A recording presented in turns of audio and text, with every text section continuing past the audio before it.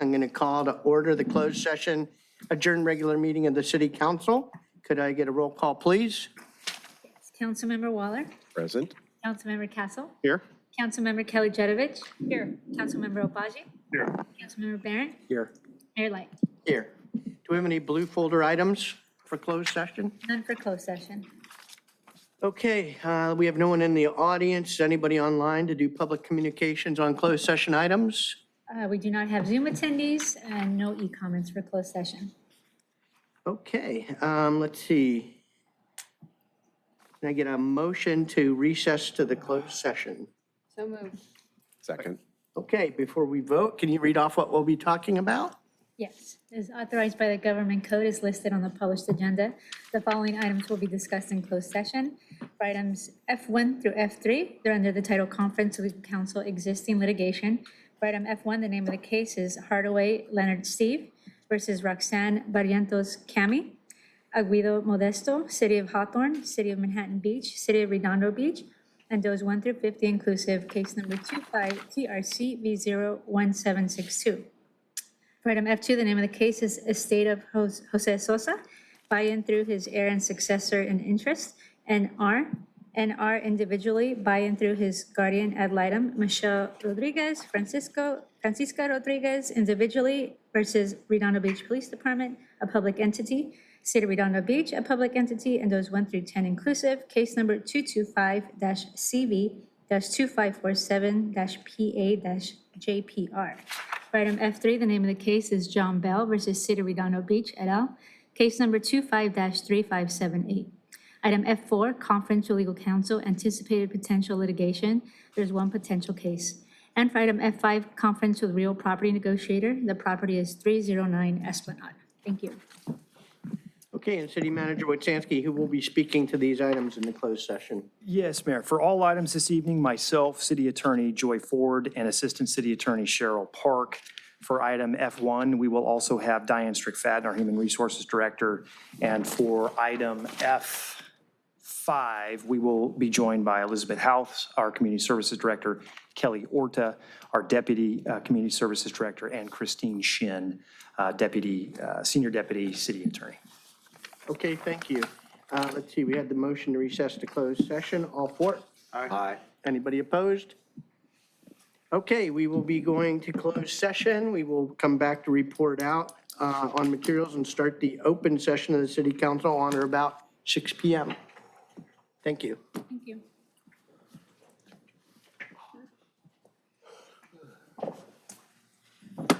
Did that put it in? No.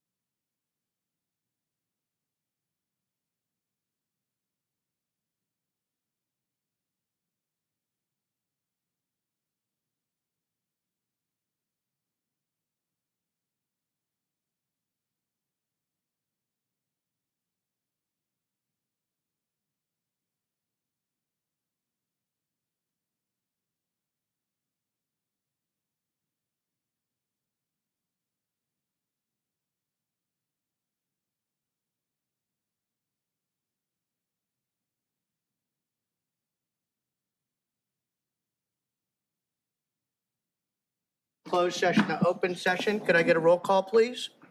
Yes, Councilmember Waller, Present. Councilmember Castle, Here. Councilmember Kelly Jedovich, Here. Councilmember Obaji, Here. Councilmember Barron, Here. Mayor Light. Here. City Manager Wojciechowski, do we have anything to report from closed session? We do, Mayor. This evening, regarding the cases listed under closed session items F1, F2, and F3, the council unanimously authorized the city attorney and city attorney office affiliates to defend the city in each of those cases. Okay, thank you. With that, can I get a motion to adjourn to our regular meeting? So moved. Second. Okay, we have a motion second, all for it. Aye. Anybody opposed? Okay, I now call to order the regular council meeting. Could I have a roll call, please? Councilmember Waller, Present. Councilmember Castle, Here. Councilmember Kelly Jedovich. Here. Councilmember Obaji, Here. Councilmember Barron, Here. Mayor Light. Here. If we have any active duty military or veterans in the office, please stand to be recognized for your service. Thank you.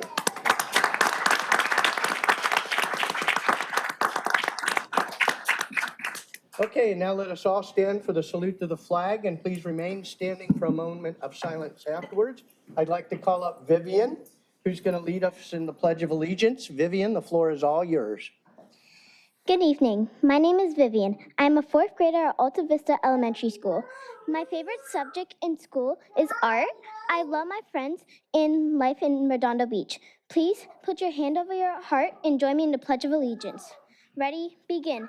I pledge allegiance to the flag of the United States of America and to the republic for which it stands, one nation, under God, indivisible, with liberty and justice for all. Please remain standing for a moment of silent invocation.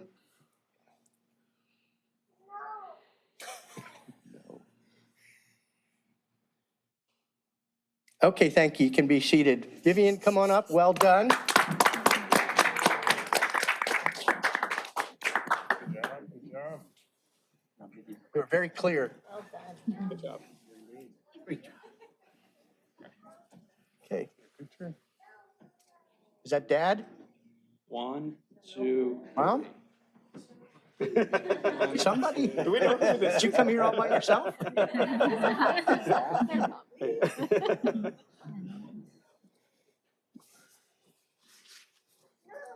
Okay, thank you, Good job. Vivian. Well Good job. done. Yeah, good job.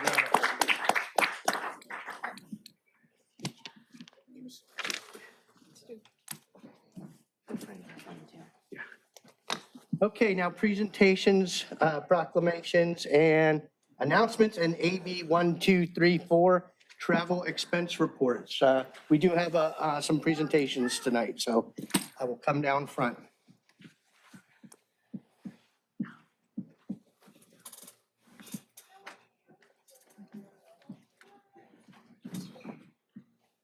Thank you.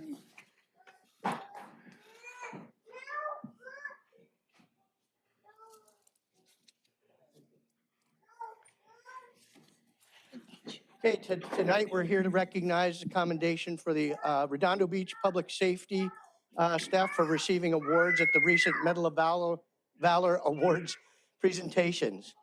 Tonight we're recognizing our very own Redondo Police and Fire Department personnel for awards they received at the recent South Bay Police and Fire Memorial Foundation's 49th Medal of Valor Awards.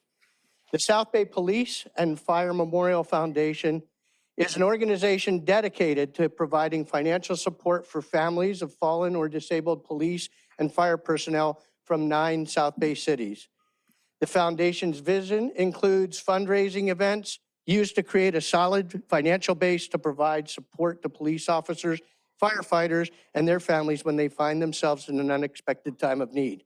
Additionally, the foundation proudly provides $1,000 scholarships to 13 eligible applicants every year. Over the years, the foundation has helped over 50 families of our local first responders.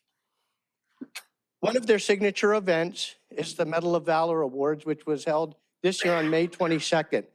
This year, we had 6 of our own public safety personnel awarded in 3 different categories, including the top honor, Medal of Valor. At this point, I'd like to call up Police Chief Joe Hoffman to tell us about the Life Saving Award and the Distinguished Service Award recipients.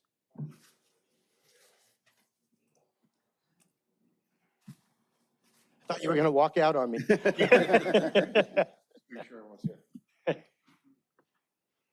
Thanks, Mayor. Could I have Officer Nicholas Villapadua come up, please?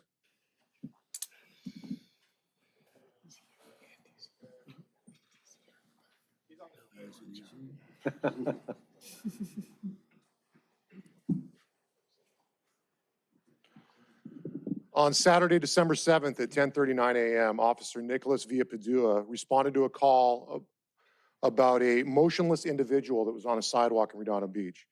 Upon arrival, Officer Villapadua found a local resident who was unresponsive, not breathing, and had no detectable pulse. Without hesitation, he immediately began one-man CPR, sustaining life until Redondo Beach Fire Department personnel arrived on scene. The individual was stabilized and transported to the hospital to recover.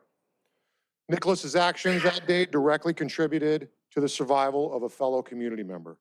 His dedication and swift action are a true reflection of his professionalism, training, and commitment to public safety. Thank you, Officer Villapadua.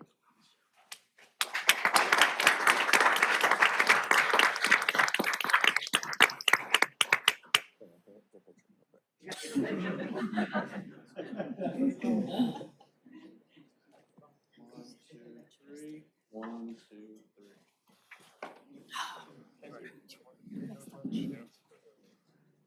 Okay, could I have Officers Gonzalez, Lichman, and Patel come up, please?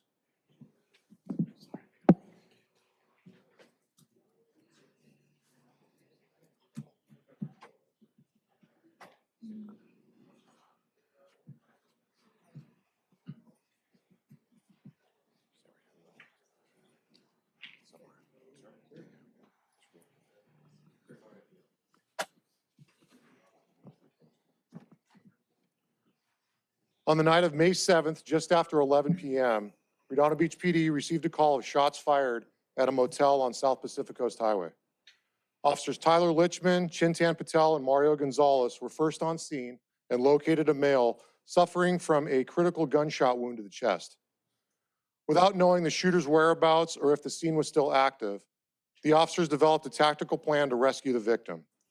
Officer Gonzalez provided rifle cover while Officers Lichman pulled the victim to safety. Officers Lichman and Patel immediately began life-saving medical treatment, applying chest seals, controlling bleeding, and monitoring breathing. The victim survived and fully recovered due entirely to the officer's swift, courageous, and highly skilled response. Congratulations.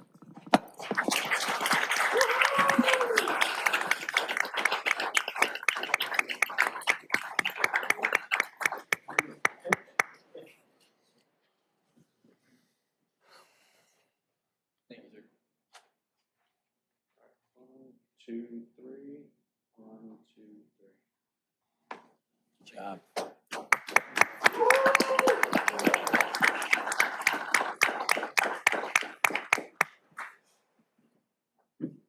Thank you, Chief, and thank you to all our officers. I'd now like to call up Fire Chief Butler to tell us about this year's South Bay Medal of Valor honorees. Chief Butler.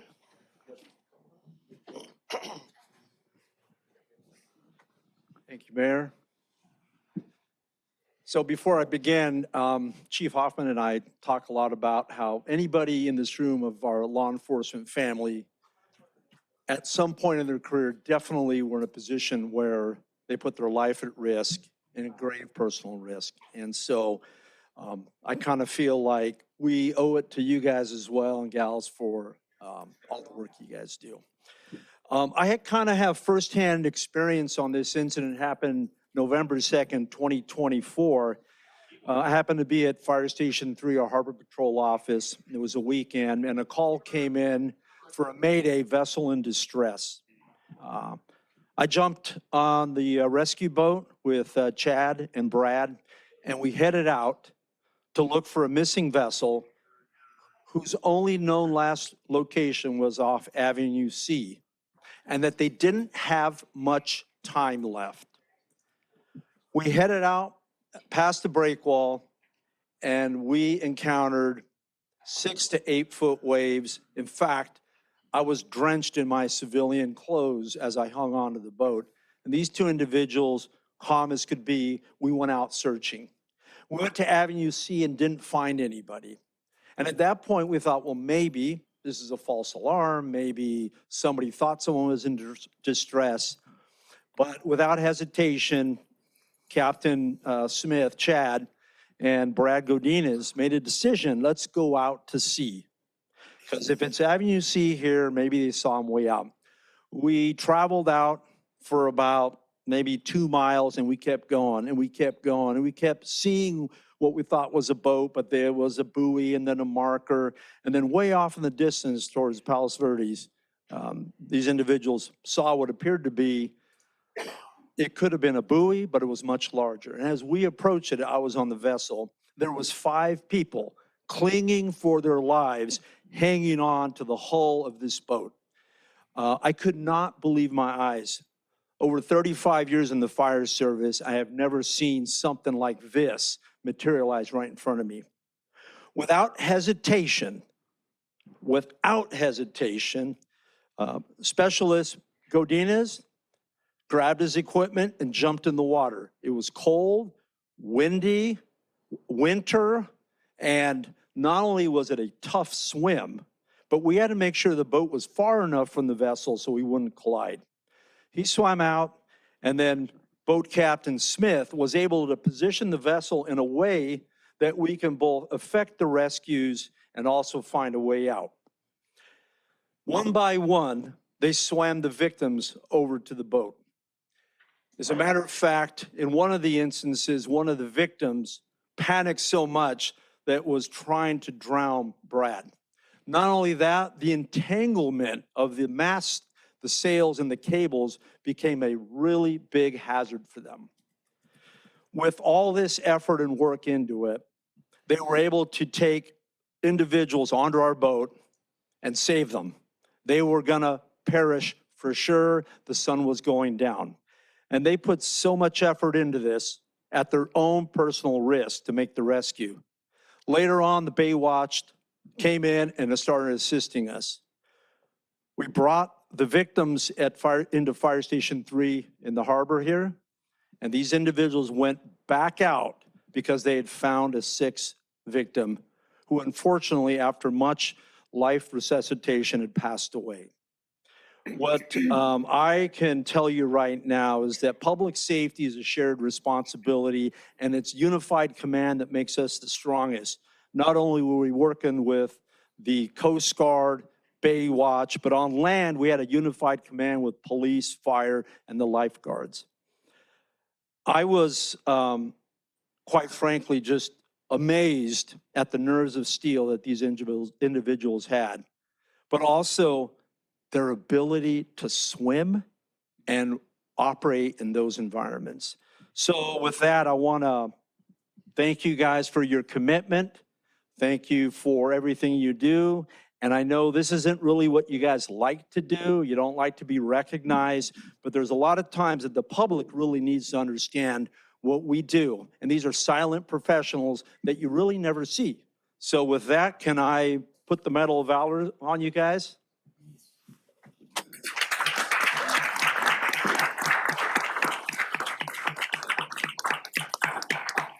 And while you're doing that, Chief, none of them had their flotation devices on, correct? So they had no way of floating without you guys swimming them over. So that made it even more hazardous.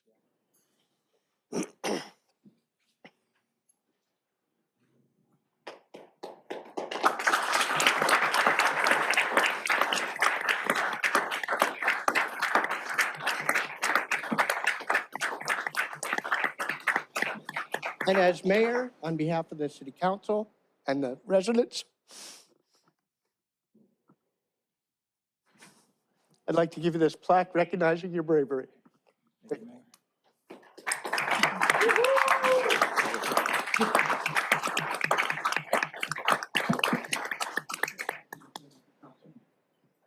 job, guys.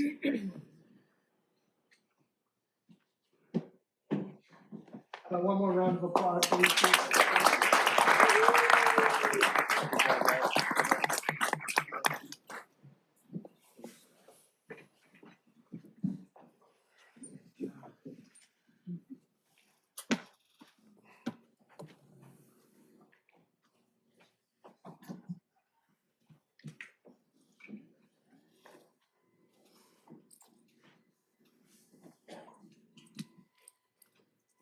Okay, now for announcements. It's been a busy couple of weeks since we last met.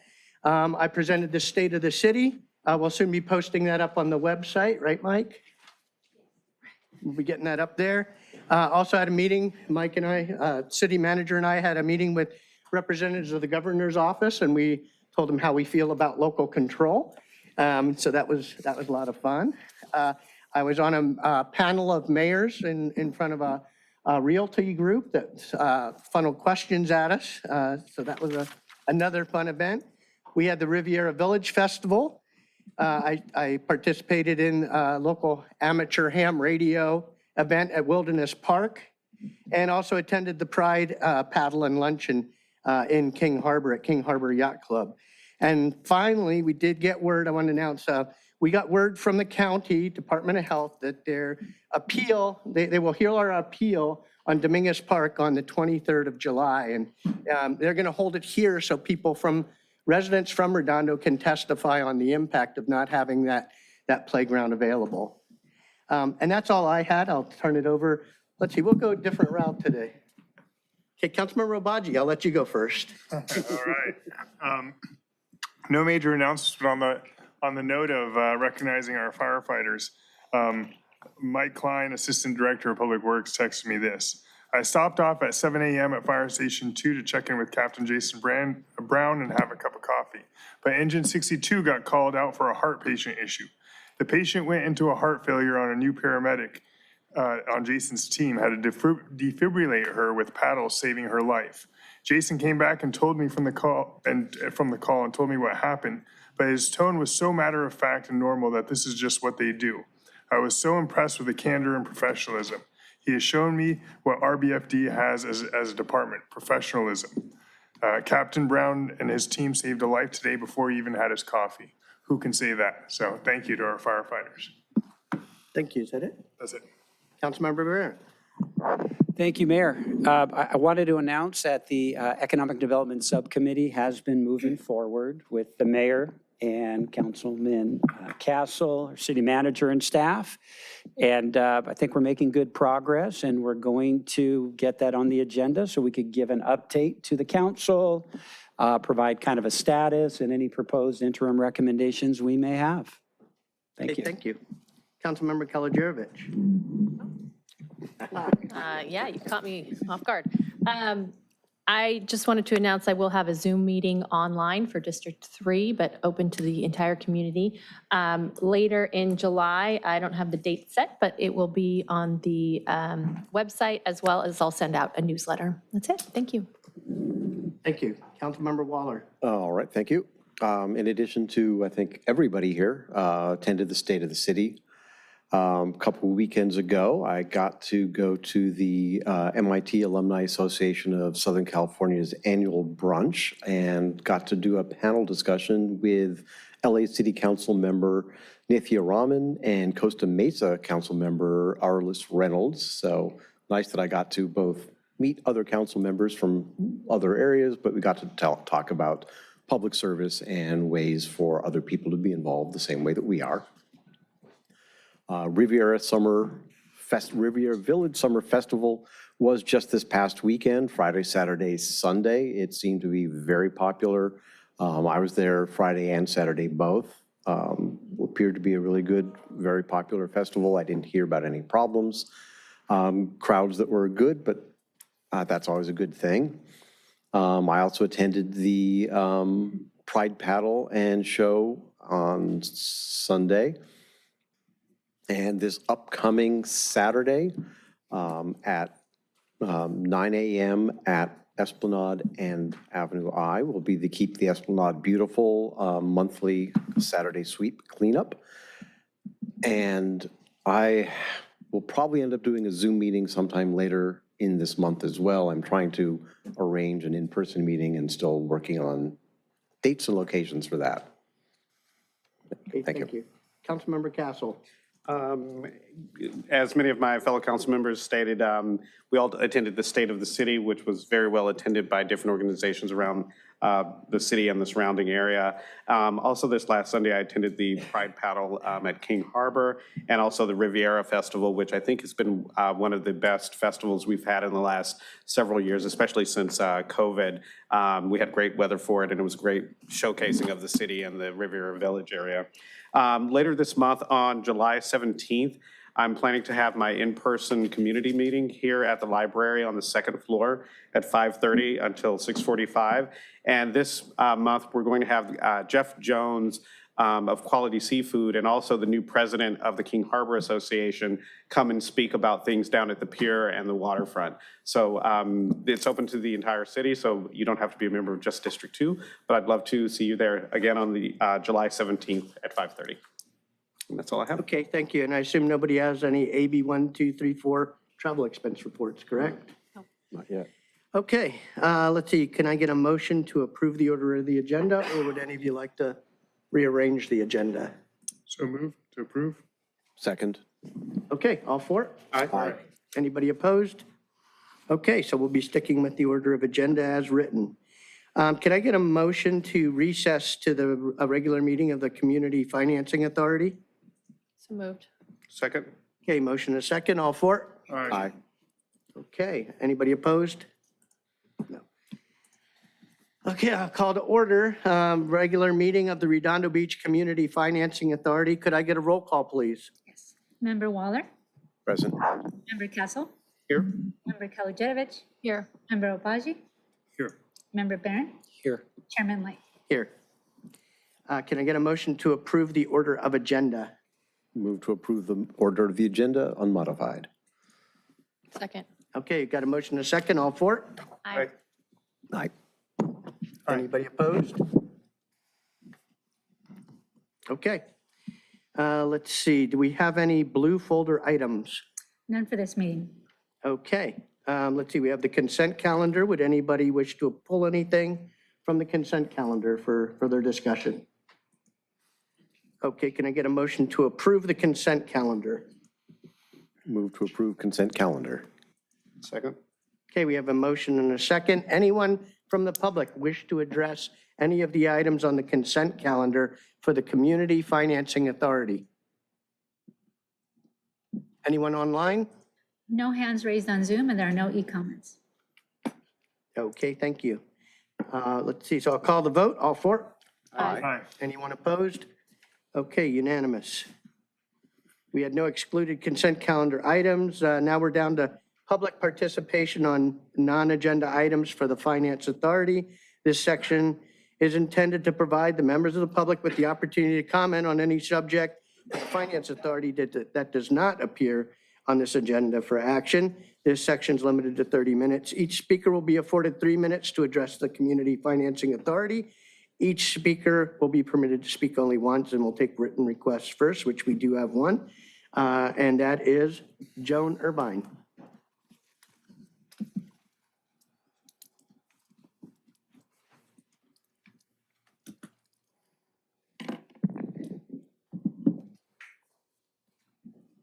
Any further?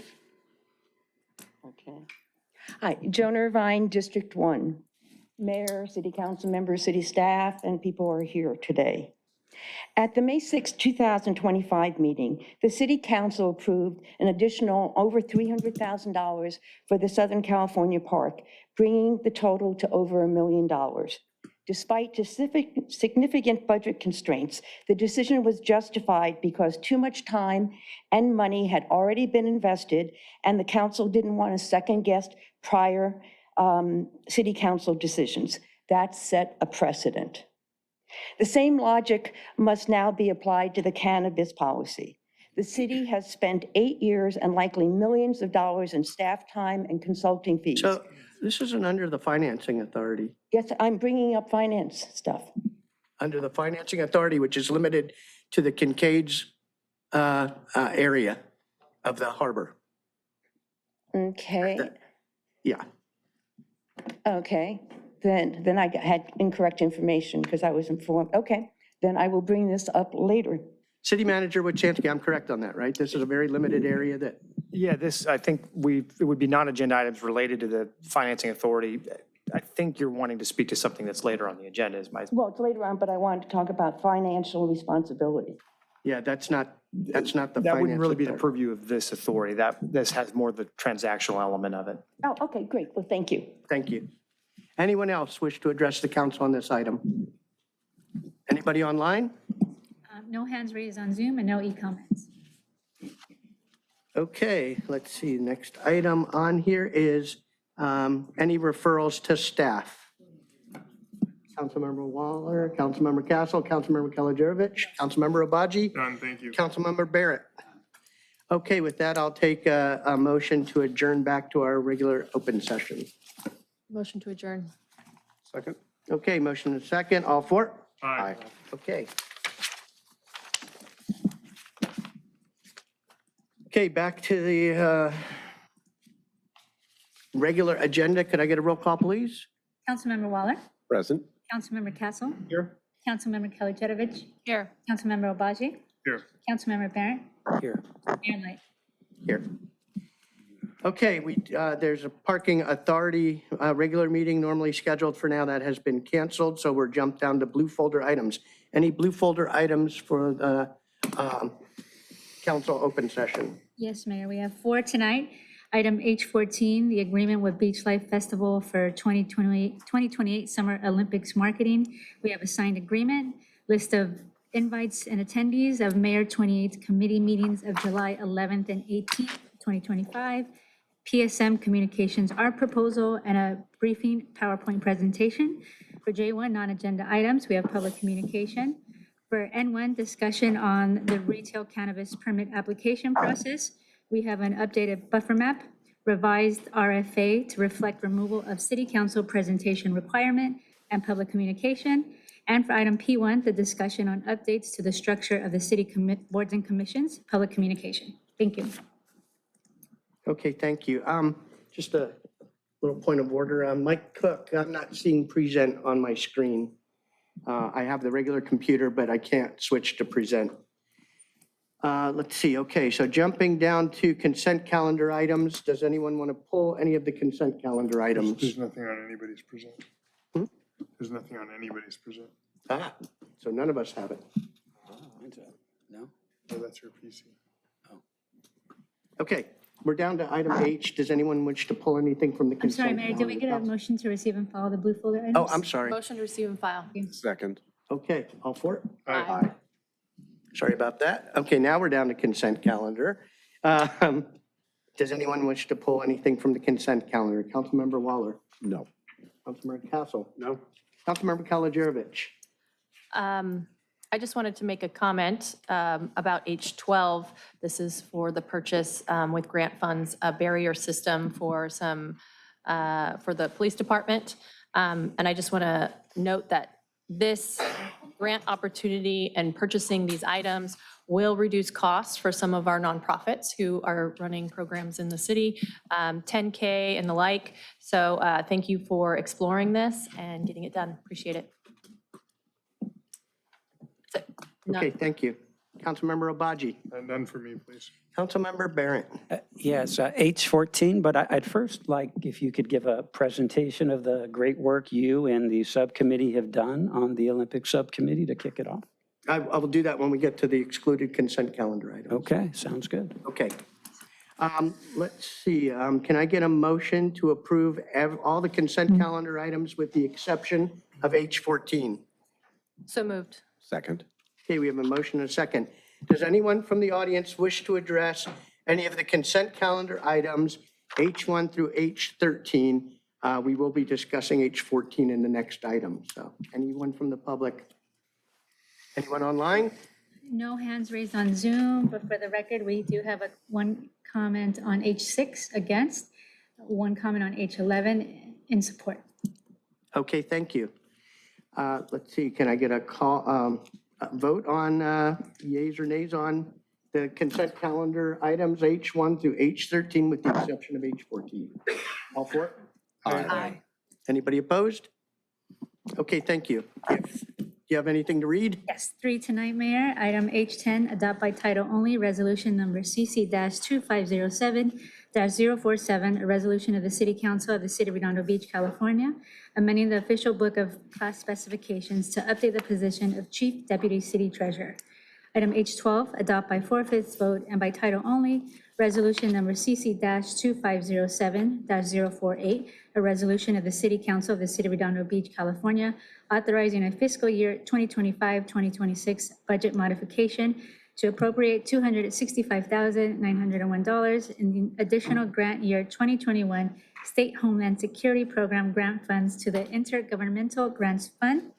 And item H13, adopt by title only, resolution number CC-2507-049, a resolution of the City Council of the City of Redondo Beach, California, amending the official book of class specifications to create the position of social media content creator and adopting the salary range for the position. Thank you. Okay, thank you. So now we're going down to I, excluded consent calendar items. We had H14 pulled. Councilmember Barron has asked that I make a presentation on that item. Please.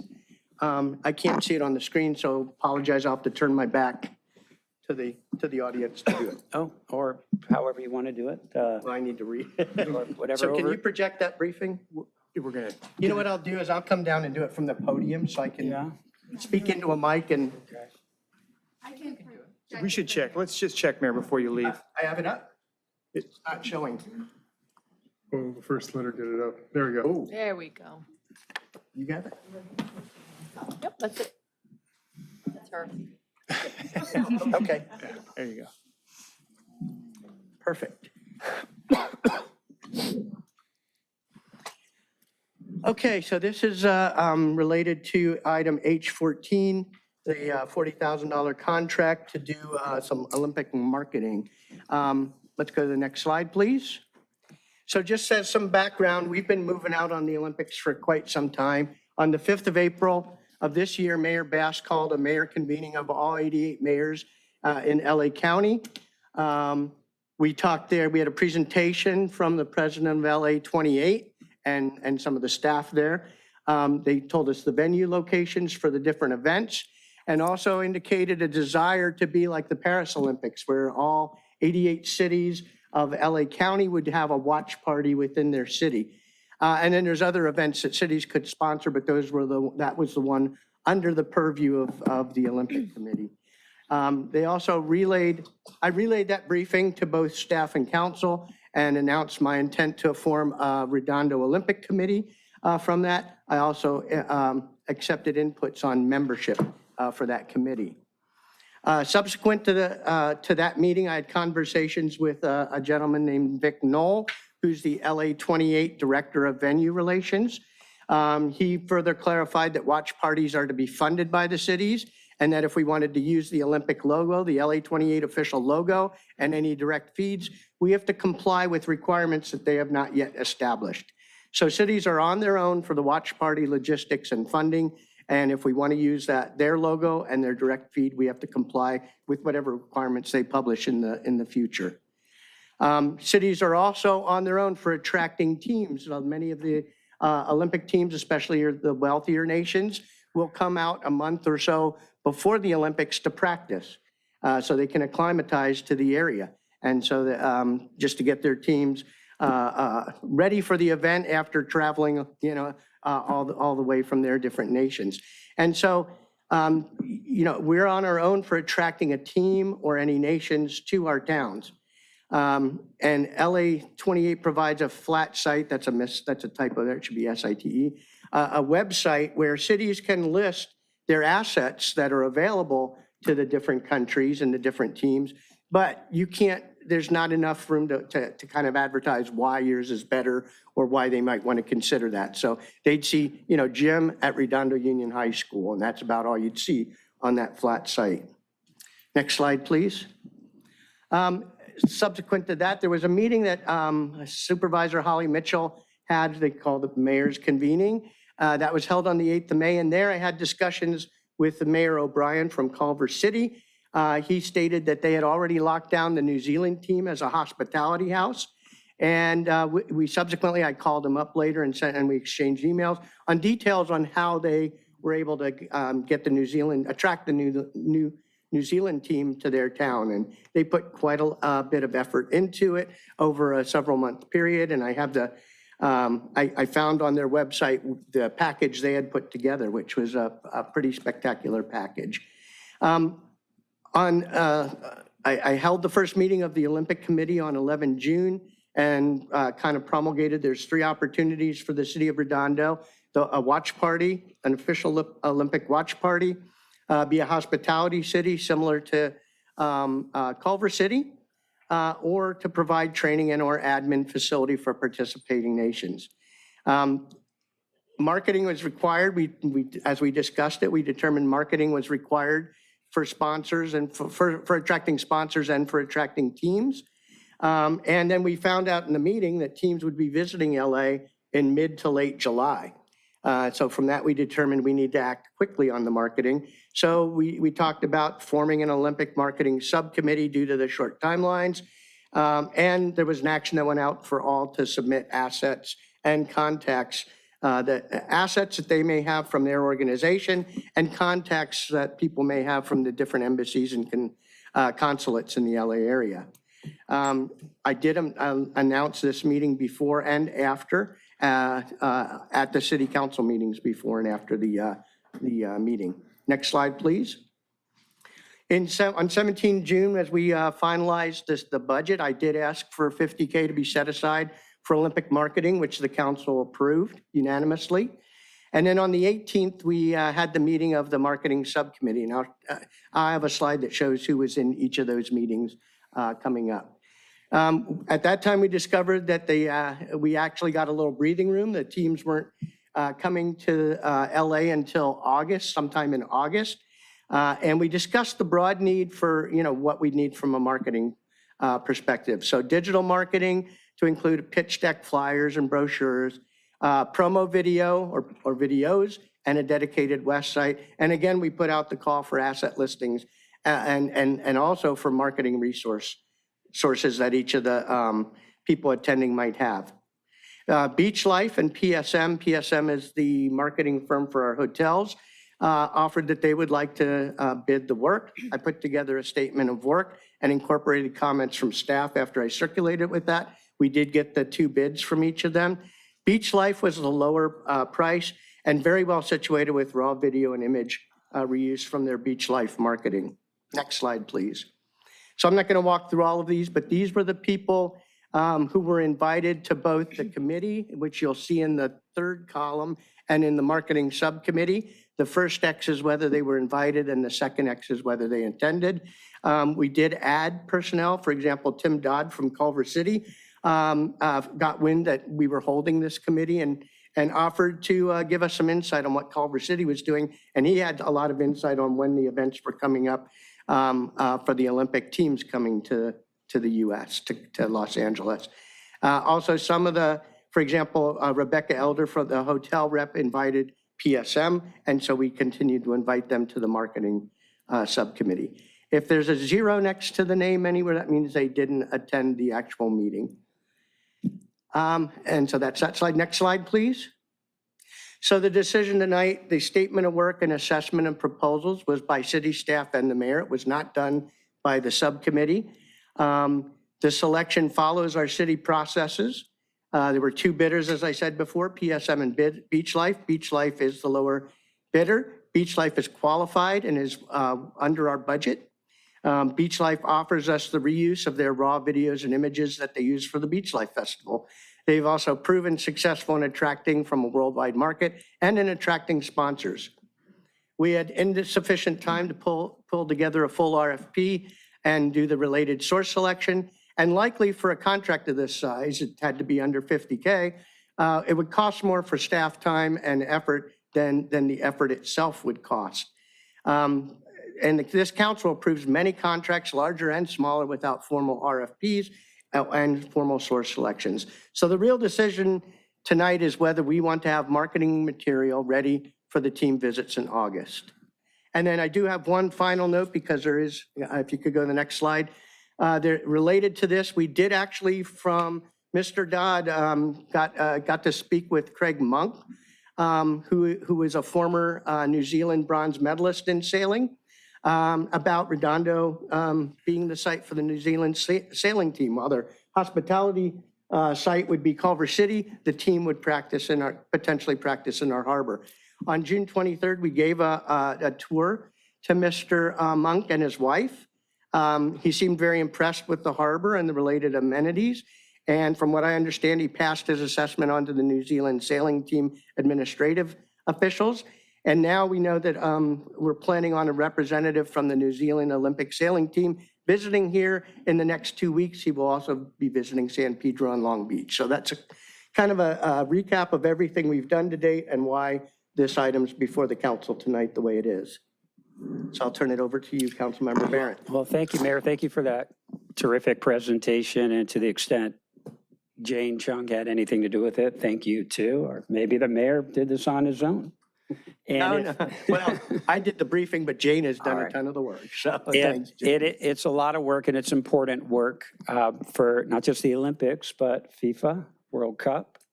And I want to commend and congratulate also the city council members on this subcommittee, Councilmember Chadwick Castle and Councilmember Paige Kaladervich. And without getting too off topic, it is kind of proof that we have a mayor who's full-time and dedicated, who cares about this city, is coming in every day and getting the job done. So thank you for that, Mayor. Thank you. I did have a few concerns I wanted to take the opportunity to raise, and I appreciate the mayor had heard me out on them, and I spoke with our city attorney as well as our city manager and council member Zain Obaji. And I thought it would be important to at least go through those quickly now, if I could, Mayor. Yes. With respect to the proposed contract in the process that's involved, there may have possibly been some tenets of good governance and transparency that may have been overlooked in the name of expediency in getting this done. And those three things are this. First, the identity of the members of the Olympic subcommittee's marketing subcommittee probably should have been disclosed up front, especially because one of those marketing subcommittee members is Beach Life. They're the ones whose contract's now being recommended for approval. And, you know, putting that information out, especially whereas here the only people who ended up bidding on the marketing subcontract were those on the marketing subcommittee. Just from a perception standpoint, open government, transparency, the public deserves that. And I would hope that would be our standard operating procedure going forward. That information now is in the blue folder, the identities of, you know, who was on this committee. And I appreciate that as I requested. So whomever was ultimately responsible, thank you, staff. Thank you for doing that. That's important. The second, and this is critical, at least from my perspective, under maybe only the rarest of circumstances, should a recommendation from a subcommittee comprised of city council members be put on the agenda without first getting at least the input of those city council members. We're a team here that's critical.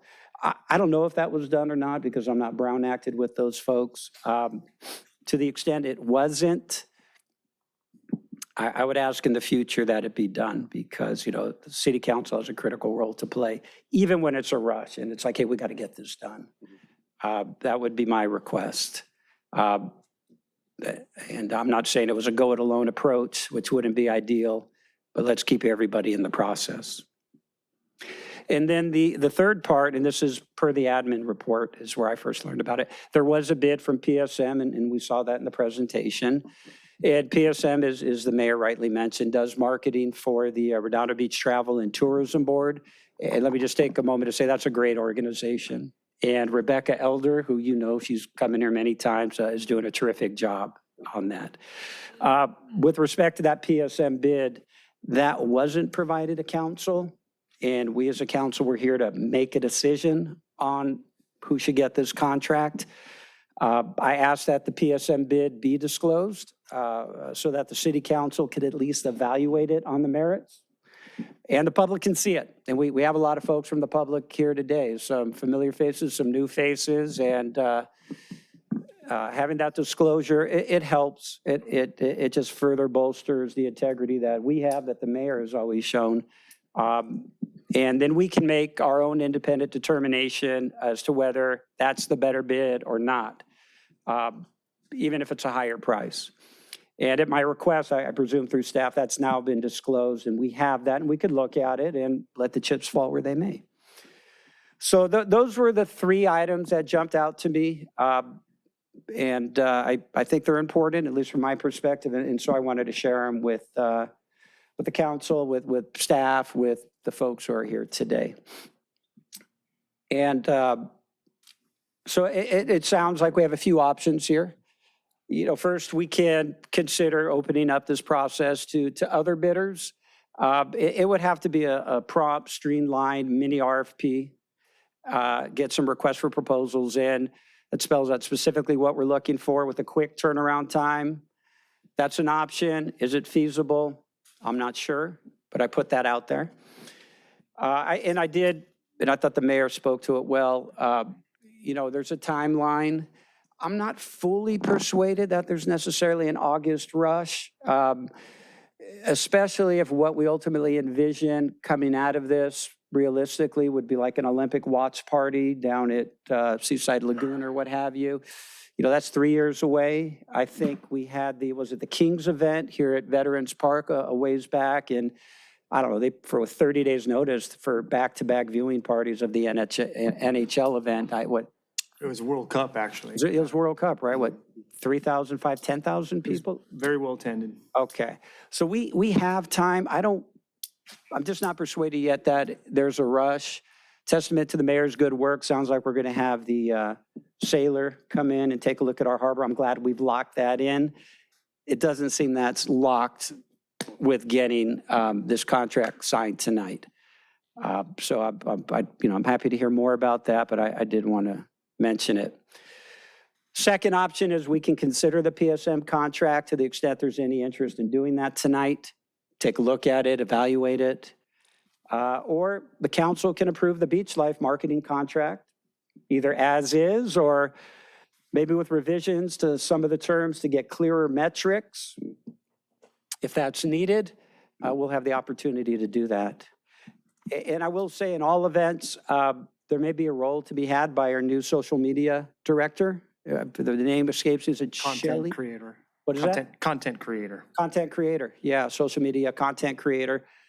Item H13 has that list of scope of work and job duties. Seems that person would be well suited. I'm not saying take over this process necessarily. We have allocated the money in the budget to do it outside, but maybe there's a way to bolster the effort and get that person involved. And I know they're doing a great job. So I mentioned that as well. So that's important. And I will say, as an aside, by the way, if there is going to be an Olympics watch party on city property and the people putting it on are doing it for profit, they're making money off of it, I think ultimately our residents will expect and demand that the city receive fair remuneration for that, whoever's using city property to put on that event if they're making money off of it, no matter how good of a cause it may be. So I wanted to get that out there now. So those were my comments and concerns. I'm not completely comfortable with the way it was rolled out. I've identified some good governance protocols that I hope will be addressed and not repeated. And, importantly, I'd like to hear from other city council members, especially those who are actually on the subcommittee, and the public and the mayor as well. So that's all. Thank you, Mayor, for giving me a little extended time to go into this. Sure. All right. So, city manager, when we don't put every competing bid on everything we vote on in this organization, do we? No. We've put much bigger bids in without putting all the competing bids for much more money over much longer lengths of time that are more impactful. if we happen to choose the wrong vendor. Case by case, sometimes we'll put competing proposals on when there's different sort of metrics and evaluation criterion that lend itself to that. But oftentimes, we'll circulate it via blue folder if there are questions or curiosities about the competing proposals, as we've done tonight. It occurs both ways depending on the circumstance. And we've selected vendors who have insight into the city that others may not have worked with the city as much. It is not uncommon for local vendors who understand our community to utilize that knowledge, that institutional memory, that perhaps content, prior content, to provide competitive pricing, and in many cases provide a service for less money than others who are just coming to the community would provide it for. That does often occur. Yeah, and for contracts of this size and this expediency, there's a number of them that you don't do full RFPs, correct? Absolutely. There are circumstances where we might solicit direct proposals. We may solicit one if we feel confident that the price is right and the experience is there. There are other circumstances where we open it to the broader market. We take many months' time. A traditional RFP for us could take 6 months to undertake. We have done RFPs that are in between that cycle as well, where they are targeted RFPs with a quick turnaround period where we might solicit and seek proposals from a half a dozen firms as an example. So it depends on the circumstance. It depends on the ultimate investment in time, the value that may or may not achieve, and the exigency of the service and need. Yeah. So for example, the recent boat ramp contract, we had, I think, 4 or 5 responders. Well, the boat ramp contract, we actually had, I think, only 2 ultimately. Oh, no, you're right. I'm thinking of the proposed bids, and that was Seaside Lagoon. And that was a 6-month marketing campaign. So time doesn't necessarily elicit additional return or interest in the work. But it did take us, if I remember correctly, I think over 6 months to go from RFP to source selection. It did. I mean, and every service is different. Yep.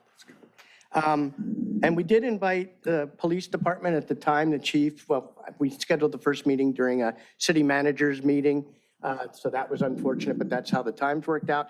But PD chose not to attend, and they certainly could have invited their, what do you call it, the social media coordinator. Well, our content creator, and I which- think that's a good idea, and we can invite her to attend in the future. There's no question that our social media content creator is going to play a role in advertising our community and would presumably in this instance assist in advertising and marketing us for potential special event purposes.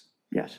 And if, Councilmember Barron, if this were just for a watch party with no nation attached to it, I wouldn't be bringing this forward to you. But the intent is, I think we've got a unique asset in our harbor. We have a very unique location that I think would be attractive to teams from other nations and the admin staff from other nations. And so I do think time is critical because as we've seen, Culver City has been way ahead of the game. I think we may be ahead of some cities and we're behind some cities. So, I'm not comfortable with the spot we're in. I wish I would have known this data earlier and started the process earlier, but we're at where we're at. And with that August date, I think things will start getting locked in as they visit towns. And if they don't visit our town, I doubt they'll consider us. So I think this is a critical timing from that perspective. So those are my responses to your direct statements there, but I do appreciate the effort you put into looking into it. Councilmember Castle. I just wanted to comment on Councilmember Barron's comments.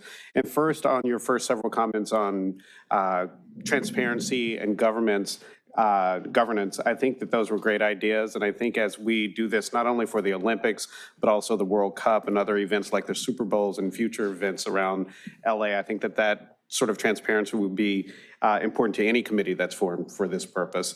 I wanted to also address your concern that, you wanted to make sure that the city was compensated for use of city properties. In my research in preparation for our first meeting as the Olympic Committee, I looked at other cities that had profitable Olympic programs. And, you hear about on the news cities that lose billions of dollars. Yes. And I want to make sure that we're not in that category and we're not doing this as a lost leader.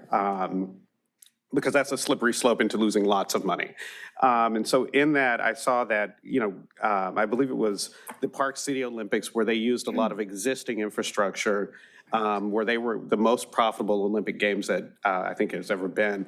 And so in that vein of thought or train of thought, I reached out to city staff, including the city manager and community services director, to see what assets we had that would be available, but also to come up and make sure that we were being compensated properly for the use of those, so that at a base minimum, we break even and ideally make some money on these. So my personal goal, what I'd like to see is we invest money now in marketing to get this going, but we get it back when the games and things actually happen.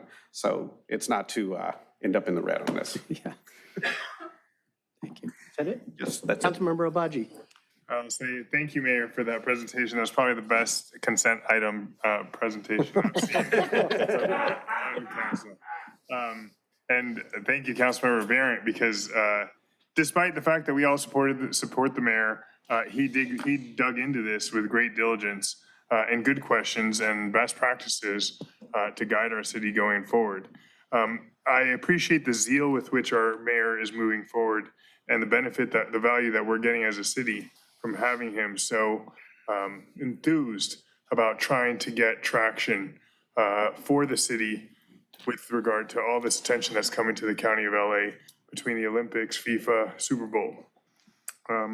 And, to his credit, the mayor didn't micromanage our budget preparation and simply ask for $50,000 for this purpose. I think it would be disingenuous on our part if we did not, allow the mayor to move forward with this with a known party. I mean, what we do know, just from being on Instagram today, I already got hit with a Beach Life ad. So we know that the Beach Life Festival is good with their media and their advertisements, and probably could put together an excellent package representing the city. And I'll also tell you from my own practice, former practice of law, when I had videos made, videos are extremely expensive, high quality videos. I paid tens of thousands of dollars for videos. I paid a lot less for campaign videos, but when you get drones involved and show, scenery around the historic library and the harbor, I think it's gonna be, profoundly compelling to teams, but it's also gonna be expensive to put together, and I think this is a fair bid. So I'd like to keep the mayor moving forward with this momentum and thank him for all the work, and thank the subcommittee for all their work trying to get great events to Redondo Beach. Thank you. Councilmember Kalajerovich. Yeah, just real quickly, I appreciate this discussion. I think there's a lot of good things that came out of this. And I want to thank you for taking the lead on this. I think there's a lot of opportunities coming for the LA region, and I hope that Redondo can be highlighted in some of those as well. But also highlighting better protocols, not just for this subcommittee and for others around big events like this, but for all subcommittees. I think there's a lack of communication that can be lost between, within the Brown Act. And so to have opportunities like this to discuss other subcommittees, I think are really important. And I look forward to doing that. And I want to thank you for bringing that up. Appreciate it. And also, I agree with Councilmember Castle here. There's a lot of opportunity here for Redondo, but it shouldn't be a loss leader. This is not something that we're doing at an expense. It should be something that is beneficial to the community. And I do see that it will be. And I also just want to reiterate and confirm with you, Mayor, that this material will not be unique for the Olympics, that it would be universal for any marketing going forward for the city, because that's where the value is. If we can use this in many other situations, I see that it's absolutely worth it. And those are my comments. Thank you. Okay, let's see, Councilmember Waller. Yes, thank you. Again, thank you to Councilmember Barrett for bringing this up. I kind of assumed that the two council members on the committee had seen this and were briefed on it. And if they weren't, agreed. Yes, I think that's a good process improvement that we need to do. With the compressed timeline that we have, I do actually believe that being ready for that August delegation presence from everybody that's coming in is very important. So I think that we need to be there. So to do RFP this out and go, I just don't think that would make sense, especially with looking at the timeline that was presented in the response, has them starting work on June 24th with a contract signed on June 30th, and today's July 1st. So that, the contract as is, I think they're already behind. I'm sure they can make that up, not a big deal. And it would actually be it's a good idea that Council Member Kaljetovich just came up with or mentioned about having evergreen content. So, have them think about it. It could still be that what they create here is very specific for the Olympics, but it's very easy to change your titles, change your logos. Instead of having the Olympics logo, it becomes the FIFA logo or the Super Bowl logo. And I think that's a really good thing for them to think about as they get started, so that when they create content for us, that it would be evergreen. We can't use the Olympic logo. Well, okay, Until we get their the LA blessings, 28 logo. Okay, thank you. Thank you. Appreciate that. Councilmember Obaji. I just want to ask City Attorney Ford, have you had an opportunity to review the contract and, approve it as to form? Yes, Okay. And you're comfortable with us moving forward with it? yes. All right. So I'll make a motion to approve. Okay. Can we get a Second. Did you second that? I second. Okay, and then Councilmember Barrett, you had your hand up? I did, thank you, Mayor. Just for the city manager, do we still have that, was it the Stifle video, bond underwriting video that was done a few years back? That thing, I understand, covered a lot of content. We made an investment, and if we do have it, can that be provided either to our media content director and or whomever may get this contract for use as needed? Yeah, it is our video. We do have it. We were fishing out of the archives today, last I checked. I'm not sure if Stephanie confirmed that we actually did put our hands on it. Luke, do we have it? We do have it, and we will circulate it to the committee. And ultimately, if we do have a vendor in this sphere, to that operator. Okay, good. And in the Beats Life proposed contract itself, it wasn't clear in the admin report version of the contract whether we'll get actual invoices for the works being done, so we could kind of track, again, open government, good governance, that, they're actually doing this work. It looked like we had something in the blue folder where maybe that was modified. No, the blue folder was just the signature, the vendor signature. There were no changes to the contract from what you received in your materials over the weekend. Okay. So the Exhibit A, which describes their scope of work, is still the same, as is their term and time of completion, which is Exhibit B, and then their compensation schedule, which is laid out in Exhibit C. Those remain what you received on, what was that, Friday, I believe. Okay, thank you. Yes, the contract itself doesn't specify that we get detailed invoices, but the offer and the proposal does, and we attach that Yes. to the contract and Okay. reference it.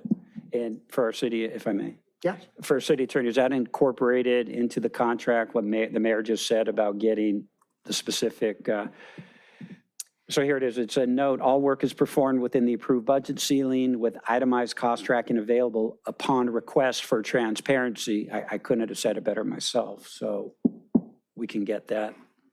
I don't recall reading that specific line, but if it's in there, then it's incorporated. Okay, yeah, That's why I incorporated. all right, let's be sure we do that. Okay, thank you, Mayor. Thank you, Ms. City Attorney.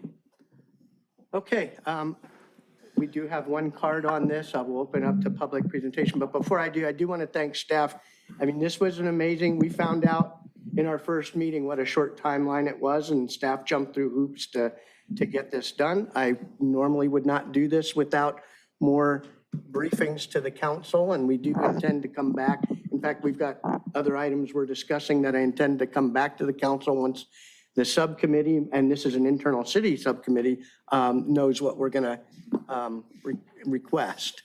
Or how we're going to manage the effort in the future to ensure that there is some profitability for the city and it's not a net loss. I will tell you, having dug into this now, that had we gone for an event, it would have been a much riskier, our ability to recoup costs if we actually stage an event here, like open water swimming, would have been much more questionable because of the security. You have to shut down businesses in a certain radius. We'd have to have boats out there. So things like that, I'm actually somewhat relieved that we weren't going to get an event because it would have been a major cost to the city with dubious, questionable ability to recoup that expense. So I am confident, though, that if we do this right, any one of these will make money for the city in the end. Let's see. So with that, I'll open up to the public. I have one card, Wayne Craig.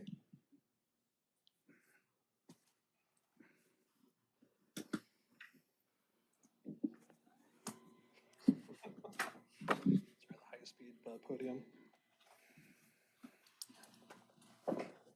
Good evening, Mayor and council members. Government is supposed to be transparent. It must be forthcoming about how decisions are made, how public funds are spent, and how policies are developed. This includes everything from budgets and projects to committees and contracts. That's why I'm talking on this item tonight. Like many in the public, I was surprised to learn through a newspaper article, not through any formal city communication, that a committee had been formed, apparently to pursue Olympic-related business opportunities in 2028. Most residents had no idea this committee existed, and we actually learned from a newspaper article that certain groups were invited to participate.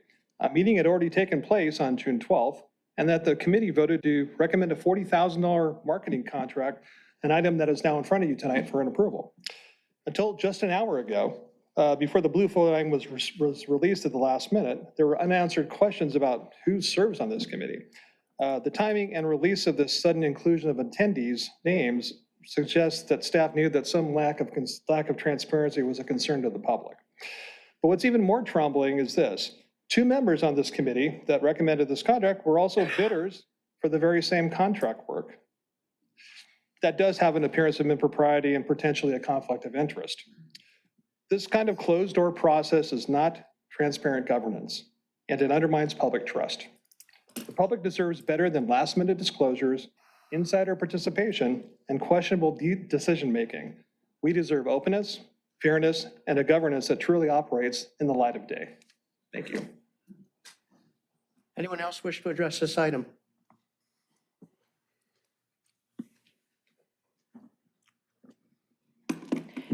Joan Irvine, District 1. I wasn't planning to talk about this because Lisa Happy is the president of Keep the Esplanade Beautiful now, but she's out of town.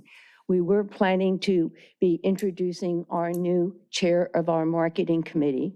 And because we, as Keep the Esplanade Beautiful, are looking at the LA 28, the Super Bowl, and also the World Cup. Because one of the things, as you see this from the Tourism Committee, they feature the Esplanade and the beach around the Esplanade almost all the time. So we've been taking a look at what can we be doing as a nonprofit, as a community organization, to help the city, to be there as just one of the soldiers that is there helping this.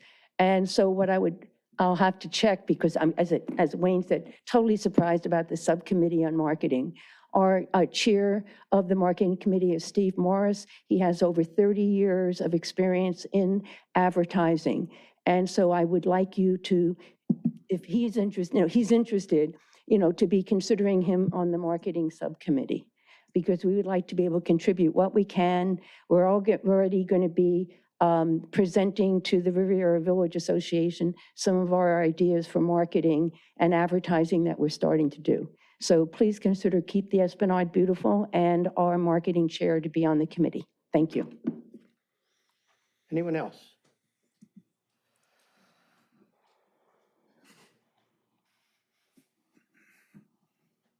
Good evening, members of the council, staff. Eugene Solomon, District 1, speaking to you as a resident tonight. This agenda item is the reason why I became involved in city politics. This is not okay. It's not. Having meetings with no public input, making decisions. There's no minutes. This committee itself, there was no presentation to the council or the public about who would be members of the committee, how they would be approved to be members of the committee, the composition of that. None of that happened. It's not okay. I understand the urgency, and I'm not upset about what we're doing here tonight, but the process is not okay. The end does not justify the means. You have an urgency? Understood. You have a problem with the process, though. You don't need a lengthy RFP for this. We do RFIs for the city all the time. Request for information goes out, get quick responses, turn around very, very fast. We did that for our banking contracts. We did that for municipal advisors. We do it all the time. Yes, the department has discretion to hire contracts and put those contracts in front of the city council.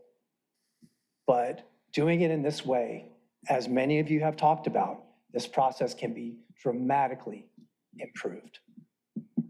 This was the reason I got involved in city politics, because there used to be meetings down in the harbor, like a shadow government, where things being discussed and determined, and then being brought before council and approved. And I understand it's a learning experience for all of us.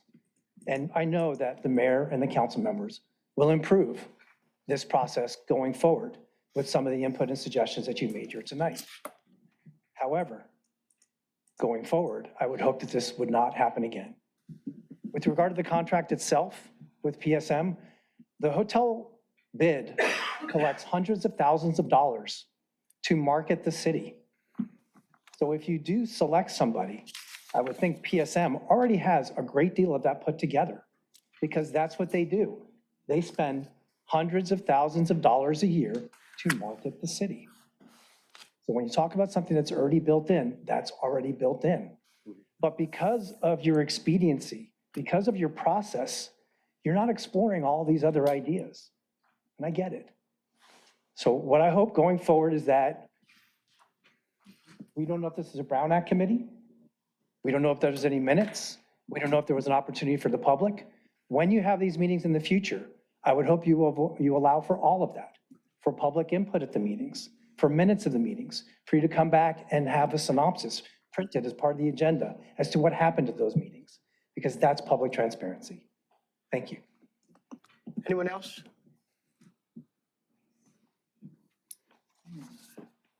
Well, Mayor, City Council, staff, Mark Hansen, King Harbor boater. That's normally about as much introduction as I do, but this one's bigger and more fun and more exciting. I am a proud member of both of the sub committees. I'm super excited. I hope I can bring a lot of assets and communication to the group.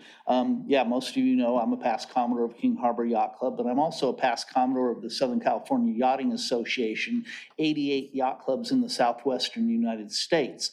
Most of you, I think all of you know Lee Collar. He's the current Commodore of the Southern California Yachting Association. So Redondo Beach is well positioned to talk to this whole part of the country and even to the United States Sailing Association, because I currently serve as the area representative for the United States Sailing Association for the four southwestern states. I also serve as the Government Relations Committee for the Southern California Yachting Association and the Association of Santa Monica Bay Yacht Clubs. I'm the chair at both of those, and I also serve on government relations for the United States Sailing Association. So normally you guys meet me up here and I just say, oh, I'm a boater, and I start talking. But this is exciting because I've got a lot of contacts that hopefully we can bring to bear to help us here. I can tell you, when I was talking with Tim Dodd and Craig Mock, when we took them out, we speak the same language. Olympic boats are all small boats. Lee Collar has a big sailboat.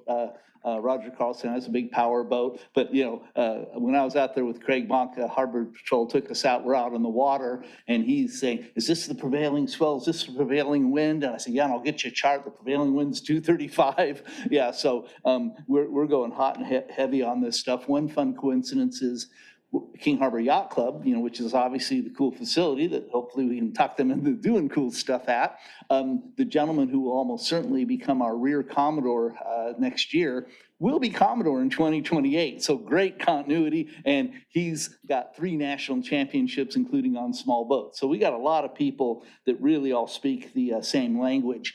I did have a sense that we got to get moving on this stuff. When I met with those folks, I brought them a whole list of the King Harbor Yacht Club assets, aerial views of the club, and everything fun you can do in Basin 3. So yeah, we are going to be competing against other cities and other clubs up and down the coast. And I agree when the mayor was responding to Councilman Barrett, and great points, absolutely great points to bring up. I'm so glad that as a consent calendar item, it was brought up so that the members were on it, could make you guys feel comfortable. But if it was just the watch party, no big deal. But if we're gonna particularly try to do training, yeah, I have a sense that we got to get on this. The sailing venues were announced yesterday, so things are about ready to absolutely explode. Thanks so much. Thank you. Sure. Anyone else? Yeah, I was just going to say, quick point of clarification, if I could, for Mr. Hanson. Mark. Mark, no problem. I was distracted by. You were distracted. You're Mr. Hanson, you're on both the Olympic Subcommittee and the Marketing Subcommittee. Yeah.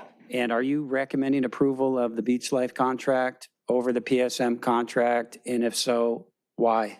Easy one to answer. Those guys have all kinds of videos and aerial videos. I mean, they got all this stuff already done. When we met with them, I mean, quite frankly, I'd seen a lot of it like you guys had seen, but when he started listing everything they had, it went beyond even my understanding.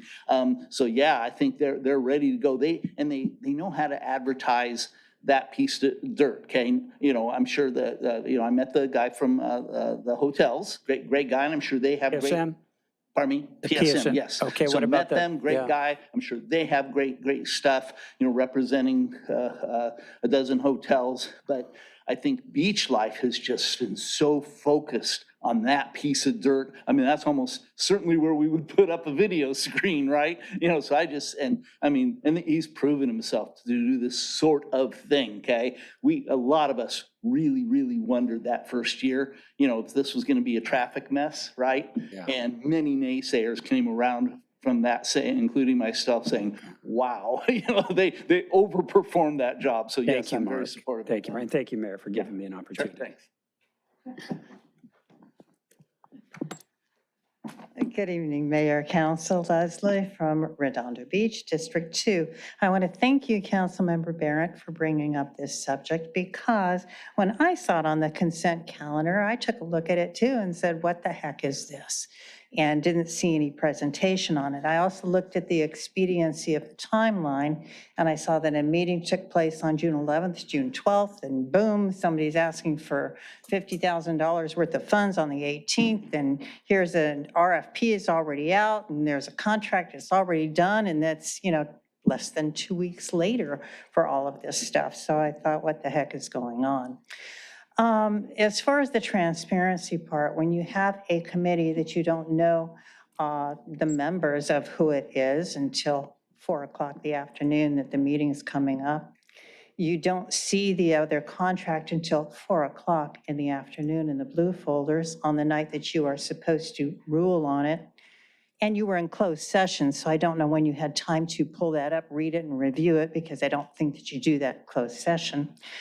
Then while time might be of the essence, I think it might be prudent to maybe just hold off on a week to make sure that you review the other contract and make sure that it's an apples and apples comparison, and that you talk to yourselves and you chide yourselves about not following the right process or protocol just because of expediency. I want to thank you for that, Councilmember Kalujetovich. Is that it? You got it. Thank you. Kalujetovich. Yeah, you did. Okay, everybody, Kalujetovich, repeat after me, for bringing that up. And the distraction behind me, really, I wish that somebody would adhere to a code of conduct quickly and expediently, as quickly as this was put on the agenda. Also, with respect to the proposed recommendation, I wish you'd take another week just to take a look at everything, because the proposed suggestion as to who to award this contract to is somebody who sits on the committee, an entity who's on the committee, an entity who's on the subcommittee, and where you held the meeting at. So it really kind of doesn't look like it's totally on the up and up. Please give yourselves at least a week to review all of that before you make your decision. Thank you. Anyone else? Okay, anyone online? No.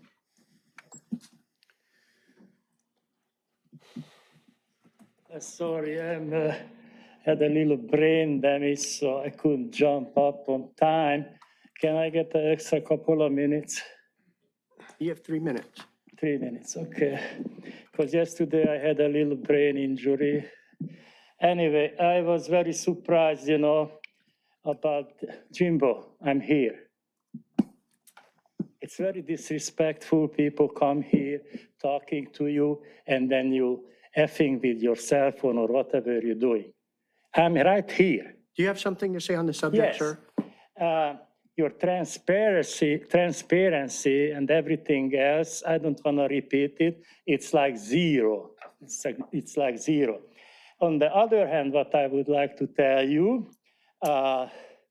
in my opinion, and I'm not a very educated dude, no city, no country made any profit of the Olympics lately. The Olympics lost its charm or interest when the Russians and the USA were against each other, the communist blocs were against the Western states. So it's like the most interesting part of the last Olympic was the disturbance at the very beginning. You know what I mean? I cannot even tell you I watched any Olympics in the past few decades. And on the other hand, Jimmy, I'm still up here. Don't be disrespectful. You have something to say on the subject? Yeah. Okay, then Pay please say it. attention. Pay attention. So going back to the 88 city that's gonna compete with your city, that's already a big competition. I would just keep my money and, see how can I improve the city? Like somebody could open a place, How are you gonna show like the crab shack to the people? #1 location in the United States, Redondo Beach Harbor, paid and built by the United States of America. And what you do with it? What you do with it? Having worse buildings standing there, also used to be known as crab shack, could be bringing thousands a day to the city, and then you ignore that, and then you come up with this, we're gonna house this and we're gonna house that. They go to the Olympic Village, dude. They go to the hotel, but is the cheaper and closest to the events. All this childish BS, we're gonna make money on the Olympics. Think about it. Make money on the crab shack, killer location. You let it run down that one. You're missing dinero. Time's up, sir. Thank you. Anyone else? Anyone online? We do have one hand raised in Zoom. Marcy Guillermo, you can go ahead and unmute yourself and begin. Yes, good evening, everyone. Just wanted to say I ditto Wayne Craig's, Eugene Solomon, and Leslie Campegi's comment. The process is not okay. We need transparency, and we need to exercise proper due diligence. Thank you. Okay, anyone else? No other hands raised. For the record, there are 4 e-comments, 1 neutral and 3 against. One what? Neutral? Okay, thanks. So I'm going to comment on this a little bit. I find it amazing that here we are. That there's a team, their team coming out in August. You can't turn around a marketing campaign in 0 days. And I would expect people to be rejoicing that the city is moving forward expediently on this item. And this is not just me, this is city staff working with me. This is following city processes. And yes, ideally, if we had more time, there would be a lot more meetings where we'd brief all of this. And in fact, that was the plan until we found out the schedule. If you look at it, we met the day after the last council meeting of the month of July. We didn't have time to call an emergency meeting. We didn't have facts until just recently. So, we're moving out expediently. We're following all city processes. We approve dozens and dozens of contracts without going through any of this stuff you're asking about. There's internal city committees that are putting together RFPs. There's RFPs that go out. There's source selection committees. There are proposals that never get published for everyone to inspect in the city's agenda. And if we did that, we'd get bogged down and never get anything done. So there's a balance between the need for expediency and the need for transparency. I'm a very transparent person. I put every piece of data up there for people to see. This is the first opportunity since the 18th when we had the marketing meeting. Several have remarked on the fact that Beach Life was at the marketing meeting subcommittee. Well, so was the other contractor that bid, and they bid higher. So we picked the lower one. There's nothing hidden here. There's nothing nefarious. This is just about wanting us to have the best opportunity to have a great Olympic experience when other cities are moving out and some have already captured teams when we have a limited timeline. Yes, if we were just doing a watch party, it'd be easy. We'd sit back for 2 years and then wait and find some sponsors, which may not be available by that time, and then move forward on it. But that's not what we're looking at here. We have 3 opportunities. 2 of them require marketing by August. And if we miss that, we're further behind than we are today. So nothing nefarious, just trying to put Redondo in the best possible light for less than $50K that was approved by the council, that was approved publicly. And to those who say they didn't know about this committee, I've been announcing it since we had the meeting with the mayor of LA. This has not been transparent. In fact, I've had people asking if they can be on it. So, and we took some people that asked, and so it was very open process. There's nothing hidden about it. The Easy Reader knew about it because I talked about it here. So I will close it with that. I appreciate all the comments. My intent is to be as transparent as we get some breathing space on this. We will be more transparent. In fact, like I said, we're already talking about some organizational constructs to ensure that there's checks and balances on the money side. And those will come public after the staff and myself and 2 of the councilmen come to something that we can recommend to this body and to the public. So sorry that we can't control the timeline of when teams are coming to visit. Sorry I didn't get on this last year, but nobody was, and anybody could have been. And we're at where we're at. So I would ask the council for your support on moving forward with this so we can put our best foot forward when those teams come out in August. So with that, I will. Okay, it's quick. Councilmember Barron. Thank you, Mayor. I just wanted to hear from the 2 city council members who are on the subcommittee. What do they want to do?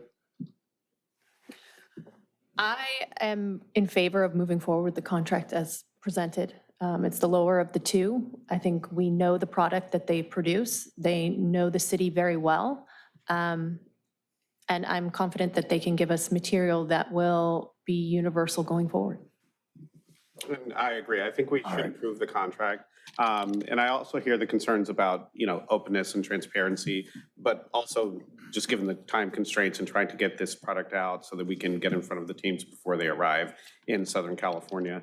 And then one other point I did want to add, in addition to Beach Life, the other company is also still a member of the Olympic Committee. So it's not as if just by going with one vendor in this specific piece that it would be to the exclusion of the input from the other vendor as well and sort of marketing the whole city. So I'm just going to add that in.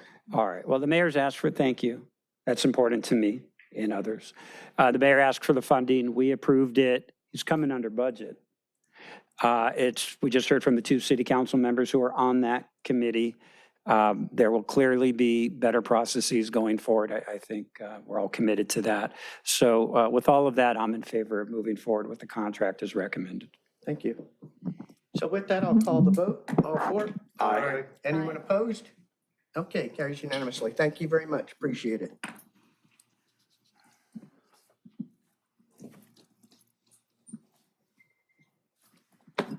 So that concludes the excluded consent calendar items. We'll be jumping to public participation on non-agenda items.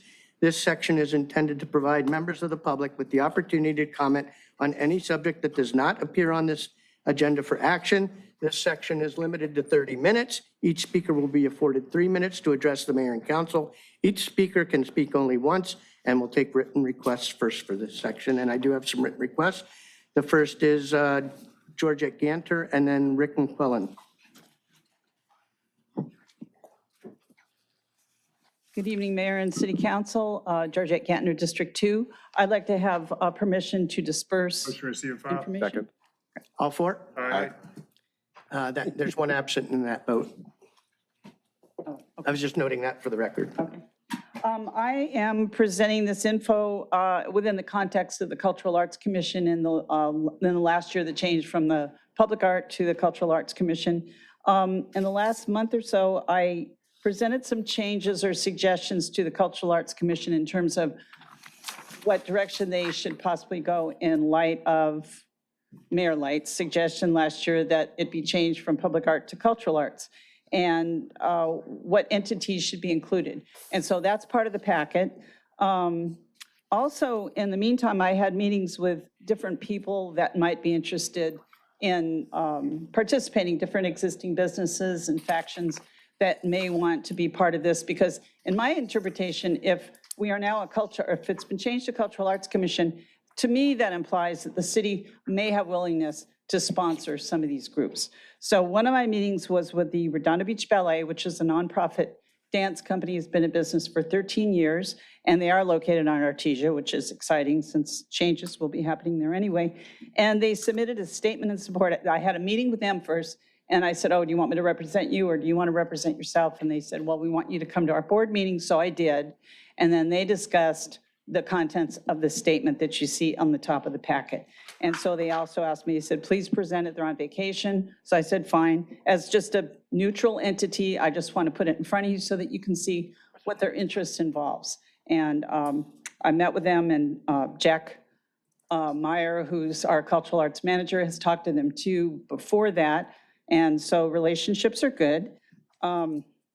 So I just thought you would be interested in seeing that. And also at the end of this presentation, there's more examples of how the city of Pasadena is presenting itself in trying to get, promoting itself to get business. So again, I had emailed, I don't know if everybody got the email that I sent on, I know I got to do you guys before, again, with the city of El Segundo and its promo and how they're presenting themselves. So it's just some ideas and inspirations possibly as we go forward in light of everything that you're speaking of tonight. And I hope it's helpful. Thank you. Thanks. Okay, Rick McQuillan, then Jim Mueller.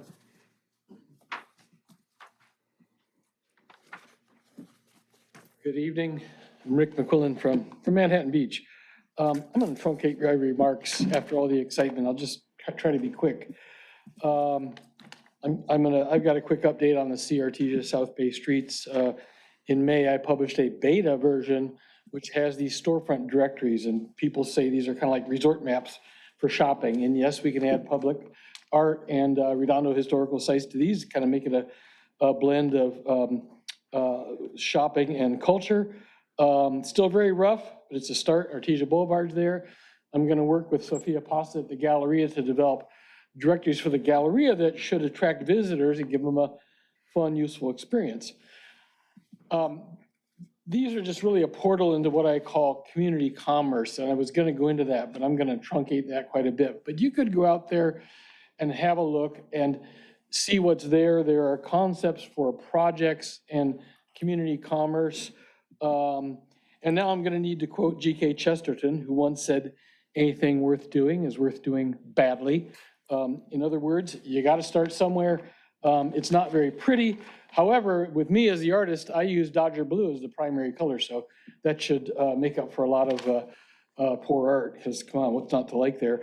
So it's kind of embarrassing for me, but you could take a look out there and see what some of the concepts are. And the idea is that both merchants and customers can define larger projects for commerce and allow that customers can allow merchants to solve their problems, basically. And let's see, well, the idea is to tilt shopping back from online shopping to local shopping and doing it right here. So my vision is an attractive, lively Artesia Boulevard. In addition to the local businesses, I'm going to be asking Skechers and Target and Macy's if they'll try to do a little annex. We'll see what happens there, but it'll be fun to try. My vision is that people will come from all around to see and experience Artesia Boulevard, and they may want to copy us. So that's it. Thank you. Thanks for what you're doing. Appreciate the update. Thank you. Jim Mueller and then Jess Money, and that's the last card I have. Jim Mueller, District 5. Good evening, Council. It's always a privilege in America that we can speak before you. I love the Budget and Finance Commission, and the Budget and Finance Commission loves me. Why? Because I'm the only citizen that attends their meetings. And even the last one in June, when the commission was studying the 25-26 proposed budget in order to do their job of advising you, the council.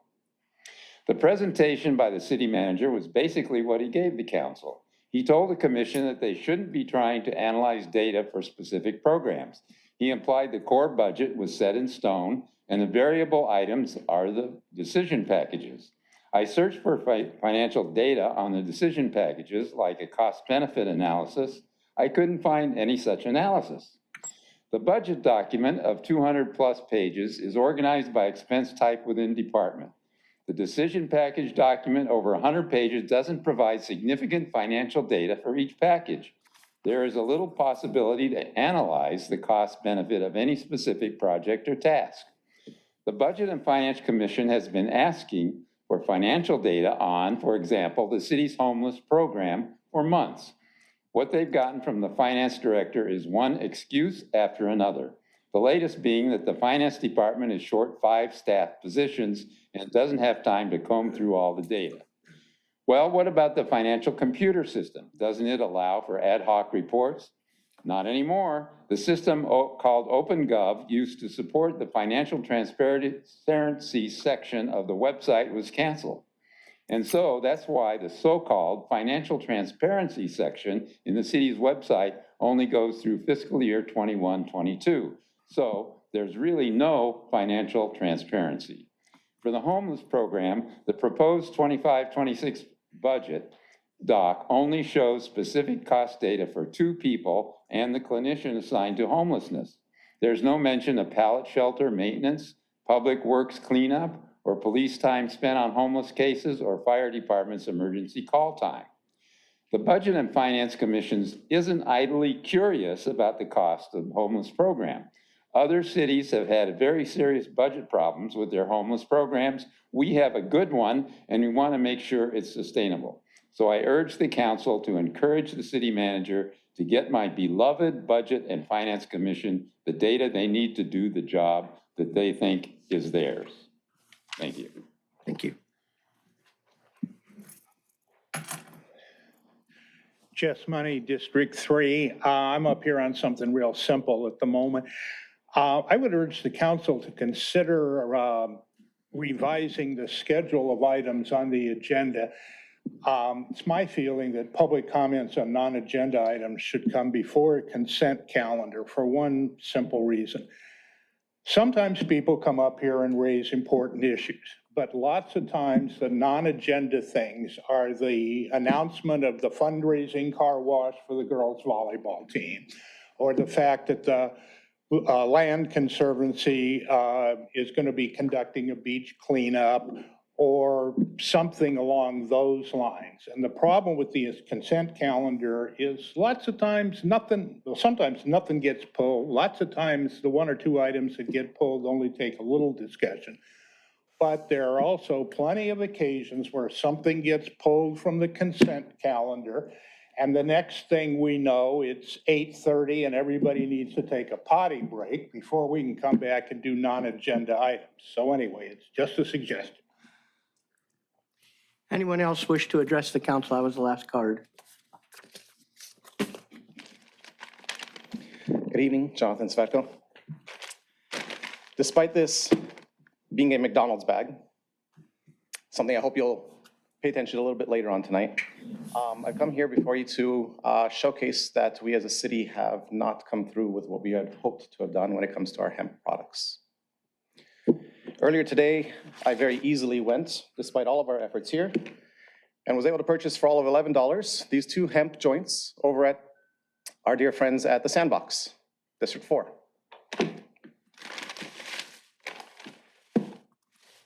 At District 1 in the Riviera Village, easily got vape cartridges and a disposable THC pen. In District 3, I believe, over by the wonderful cherished Redondo, we have a smoke shop over there. Again, vape carts by some of the brands that have stated they wanted to even apply here in our city when it comes to cannabis. I bring this to your attention because I think that the valiant effort was there for us to try to build a strong foundation, that we would regulate a market that would work well and keep our residents safe. Despite our initial efforts, we have not seemed to have been able to do that. Despite the state banning this, despite the state saying that they were going to help with enforcement, despite the fact that we have done the same here and continue to look into that. If it's of any help to you, I'd be happy to turn over any of these receipts so you can see this as proof and you can prosecute them accordingly. But more than anything else, I want you to take away here that we have a very weak foundation in being able to handle what this market is. And if we intend to build upon this foundation with a legal cannabis market that's struggling, we will seemingly fail just the same as we have here. Thank you. Okay, anyone else? Good evening, Mayor, Council, City Manager, City Attorney. How are you? The agenda item I want to speak about is me. A bit ago, I was sitting in my office and a gentleman walked in, one of my electricians, and he had a form in his hand. He said, my son, against my wife's best efforts, came to work with me. And he put his hand on something and he died. And I'm his beneficiary on his 401k plan. I can't sign this document right now. And he sat down. Then my phone rang. And when I picked up the phone, my friend Dan sang very softly to me, I just called to say I love you. And I told him I didn't have time because I was dealing with the situation. The man in my office grabbed my hand and said, no, let him finish. You just never know. And what I didn't know is that my friend Dan, that would be the last phone call that he would make because his liver was failing him. Subsequently, he had a transplant. I went to visit him while he was convalescing. And he insisted that I drive his Tesla. And I was like, okay, I'm a proud gas-guzzling two-Benz family. We don't do Tesla. No offense. So I took it. Against my better judgment, but I took it. I was subsequently pulled over by a police officer in that town. And that police officer asked me, where did I get this car? I told him it belongs to my friend Dan. And he said, are you sure? And I said, okay. And he said, because when I ran the plates, it belonged to someone named Daniel. And I didn't understand how it would be such a stretch that I would call my friend Dan and not Daniel. But I said, okay. And then he said, I need to open an investigation just in case the vehicle is stolen. Those are a predicate for what this mayor and what this city council made me a liar out of. Because as I sat there, while that gentleman went and tore my life apart for 15 minutes, I said, I come from a coastal town, a beach town, where I would never be treated like this. And yet I was. And yet I was.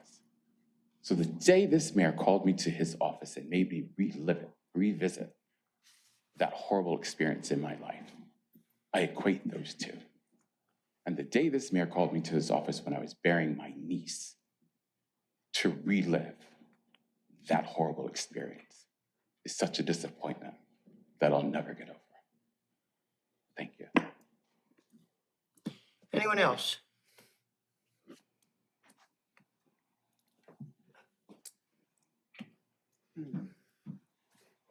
Hello, everyone. This is Andy Porchop.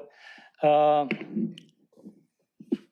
would like to apologize. I was spreading misinformation here because Gregory Allen, ex-firefighter,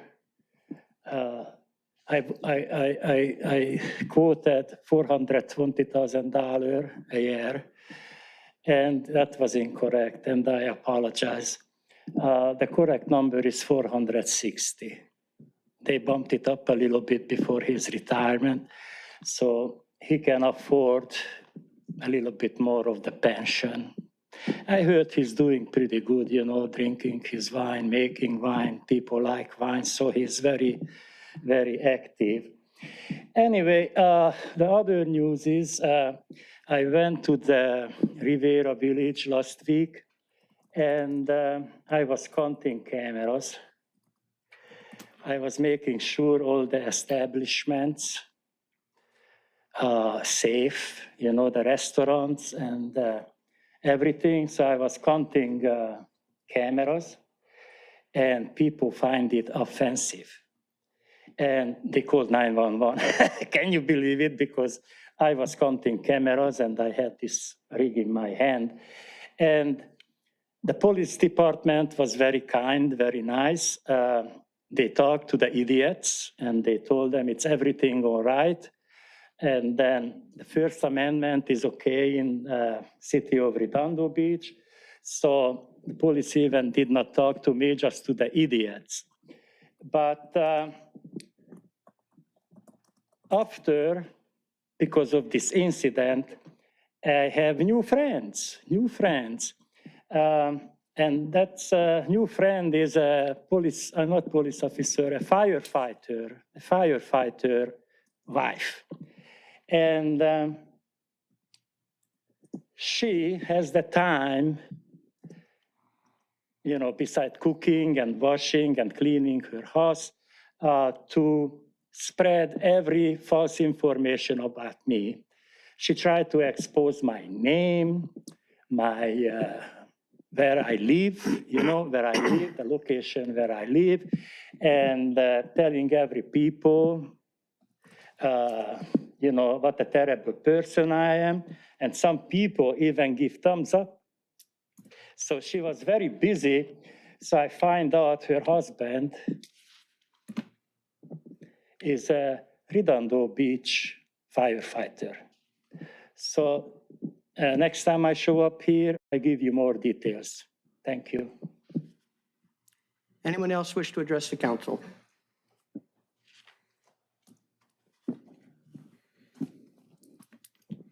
Joan Irvine, District 1.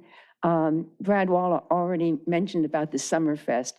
Having been there, I had to tell you, it was absolutely fantastic. Mike Ward, the Riviera Village Association, Mike Bell, all the people who worked on it did an absolutely fantastic job. You know, I was there in the beer garden most of the time, not drinking beer since I don't drink, but dancing and enjoying the music. I mean, it was just fantastic. And we're so very lucky that we have the Riviera Village, and the fact that I went to Springfest, and that was wonderful too. But I have to say, with the Riviera Village, people are listening to the music, and the ocean is right behind where the band is. I mean, it couldn't have been more of an idyllic weekend than anything else. And so I just want to thank them. They've done a great job. It's been going on for years. And I appreciate the support of the city council and the whole city, you know, for the Riviera Village Summerfest. So thank you. Anyone else wish to address the council on non-agenda items? Anyone online? Yes, Mayor, we have a few hands raised on Zoom. The first one, Julie Hernandez, you can go ahead and unmute yourself and begin. Hello, Julie. Hello, council. I was there a few weeks past, and despite our requests for a wall, this is regarding item J, the medium project on Small Prospect across from Beach City's Health District. I'm sure you remember. Previous agenda. Excuse me? You said item J, I'm looking on our calendar, there's nothing. Might have been the Public Works So Commission. you're talking about a different meeting. Okay, I was told it was item J, but you recall the project I'm talking about. Is that correct? Am I allowed to speak on that? Yes. Thank you. Despite our request, the neighborhood request for a wall for safety and noise reduction, we were still ignored. I do see that it's very small trees, not even as large as myself, are planted across the street. And they will not protect us from any kind of traffic noise or cars flipping over the median, which is very disappointing. As the years go on, traffic is only going to increase more and more. Noise is going to increase more and more. So you guys did not really plan for our future here. This is a Band-Aid and a waste of our tax dollars and was a very poor solution. There's multiple code violations. I'm sure you already know. I'm not going to waste time listing them all. Noise violations, noise pollution, code violations for Redondo Beach, LA County, etc. Multiple codes. So you're already in violation of that. And once again, showing us that you don't care. Mayor, I do see you were just barely recently elected here to Redondo Beach, and you should be embarrassed and ashamed at the lack of communication you've had with our neighborhood. I've never gotten a flyer, a notice, nothing about what is going on until after the fact. So that's very disappointing. Our tax dollars are not your personal checkbook to just do whatever you decide is best for the city. And I'm hearing this as a common theme. I don't normally even jump in on these agendas, but I'm hearing, ironically, a common theme of making decisions without getting input from residents, lack of transparency, hurrying up and making decisions. I heard at one point we had a $200,000 budget for our median, and then poof, never heard about it again. So that's very ironic that we don't even know how much money we were budgeted, what was spent, how much these trees cost. I think we deserve answers. I don't know what you're waiting for. Cars have already flipped over the median multiple times. Are you waiting for someone to die? Are you waiting for a mom and her stroller to get hit by a car when she's coming back from school? Those cars come flying down Upper Prospect. It's real. It's happened. So it's not too late to fix the problem. Don't let your pride get in the way. You can fix this. You can act in good faith. You can spend money in litigation, because I'm hearing lawsuits. I'm hearing mutterings of lawsuits from the neighborhood because you are frankly putting us in danger, ignoring our requests. You have the information. You cannot claim ignorance. That's time. So Your time's up. Thank you. thank you so much. The next hand raised, Daryl Boyd. You can go ahead and unmute yourself and begin. Go ahead, Daryl. Good evening, council members. Mayor Light, Daryl Boyd, resident of 500 600 North Prospect Avenue block. The city of Redondo Beach is out of compliance and in violation of several codes and ordinances. Julie didn't name them, but I will. We have the legal right as residents, and the majority of us are owner occupied here, to a safe, healthy, and peaceful living environment. The city of Redondo Beach has provided neither safety nor a peaceful living environment for the 500 to 600 North Prospect Avenue block for decades. California Health and Safety Code 46000 is very clear regarding excessive noise and our rights to peaceful enjoyment of our property. It reads, the legislature hereby finds and declares that excessive noise is a serious hazard to the public health and welfare. Exposure to certain levels of noise can result in physiological, psychological, and economic damage. There is a continuous and increasing bombardment of noise in the urban, suburban, and rural areas. Government has not taken the steps necessary to provide for the control, abatement, and prevention of unwanted and hazardous noise. The state of California has a responsibility to protect the health and welfare of its citizens by the control, prevention, and abatement of noise. All Californians are entitled to a peaceful and quiet environment without the intrusion of noise, which may be hazardous to their health or welfare. It is the policy of the state to provide an environment for all Californians free from noise that jeopardizes their health or welfare. To that end is the purpose of this division, to establish a means for effective coordination of state activities and noise control. It goes on. California Civil Code 3479 addresses public nuisance and our rights to peaceful, free enjoyment of our property. It reads, anything which is injurious to health including but not limited to the illegal sale of controlled substances, or is indecent or offensive to the senses, or an obstruction to the free use of property so as to interfere with the comfortable enjoyment of life or property, or unlawfully obstructs the free passage or use in the customary manner of any navigable lake or river, bay, stream, canal, basin, public park, square, street, or highway is a nuisance. Los Angeles County Code Section 12.08.390 defines acceptable noise levels during the day and the evening in a residential zone as 50 decibels during the day, 45 decibels at night. The city of Redondo Beach is out of compliance. There are 6 more code sections. 12.08210 addresses intrusive noise. 12.08230 addresses noise disturbance. 12.08250 addresses noise level. 12.082. Okay, your time's up. Thank you. Anyone else? Yes, Mayor. The next hand raise is Carlos Menendez. You can go ahead and unmute yourself and begin. Go ahead. Well, I guess you finally experienced what I've been calling in to complain about last month when this psycho who calls himself Andy Porkchop when his real name is Andras Turda, like, and flop, and Turda, when he went off last time with those barrage of obscenities like the mentally retarded lunatic that he is. This is why I call in. This is what he does to his neighbors for decades and to everyone, and I mean everyone around the South Bay for years, and that is why I'm calling in. Okay, sir, do you have something to address the council or something that's in our purview? Yes, you need to stop. Then get to the encouraging him. point. You need to start, all right, arresting him. You could have arrested him last week. He did so many things that are against the law, and you are not arresting him. You just keep letting him get away with all of this. He called you a piece of beef, all right? Why do you let it, and he keeps on going stupid. Okay, mother sir, you're effer, starting to stupid- disrupt the audience. You're in violation of our rules I of am not conduct. disrupting. He You was are the out one of who- order, disrupting our He meeting, is the and one need who to is out of correct order. your He is the behavior. one. Are He you is going to the change one. your tone and address the issue?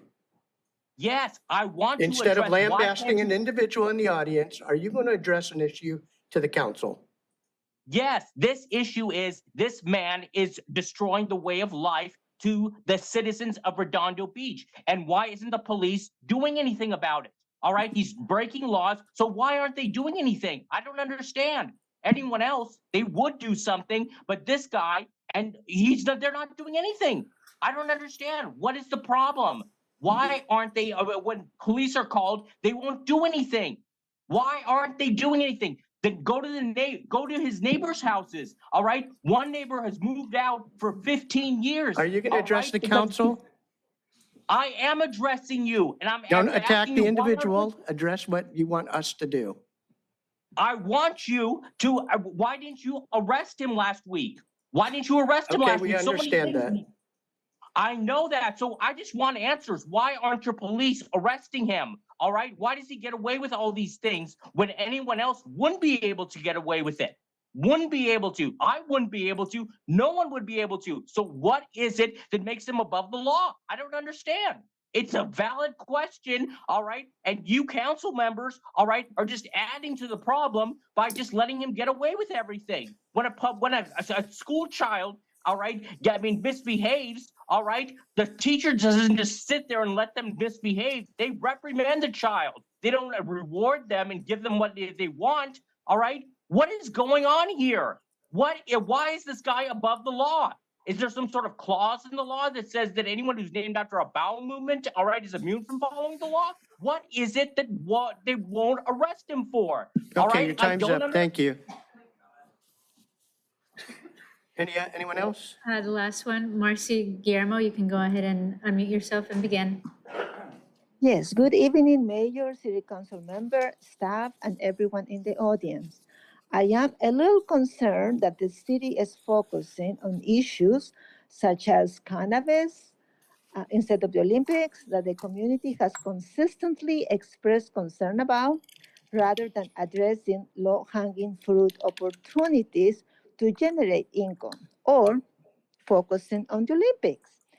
I would like to request an update from the city regarding the amount of money collected from permitting landlords to rent their properties. I know for a fact that several landlords operate without permits between the city. When was the last time rental permit fees were updated? How many rental properties are there in Redondo Beach? How much revenue has the city collected annually from these permits over the past 10 years? And how much could we collect if we're able to secure permits from at least 95 or more of landlords? Based on Athens' presentation, I learned that a substantial portion of Redondo Beach properties are rented out.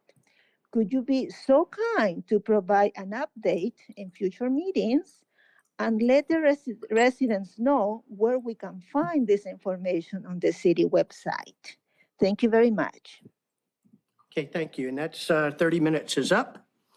So that concludes public participation on non-agenda items. Let's see, the next item on the list is N1, discussion of possible action on initiation of the city's commercial retail cannabis permit process.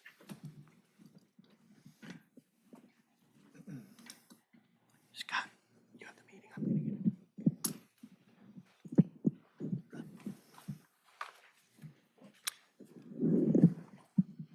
There you go. You're good.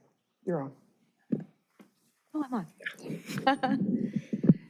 All right. Good evening, Honorable Mayor and City Council members. Jane Chung with the City Manager's Office. The item before you is the discussion and possible action on whether to formally initiate the city's commercial cannabis permit application process, which is a mouthful, so I'll refer to as the RFA in this presentation.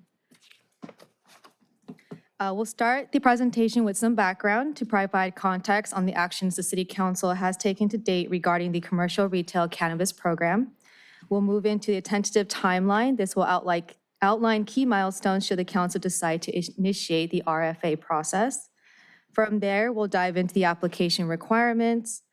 We'll cover the application review and evaluation process. Then we'll look at next steps, which include 2 resolutions for council consideration. And finally, we'll close with staff's recommendation summarizing what action is being requested of council tonight. All right, on March 11, 2025, the City Council adopted 3 ordinances designed to modernize and expand the city's commercial retail cannabis regulatory program, which are listed on the screen here today. The first ordinance enhances the application process, refines the permit selection criteria, updates operational standards, and then the second and third ordinances authorize commercial cannabis activities in the inland and coastal zones respectively. Alongside these regulatory updates, the City Council also approved revisions to the cannabis buffer map. And some key changes include limiting number of cannabis retail storefront operations to 1 per zip code in the city, prohibiting any retail storefront operations along Artesia Boulevard west of Felton Lane, maintaining a 1,000-foot buffer requirement between cannabis retailers, clarifying the definition of schools within the ordinance language, and then exclusion of sites with a known history of illegal cannabis or drug-related activities from eligibility. A revised buffer map incorporating these changes were circulated as a blue folder item. And to assist prospective applicants, a GIS-based digital map tool has been developed to help verify property eligibility. The link on the admin report has been corrected and is listed on this presentation slide in yellowish orange on the slide deck. Finally, during the same March 11th meeting, the City Council directed staff to return at a later date with an item for consideration, specifically whether to initiate a request for applications or RFA process, which is what brings us here tonight. Should the City Council choose to move forward with initiating the RFA process, this is a tentative timeline outlining the sequence of events. Staff is aiming to return to the City Council on July 15th to present 2 key resolutions. If approved, staff would then move quickly to publish the request for applications in the first week of August. Once the RFA is live, applicants will have a 60-day window to submit their materials. And once the application period closes, an evaluation committee will carefully review all submissions and may award up to 2 permits, 1 per zip code within the city. Should any applicant wish to contest a decision, they will have 10 days to file a notice of appeal. The appeals will be scheduled for hearing before the City Council no earlier than 30 days and no later than 90 days from the receipt of the notice of appeal.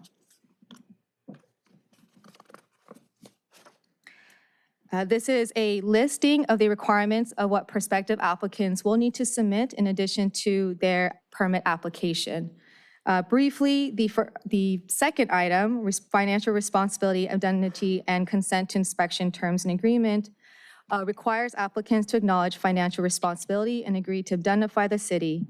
Agreement on limitations of city liability indemnification to city demonstrates the applicant's understanding of the city's limited liability and includes a formal indemnification clause. Application fee and background check fees are required to be submitted at the time of application. This includes both the standard application fee and any applicable background check fees. Property owner consent or landlord affidavit, which will be required if the applicant is not the property owner, and a written consent or a notarized affidavit will be required from the landlord. And lastly, the zoning verification letter will be required to confirm that the proposed location complies with all applicable zoning regulations. Once applications are received and the application window is closed, an evaluation committee will be convened and will be composed of representatives from the following city departments listed above: community development, economic development, financial services, fire, and police. The evaluation process will follow a 2-part scoring system, first being the scoring matrix, which is out of 445 points. Applicants will be assessed across multiple criteria, including site location, zoning compliance, business and operation plans, security and safety protocols, and neighborhood compatibility and employment plans. Qualified applicants will then participate in an interview process out of 300 points, where they'll be evaluated on their demonstrated qualifications, experience, and industry knowledge, how the business will integrate with our community, and strategies to prevent youth access, reduce nuisances, and promote public safety, and their overall proposed site plan.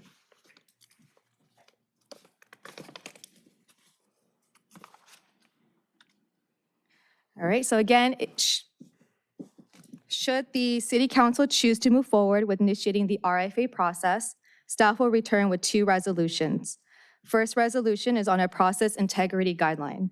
These guidelines are in place to ensure fairness, transparency, and partiality throughout the application process.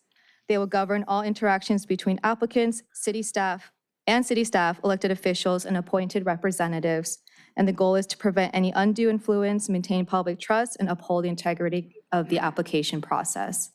The second resolution will be the fee schedule, which will outline the costs associated with processing cannabis permit applications, and it will include both the application fee and any background check fees required for applicants. So that was a very quick overview. Tonight's item, again, is to seek council's direction on whether to formally initiate the city's commercial retail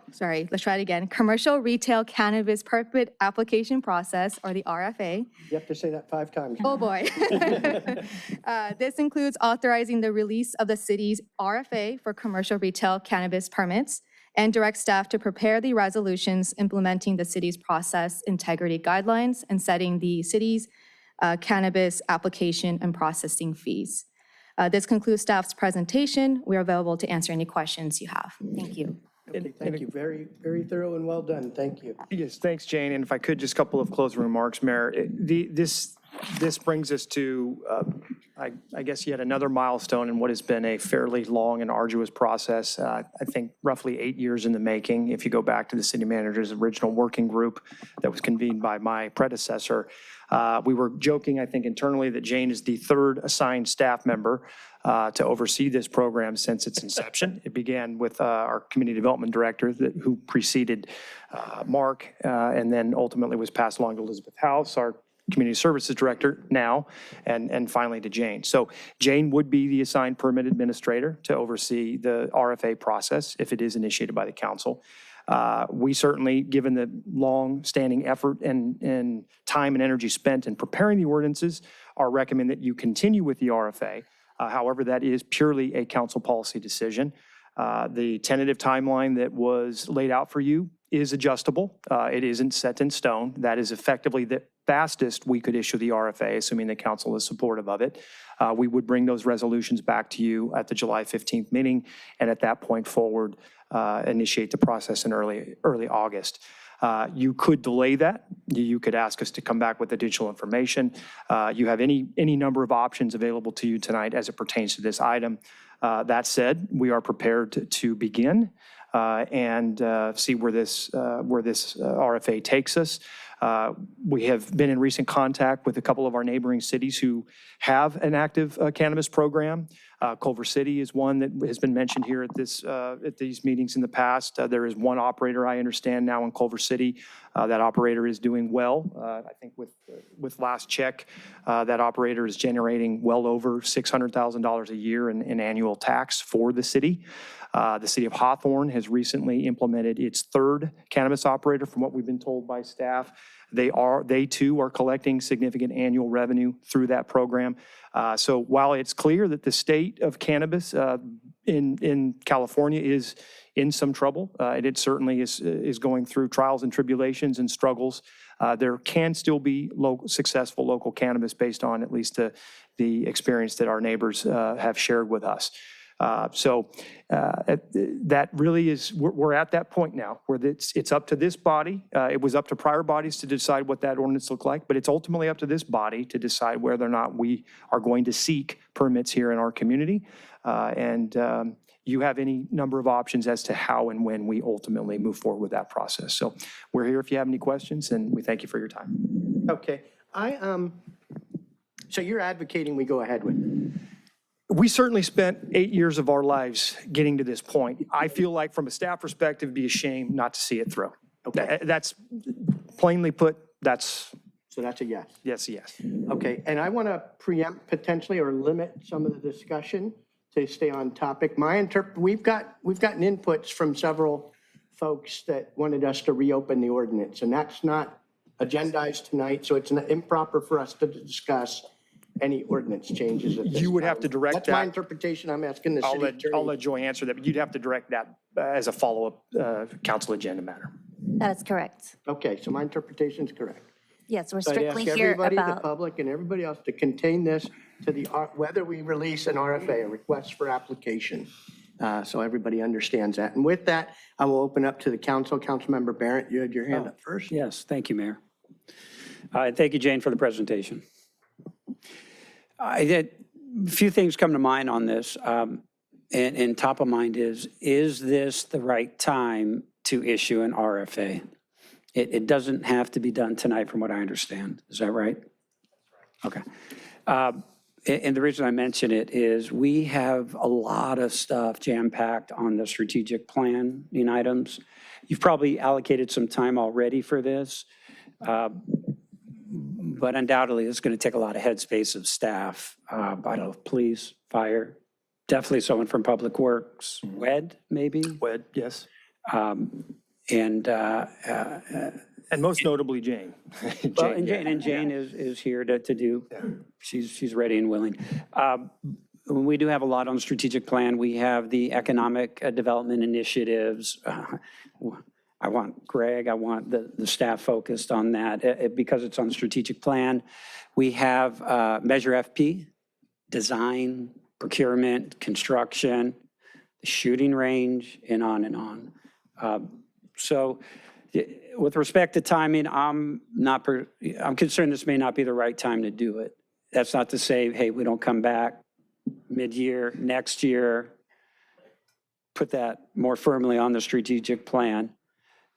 That's top of mind for me on that there. I have a few more if I could. Yes. It's unclear to me. I'm not the expert on it. I've heard both sides that the market may not be economically stable right now, that there was a big increase in the state cannabis tax. That's new. And last thing we want is an unsuccessful operator of any business that we invite in. So I'm wondering if maybe we should wait for that to shake out and see. State gets first cut. I mean, they're coming after their money first. So where are we if we're putting all of this in. So maybe we wait and see how that looks 6 months or a year from now. There have been issues raised, I'll call it the safety pause. I'm not the expert in the area, but we've heard, the California Department of Cannabis Control, their testing policies are not yet intact to where they should be. And so the concern there is, hey, before we give the Redondo Beach stamp of safety approval to, retail cannabis, I'd like to learn more about the state of the safety on that, so we're not giving false impressions. There's no doubt, and we heard from a speaker earlier, the smoke shops, we need to take care of that, okay? And I know anyway, I'll leave it at that. So let's do that. Let's not conflate the two topics, though. Another item, and this kind of resonates with me. I'm not hearing from residents clamoring, get this done now. Like, hey, council spent 2 years on this, staff has spent a lot of time. I got to turn to the residents. They're not saying, get this done, top of order now. And that's important because there are items they are asking us to do. I mean, we're hearing a lot, whether it's what's happening on Prospect, that's not my district, we just heard about it. I mean, there's a lot of items day to day. This isn't one of them. And lastly, I want to reiterate what I think the city manager said, and we've heard.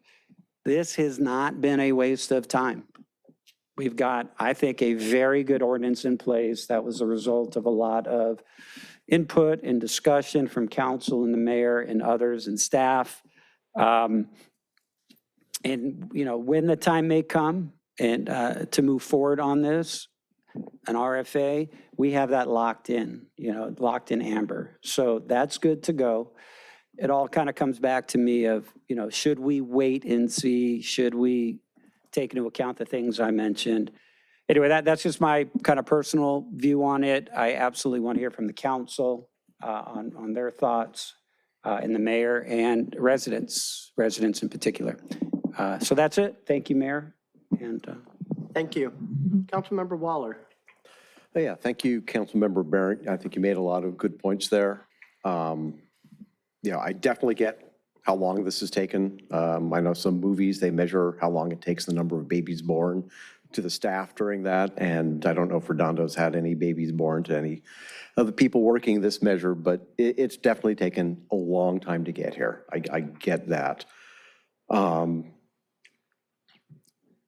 I look at comments online or, e-comments that we get, it's, 4-1, 6-1 against, maybe higher even. I don't quite have that disparate of a negative bias with stuff that's coming to me by email, phone calls, text, whatever. But it might be 60-40 against. So I would say that what I'm hearing is the residents aren't clamoring for this, and they're actually, a lot of them are against it.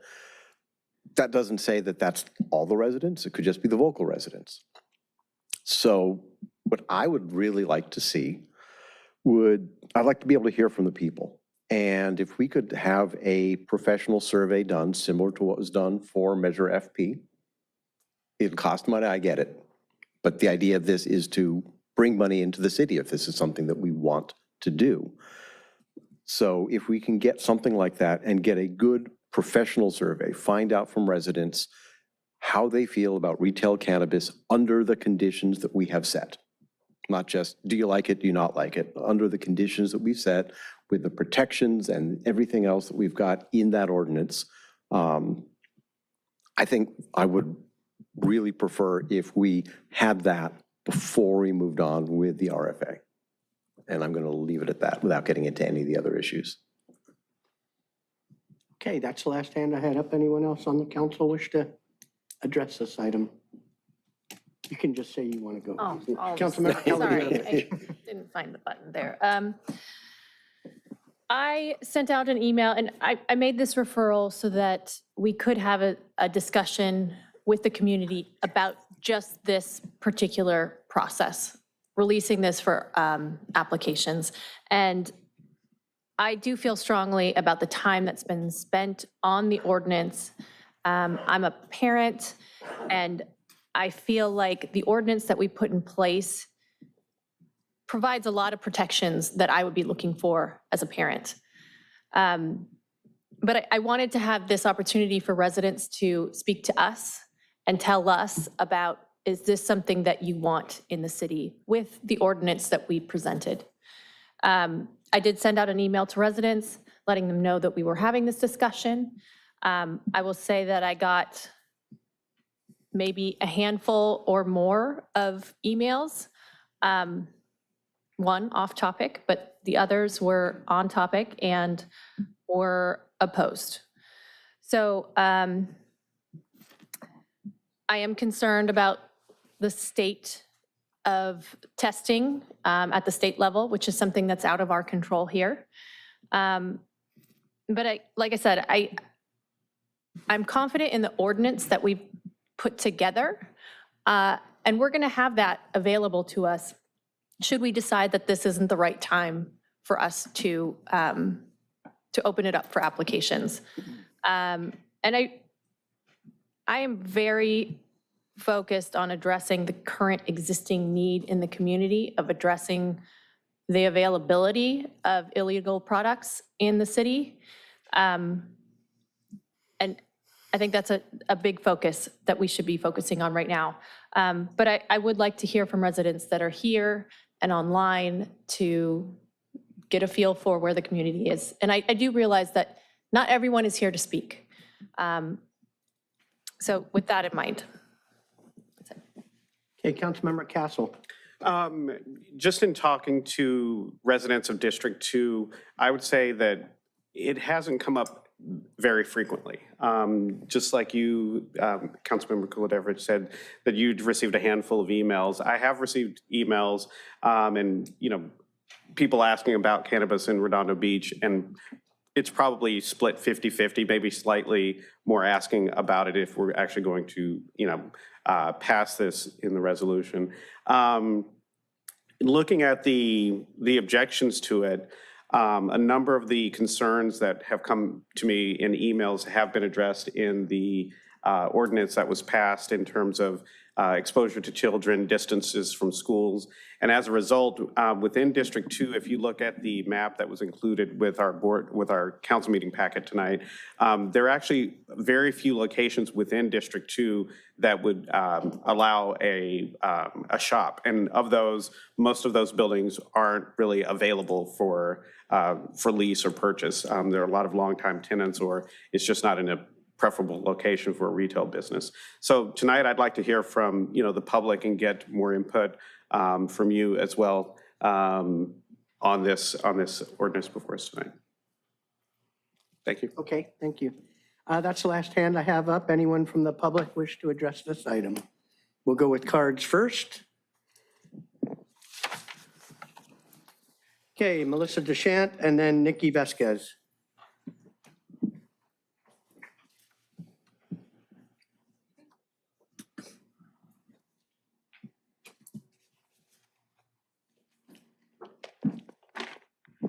Good evening, Council, Mayor, and staff. Thanks for the opportunity to speak.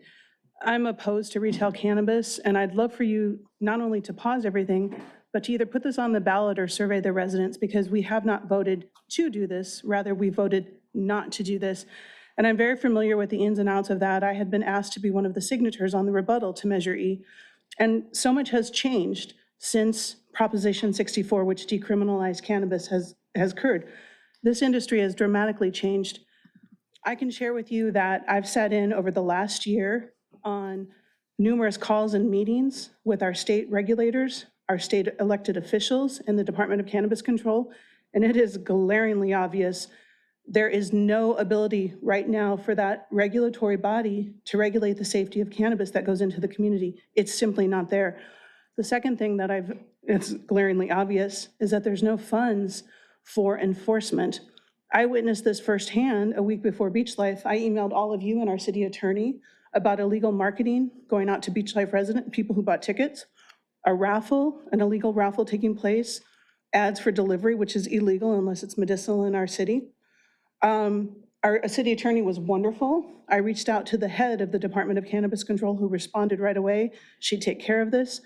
I walked into Beach Life with a group of 16-year-old teenagers, and all of us were handed flyers for how to order cannabis while we were at Beach Life and how to go to the booth for the raffle, which did occur. I listened to them announce the raffle winner. That's an illegal activity that the head of the Department of Cannabis Control was aware of. Yeah, I mean, I just have to question what the enforcement is going to look like. I do want to address the issue of the normalization for youth and the safeguards that are in there.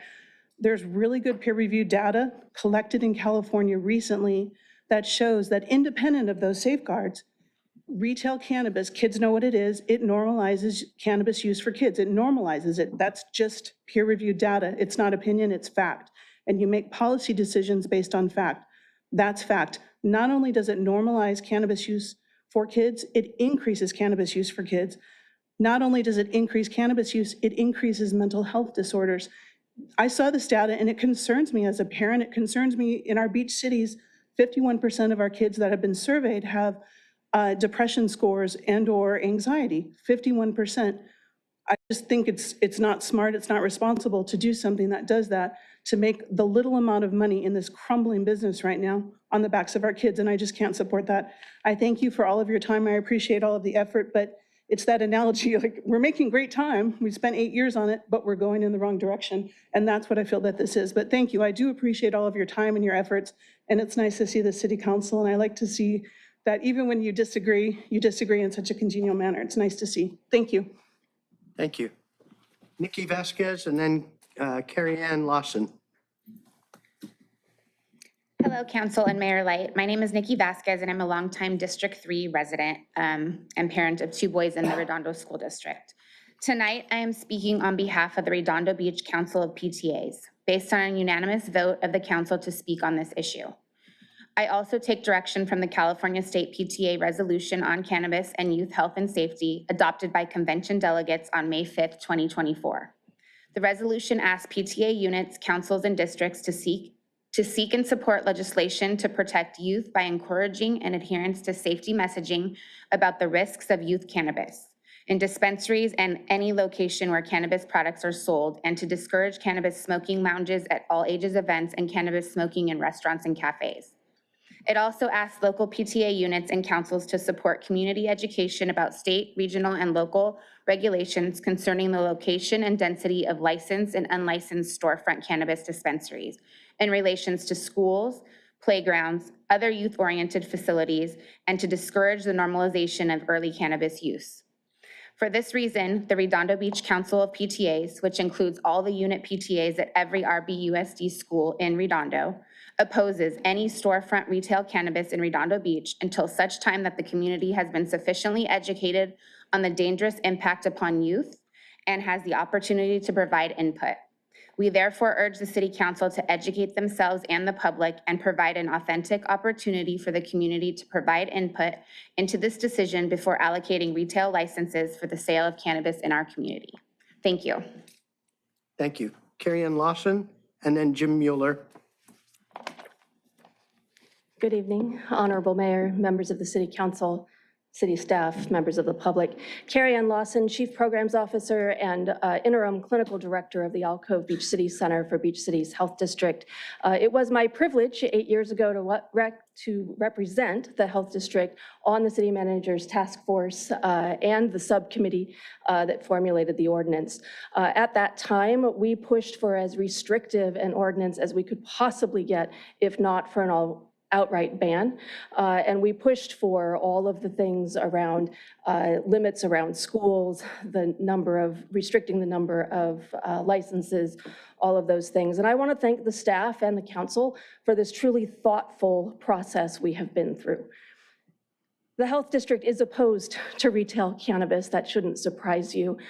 We remain concerned about the effect on youth. In our community, substances are seen by our youth as acceptable, both alcohol and cannabis. And we know that in communities in which retail cannabis exists, more young people use, and the more young people who use before the age of 18, the more who struggle with addiction. I can tell you anecdotally from Alcove, we see our young people struggling. This problem is here. We know from the California Healthy Kids Survey that in 2023, 60% of our 11th graders said it was already very easy in Redondo Beach to access cannabis. That number has been falling. We want to celebrate that success. Starting retail cannabis in our neighborhoods is going in the opposite direction for that. We are signaling to our youth that it is accessible, and perhaps that adults think it is acceptable. So I do ask you to consider the effects on our youth. I thank you for including us in this very participatory process. What we do as adults matter for our young people. They see us as role models. They know when we're being hypocritical, when we say we can use, but you can't. And so we have the opportunity now to role model for our young people how to preserve their mental health, how to take care of their schoolwork, how to stay present in school, and be healthy in a myriad number of ways. Thank you. Thank you. Jim Mueller, and then David Rosenfeld. Thank you again, Council, for the opportunity to talk to you about this issue. In the early days after the AUMA law was passed, many California cities and their voters had a lot of enthusiasm for permitting retail cannabis. The cities were like drug dealers who lust for profits, feeding people's habit. That enthusiasm has turned into regret for many. They've seen taxable cannabis sales continue to drop, 11% year over year now, and they've seen tax revenues decline for 15 straight quarters. The burden of high overhead due to compliance costs, high taxes have made permitted retailers uncompetitive with street dealers, which is exactly opposite of what cannabis profiteers want you to believe. They want you to believe that they drive out the illegals. To the contrary, the stores attract customers who are intercepted by the illegal dealers. Cannabis retail is not the gold mine many had hoped for. In fact, increased law enforcement costs have forced many cities into a deficit situation. Of the 19,000 California licenses issued so far, more than 60% have been surrendered or are inactive. Is this the sign of a thriving industry? On top of that, many voters have been turned off by the atmosphere that develops around retail stores. Other businesses don't want to be near them. Residents no longer welcome them in their neighborhoods. Some believe cannabis has health benefits. Those people can still get it via certified home delivery, so no sick person needs suffer from lack of supply. One city, Adelanto, was at first enthusiastically welcoming of cannabis retail, but now the citizens are disturbed by the declining tax revenue, but even worse because many now refer to Adelanto as Weed Town. Our sister cities, Manhattan Beach and Hermosa, in contrast to what the city manager has said, have both rejected cannabis retail. Does Redondo Beach really want to be known as Beach Weed City? I urge the council not to issue the request for permit application, but instead focus the city's development efforts on attracting businesses that are thriving, profitable, and family-friendly. Thank you. Thank you. David Rosenfeld, and then Tejan Lubert. Good evening, Mayor and City Council. David Rosenfeld. I was born and raised in Redondo Beach. I'm also a partner in one of the proposed applicants. I'd like to speak on behalf of the 193 people that signed our change.org petition to move forward with this item. Like you said, it's been a long process and we've all been patiently waiting, and I've been really proud of you guys for how you've gone forward with it so far. While I respect the opposition and the parents that are concerned about their kids, I don't quite understand the fear peddling around this issue. I feel like we've come such a long way. It's been almost 20 years now since we've had medical cannabis in California. And I think for most of us that are adults and that have experience with this substance, we know how dangerous or not dangerous it is. And I personally feel like it's as safe as alcohol or having a liquor store, even safer. I think it would not even be as noticeable as a liquor store. The facade would be very nice. I know that Councilman Obaji has talked about that. the store would bring in such much needed tax revenue. As Mike mentioned, $600,000, and we're talking about 2 stores, so there could be over $1 million in tax revenue. I don't think that's anything to sneeze at. I'm just super confident that we can do this safely and prudently and show that we're a progressive community that understands the true nature of this substance. And I also feel like, you know, I think it reduces the amount of cannabis that's on the market that's available to kids, because it's in a setting that's regulated, where you have to come in and there's security and they check your ID and they make sure who you are. When I was in high school, it was, of course, we could get marijuana as easily as anything, easier than alcohol. Probably today, because it's available on the black market, you can buy it on the street. This was an effort to put it behind the counter, to make it safer, just like we do with controlled pharmaceuticals. We put it behind the counter and we regulate it. And that's what we've done. We've been doing this for almost 20 years in California. So I'm proud of you guys, and I hope you move forward with this item. And that's it. Thank you very much. Thank you. Okay, thank you. Tihan Lubert, and then Ivan with no last name. Good evening, council members and staff. Like seeing some familiar faces up there, and your new council. I was here back in March, but I haven't been in front of the new council, so thank you for having me. My name is Tijan Lubert, and I'm both a longtime member of District 1 and have 3 children within RBUSD, and also an active member and leader within PTA for years and years. I'm urging you to please pause all cannabis activity with the city of Redondo Beach and to ban retail storefront dispensaries. There have been numerous data-driven studies showing direct correlations between youth exposure and normalization from retail cannabis and an increase in likelihood of future usage and harm. It is nearly impossible to put a retail store where children will not be walking by it on a daily basis. Further, all current data points to a declining industry and profitability due to incredibly high taxation on cannabis. It doesn't make sense for the city financially either. I realize that you have been working on this program for 8 years, but new data has come out over the past 18 to 24 months that changes the landscape of this endeavor. Please do not implement a bad idea because people have invested time in it. That is not a valid reason and frankly is irrelevant. It's much harder to get these storefronts out than to just make the right decision from the beginning. I encourage you to either conduct a survey of all Redondo Beach residents or to put this issue on the ballot before opening up an RFP for storefront cannabis applications.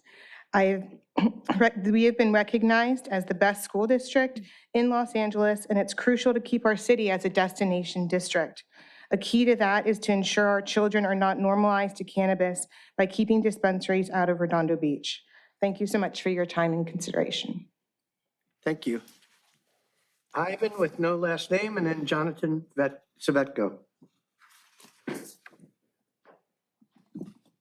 Ivan Iniguez, longtime D1 resident, so thank you for representing me. I love your words that you said. They were very heroic of you. And good evening, Mayor Light, council members, and my fellow Redondo Beach residents. I'm here as a father, a neighbor, and a proud member of this community. I'm fighting to protect my 15-year-old son and my 17-year-old daughter with all their friends from the dangers of marijuana dispensaries, and to demand that you stop this undemocratic process that's trampling our voices. Imagine my son biking home from Redondo Union High School football practice, passing a dispensary with shady characters lingering outside. Now picture my daughter walk to her job in the village, dodging traffic jams, or worse, drivers impaired by cannabis bought there. This isn't just a worry, it's a real threat. A 2017 Denver study found 11% spike in property crimes near dispensaries. We're already bottling illegal cannabis shops, as the Honorable Councilmember Baguias pointed out, costing our city time and money. Why would we open the door to illegal dispensaries, inviting crime and chaos to the streets where my kids, our kids, live and grow? I want my son and daughter to feel safe, not to fear what's around the corner, and it's not safety. Redondo Beach is a coastal treasure. Families flock here, tourists feel our pier, but dispensaries, they're gonna tarnish that shine. Our neighbors in Manhattan Beach, Hermosa, and Torrance got to say. In November 2022, Manhattan Beach voters rejected Measure MB and the Citizens Initiative for 3 dispensaries with 7,677 votes against. 78% of the total, and passed Measure V with 7,416 votes to uphold their ban. Hermosa Beach voters crushed Measure M, which proposed two dispensaries, with the 4,195 votes against 73% of the total. They had ballots, they had voices, their voices shaped their cities. Why are we tonight that right? The 2016 state law legalized marijuana, but it doesn't force dispensary on us, and it does not let councils bypass the people. Redondo Beach led with ranked choice voting, a beacon of democracy in LA County. Yet here we are acting like we're subjects. We're not citizens. And let's be clear, the only people that stand to benefit are the drug peddlers pushing the dispensaries. You'll hear them speak tonight, dressed in fancy suit and nice watches, tossing around promises of tax revenue, right? But listen closely, not one altruistic word will come from their mouths. Their motivation is pure profit. Pure and simple, no matter the cost to our neighborhoods, our kids, our community's soul, they don't care about Redondo Beach, they only care about their wallets. So I'm calling on all honorable city council members, please stop these ordinances. Follow Manhattan Beach and Hermosa Beach, put dispensaries to a public vote. Protect my son, my daughter, and our kids. Keep our neighborhoods safe and our community vibrant and our city democracy alive, because in this city, we have no kings. Thank you. Thank you. Jonathan Svetko, and then that's my last card.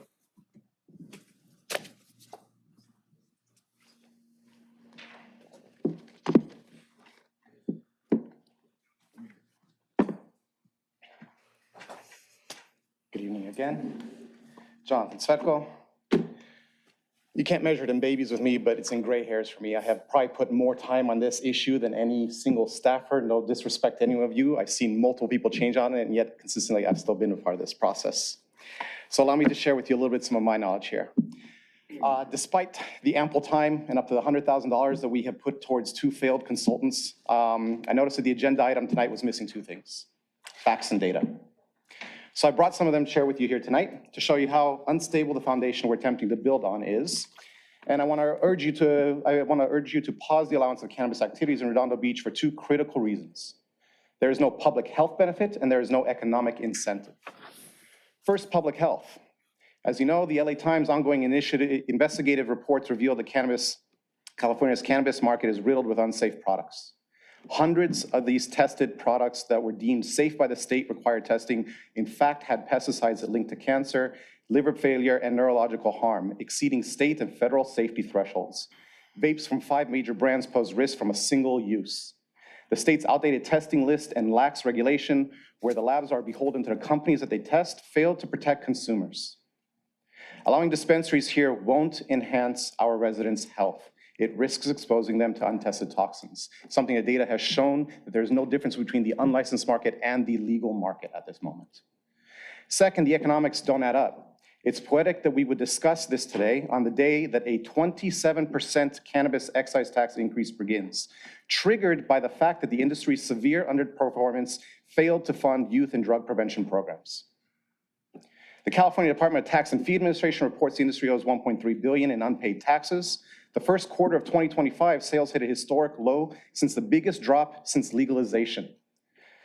In Los Angeles, the deputy director of the Department of Cannabis Control last month stated that in total, cannabis operators owe over $300 million to the city, more than 3 years of tax revenue. The department also put out a report showing that the average cannabis operator generates just $65,000 in tax revenue annually. The operators mentioned earlier in Culver City, talk to them next time and they'll tell you why they were at City Hall in LA County asking them for their help to stop with this tax up and why one of their businesses had to close in LA. I would like to know if they ever shared that information with you. Redondo Beach projects $500,000 to $1 million in tax revenues from just 2 operators at a 5% rate that requires $10 million in sales, nearly 3 times the revenue average of a single McDonald's in an industry that's collapsing. This is a fantasy, not a plan. Let me close with a parable. A king once sought to build a grand tower, but his advisors, eager to please, hid the truth. The ground was unstable. The townsfolk warned of the cracks, but the king, blinded by ambition, ignored them. When the tower fell, only the people's wisdom could have saved it. Council, don't be blinded by the rosy projections. Listen to the facts and to the people. You have no health, no economic incentive to allow cannabis activities. May I submit this? Motion to receive and file. Second. All for? Aye. Okay, I spoke wrong. 2 cards were stuck together. Daniela with Nikki. you're next, and then we got two new cards. It's scratched out, it's hard to read. I think it's Miles Peck is after that. Hi, Daniela Woodnicki, Oh, and more. 40-year resident of Redondo Beach, member of the Public Safety Commission, but I'm here speaking as a resident. We have 15 smoke shops within the city of Redondo Beach.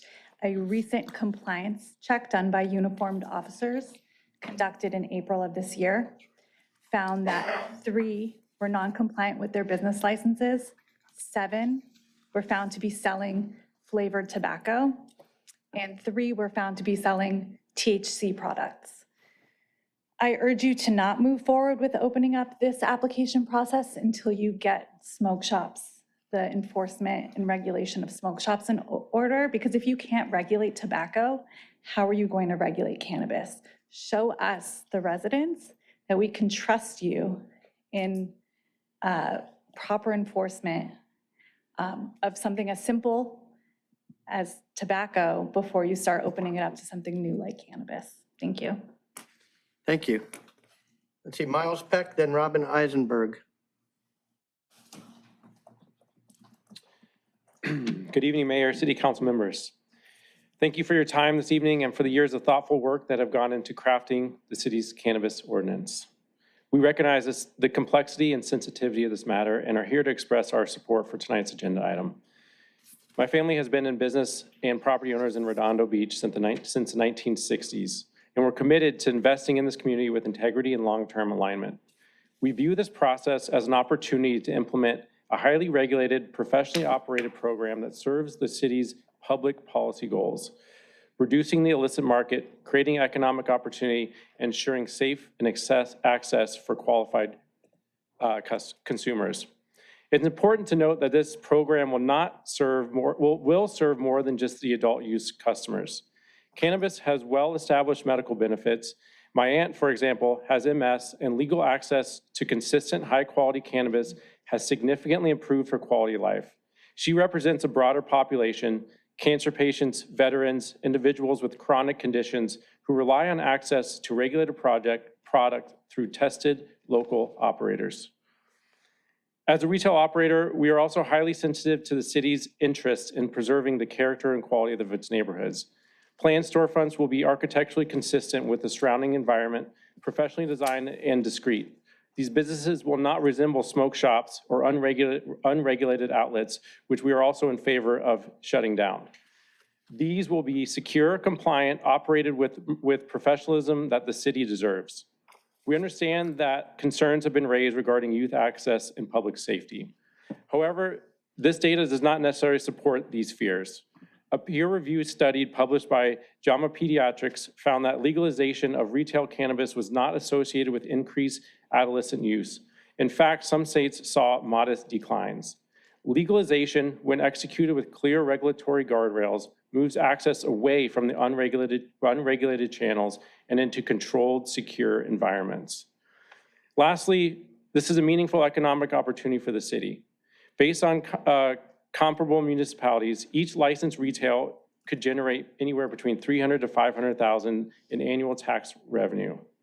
Revenue that can be directed towards essential city services, infrastructure, and public programs without increasing the tax burden on residents.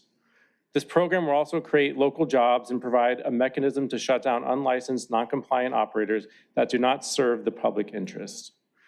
We feel with the limited license structure that this city has put forward, there will be successful operators that go through this process after this rigorous process. So the council has spent years preparing for this movement, and we encourage you to move forward by releasing the application and allowing the city to begin evaluating qualified operators under the framework you developed. Thank you for your leadership and continued commitment to doing this the right way. Thank you. Robin Eisenberg, and then Joan Irvine.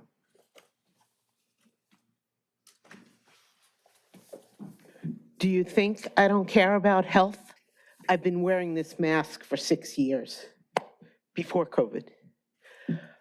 First of all, I don't know what to say, except first of all, and I appreciate you very much, but I miss Mike Webb because he would count my jokes. And I really miss him. You tell him.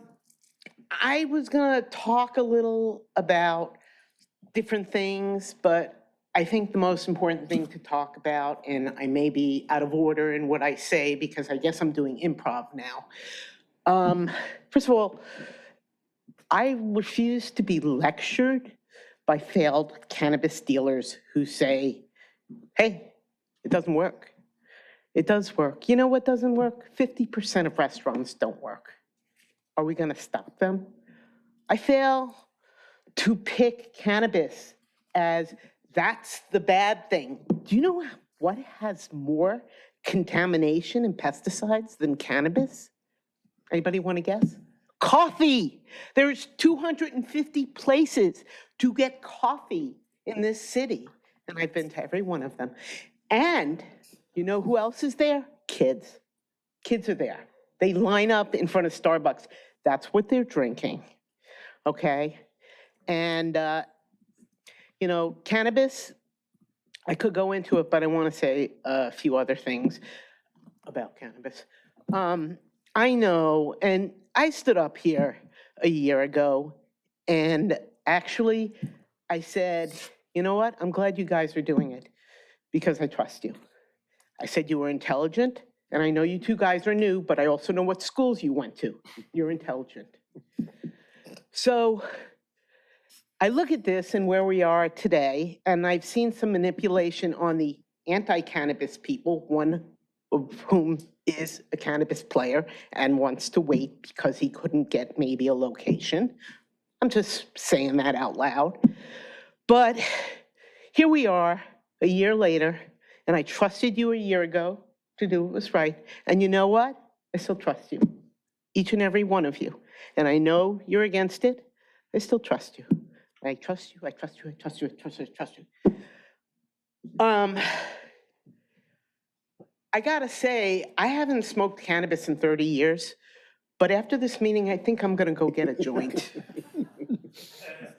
I know this has taken a long time, and I hate the expression, I appreciate you. I do appreciate that you're thinking about it, but I also think that you guys, and you guys who haven't talked to the cannabis dealers directly, I would appreciate, because you talk to the anti-cannabis people, I would appreciate you talk to the cannabis people, because 3 minutes, it's hardly enough for Okay, a your couple of time's up. jokes. Thank you. Okay, Joan Irvine, then Just Money.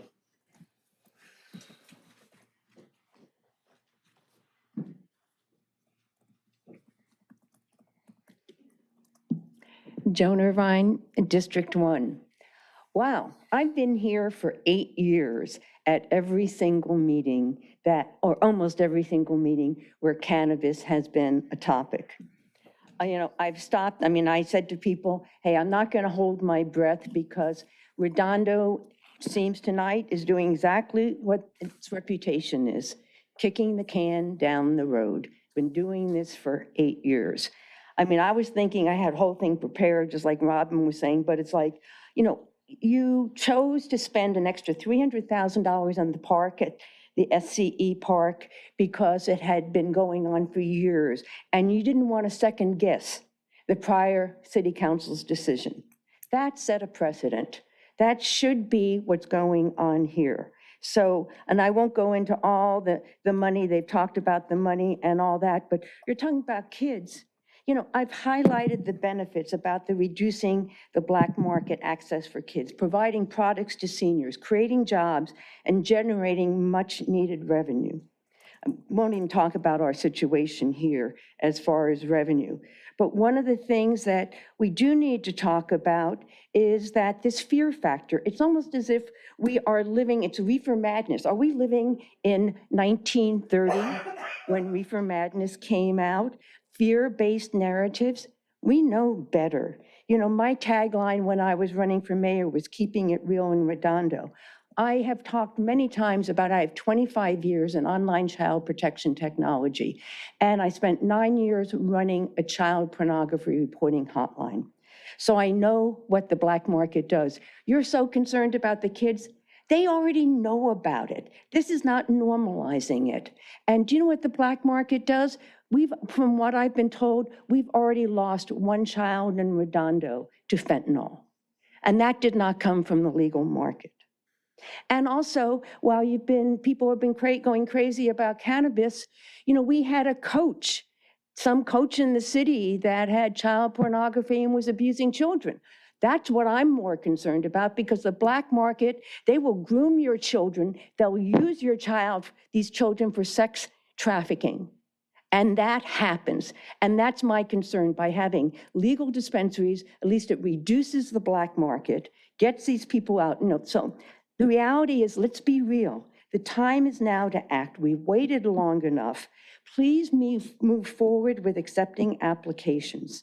We've spent so much time. We've spent so much staff time. We've probably spent millions in staff time that we could have used toward our budget, so we didn't have to borrow $3.5 million of our $8 million reserve. So please move forward and protect our children by having legal dispensaries. Okay, Jess Money, and then Robert Moore, and is that the last card now?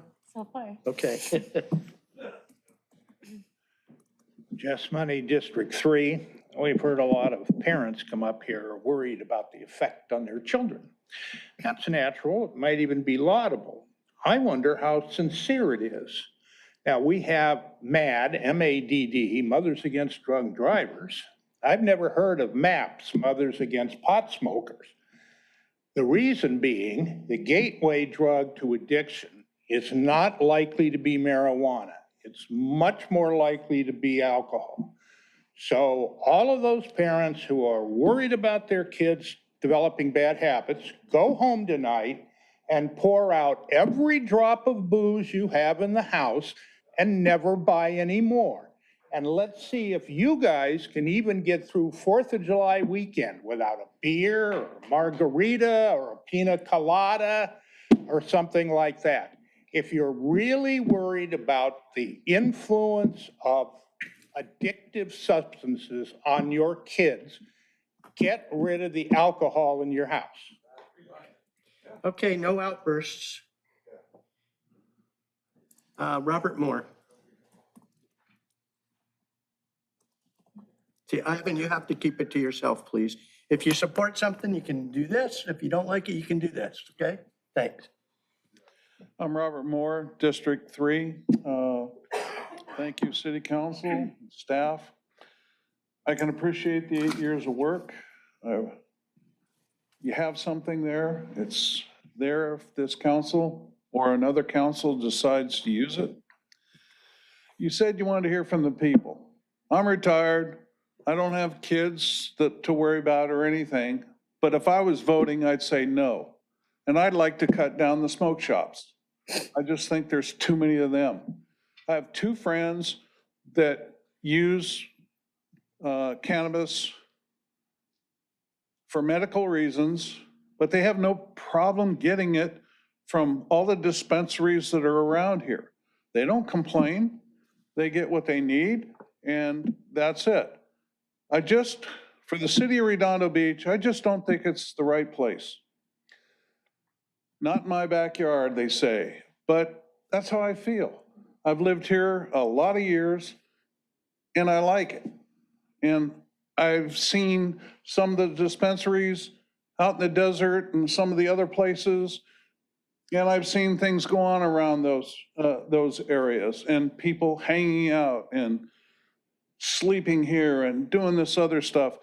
But that's not why I'm up here. You asked to hear what we think. I think you should just put this on the shelf if you ever need it, and vote no and move on. Thank you. Thank you. Anyone else wishing to address the council on this item? Georgette Gantner. In consideration of the fact that you are trying to attract people for the Olympics and other events, in consideration of the fact that we're trying to change our image on Artesia, why would we have dispensaries? That's my question. And the other question is, or a statement, is this helping the health of people? Is this good for people? Is smoking good? Like gentleman said, is drinking good? But is this good?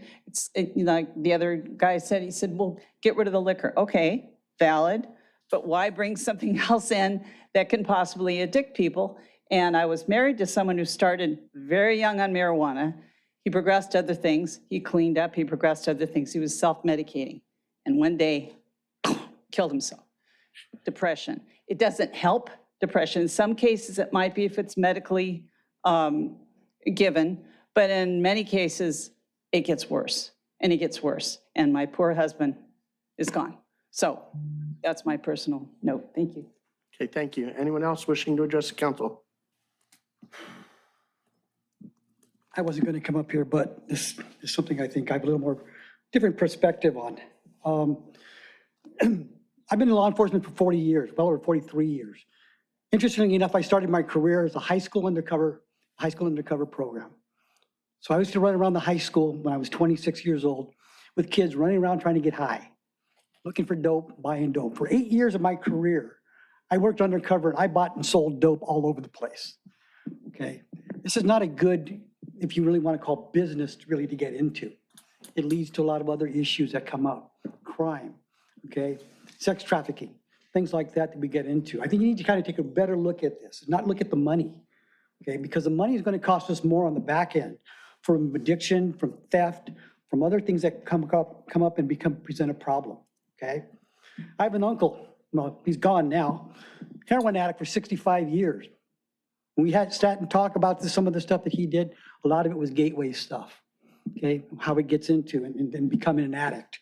And everybody else he ran with as well, okay? He would steal anything that was not nailed down, okay? It's too bad that he didn't spend most of that time trying to be productive. Again, I used to interview people when I used to arrest them. I used to buy kilos of cocaine. I used to buy kilos of marijuana from people that would bring it up, okay? The thing is, what they're saying, it's all about the money. The cartels are being funded by some of this stuff. Working in the South Bay as well, or actually in San Pedro and stuff, a lot of those stores, they're going actually into the non-regulated areas. Why? Because of taxes. They're avoiding the taxes. So what happens? Everybody backdoors this. It's about money. Again, if we start looking at this from a different perspective and start realizing, whether it's kids, people, or whatever else, I would look at it this way. If somebody is so worried that they can't drive 20 minutes or 5 minutes to somewhere else, okay, then maybe you shouldn't be getting high, okay? But the thing again is this, is that, again, as they said, not in our backyard, maybe not. There are certain things we don't want in our backyard and we don't need in our backyard. I don't believe this is going to give us a sufficient amount of money that is going to offset the problems of crime and everything else that occurs, okay? Some of this flashback, like I said, I started my career in high school, okay, undercover program. I ended up working child pornography, okay? So I start off with a 16-year-old looking for drugs, and I ended as a 13-year-old girl looking for love, okay? This is not the place we want to go. Thank you. Thank you. Anyone else wishing to address the council on this item?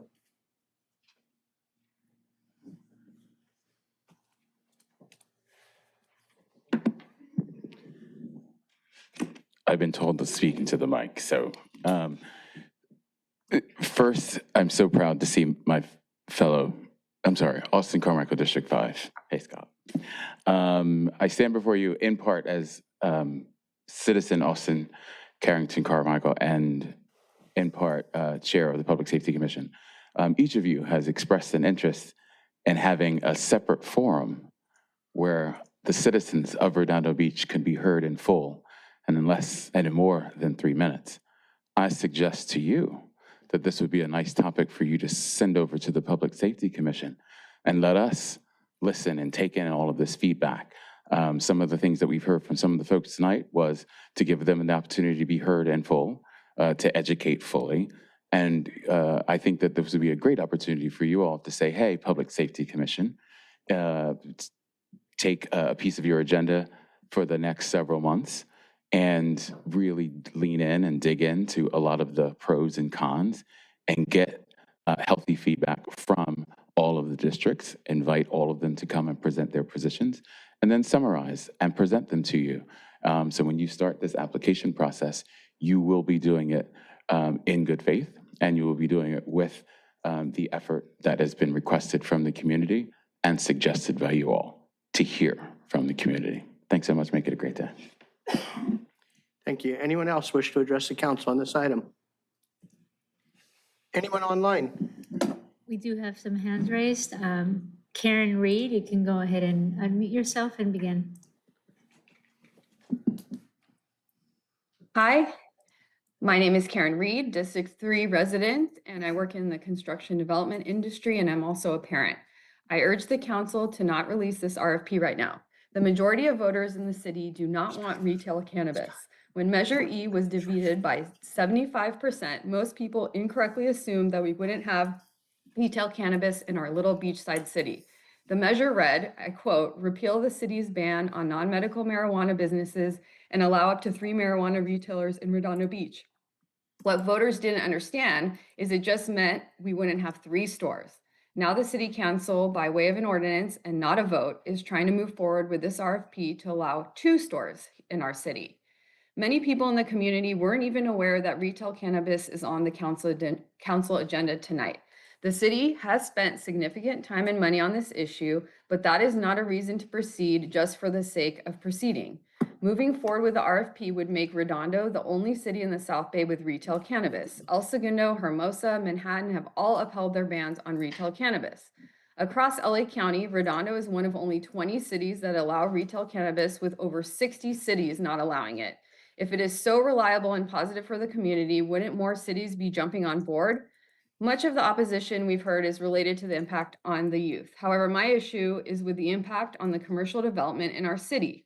While the council is looking for revenue generation, retail cannabis is not the answer. In the first quarter of 2025, cannabis revenue in California saw a decline of 11%. Shouldn't we focus on businesses that will bring long-term revenue and revitalize our city? Retail cannabis will drive other businesses away. It will change the reputation of our city. The city council should focus on a larger plan to stimulate areas within the city that are failing, such as Artesia, the Pier, PCH, the Galleria. These could all be points of interest, but have instead become pass-throughs. It is okay to switch direction on this ordinance and eat the money we've spent to date if it means what is best for the future of our city. If there's any doubt, put it to a vote. Put out a survey. A lot of people in the community are unfortunately unaware that retail cannabis could even be coming to Redondo. Please listen to your constituents. There are 48,000 registered voters in Redondo, so less than 200 people who signed in support of retail cannabis. That is not exactly the will of the people. You are supposed to listen to the will of the people of this community. Thank you very much. Okay, anyone else? Yes, the next speaker, Miriam Butler, you can go ahead and unmute yourself and begin. Hi, everyone. Thank you, everyone, for letting me speak on this topic and giving me the time to do so. I want to tell you, we have 55 comments on this, and only 5 people are for cannabis. Less than 1% want it. The supermajority are saying no. I've been very vocal about our need to improve revenue. However, we need to do this by improving our mall, the Artesia Boulevard corridor, and by doing so, we can attract businesses into Redondo Beach. I love the idea of investing in bringing art to Artesia and beautifying that corridor. We have a lot of opportunities, and we're making steps in the right direction by creating the moratorium on smoke shops. Let's keep going on that route and avoid dispensaries. I can understand the staff did a lot of work and wants this to go through, but respectfully, that's their job and they were compensated for their work. What this comes down to is what's best for the city and what is the will of the people. I'm in North Redondo, where the majority of families are where kids live. Nikki just told you the Redondo Beach Council of PTAs opposes retail cannabis in Redondo Beach. And I, as a parent of children in Redondo Beach schools, who is very active in the schools, wholeheartedly agree. Melissa Deschamps has shared her strong research demonstrating cannabis retail stores would be detrimental to our youth, which is detrimental to our whole community. Beach City's health district is there, saying it's detrimental. Jonathan Savetko is an expert on this topic, and he just threw nothing but facts about the negative impacts. Compared to all the people here speaking in favor, these are the people that we really need to be listening to because they're experts and they are giving us the information we really need to make a good decision. There was a gentleman there who shared his work where he worked undercover. He shared his real life perspective on the dangers of cannabis as a gateway drug. I'll take what he says over everyone else's opinion any day. He speaks from a safety perspective. The parents are telling you via our comments that we don't want dispensaries. People keep telling you no to cannabis. I urge the City Council to pause in all cannabis activity within the city of Redondo Beach and to ban retail storefront dispensaries. I encourage you to conduct a survey like Councilperson Waller recommends, or even better, put this issue on the next ballot. Let the residents decide once and for all what we want. We already said no to Measure E, but let's do another vote. That's fine, and then we can make the will of the people known and we can make a great decision. Thank you. I appreciate your time on this. Okay, anyone else? Yes, next speaker, Susan Rubin. You can go ahead and unmute yourself and begin.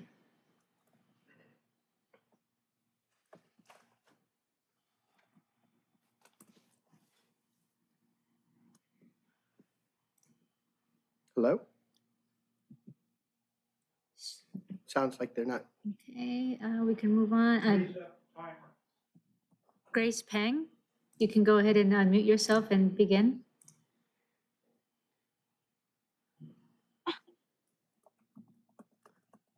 Grace, are you there? I heard a. Grace Pang, you can go ahead and unmute yourself and begin. Oh, it took a while for the unmute button window to pop up. My name is Grace Pang. I live in North Redondo Beach, not far from Artesia, where there. Can you hear me? Yes. Yes. Okay.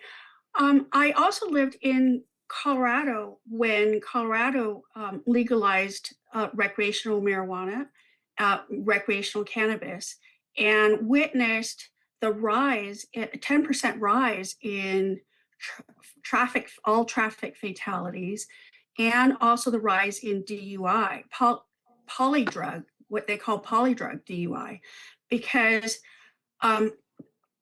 they discovered that drunk driving happened more when people also smoke cannabis. If they just, it's believed that people lose ability to sense whether or not they're capable of driving if they have used cannabis recently. They may not be high, but they lose the ability to judge correctly if they're drunk. And because I primarily get around by bicycle, I'm just terrified. We don't have protected bike lanes. We don't have any concrete between me and the drivers next to me. I just am terrified of the fact that we were thinking about putting more people under the influence out on our streets. And it's not a question of I don't want it near me. And it's true, I don't want it near me, but I don't want it anywhere.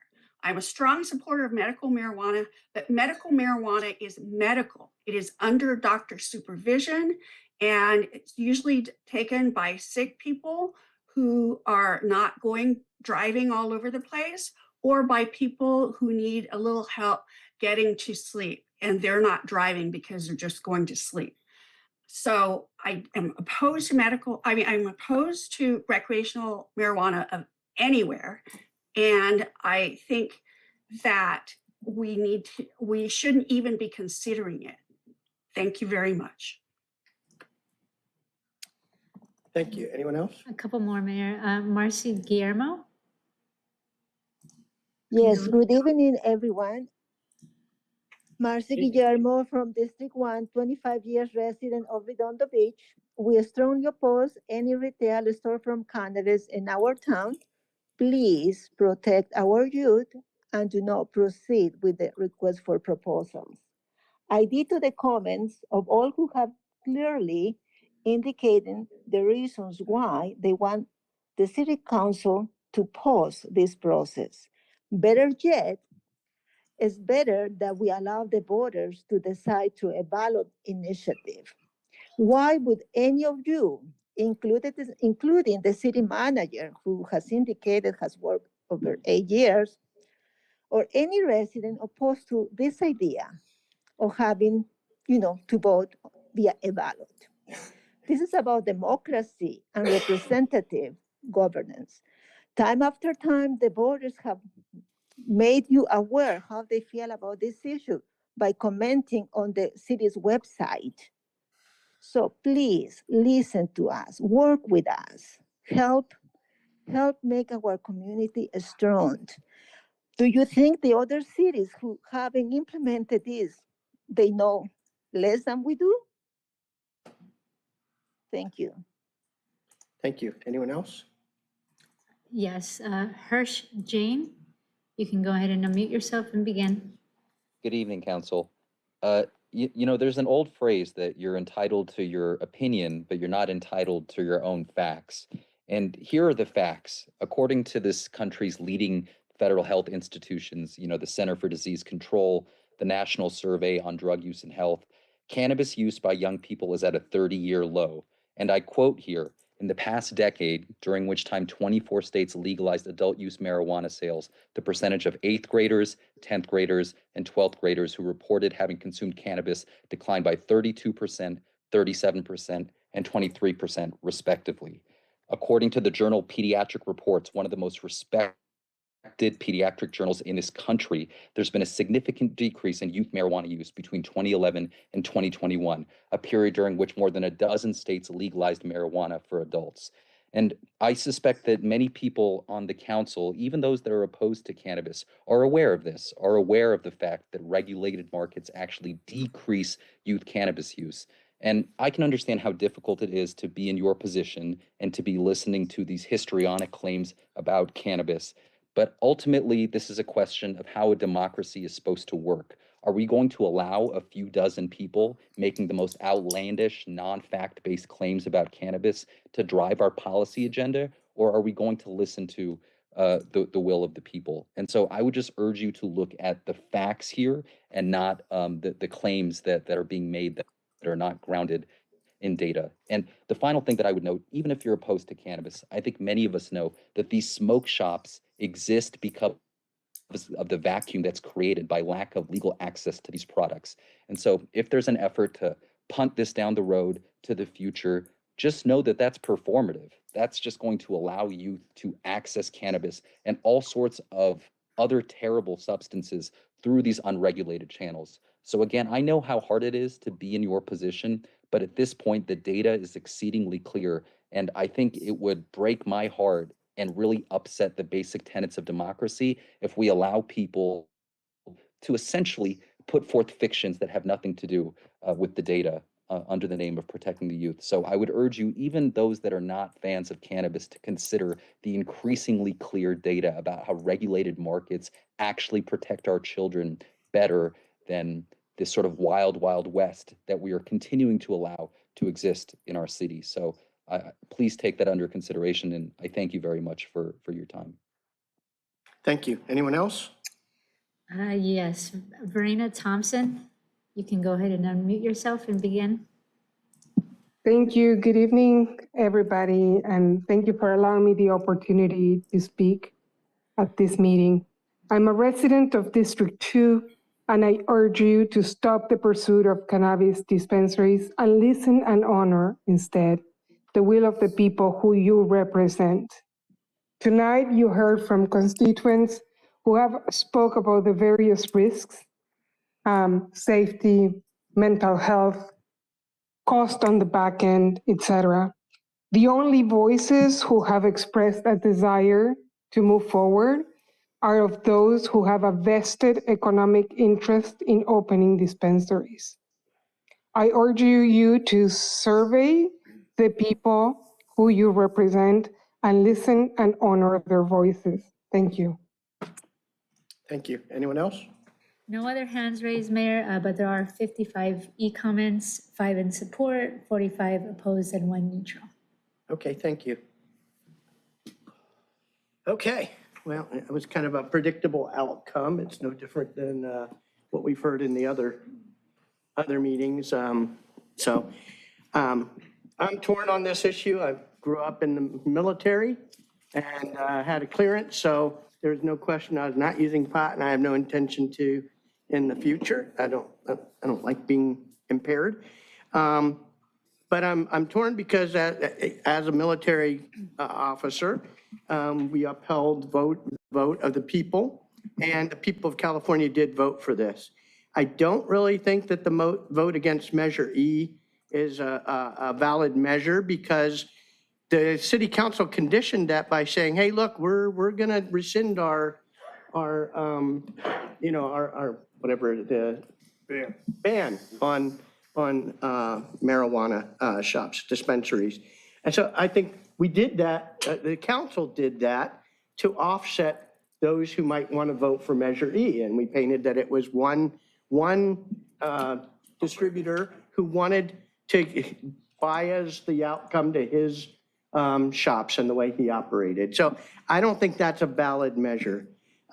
We all know kids are getting pot today. I mean, I was at Beach Life Festival, even though it's no smoking, and there's kids with Redondo Union shirts, jackets, and everything else, smoking pot openly. And there's a bunch vaping, and I would guess that there was a percentage of those that had cannabis in their vaping pens. So kids are getting it today. Adults are obviously getting it. I think we all know people who use pot, even if we don't approve of it, throughout the community. I do think that part of the reason we may not be seeing residents standing up for it is there's a stigma with getting up publicly and saying, you know, you support pot as just a resident. And I think there would be people who would go after them after this meeting. So I don't think, you know, hearing the same voices we've heard over and over again throughout this process, it's going on its second year for me, and some of you heard for longer than that. And, you know, certainly we can't consider it a scientific poll or a vote of the people.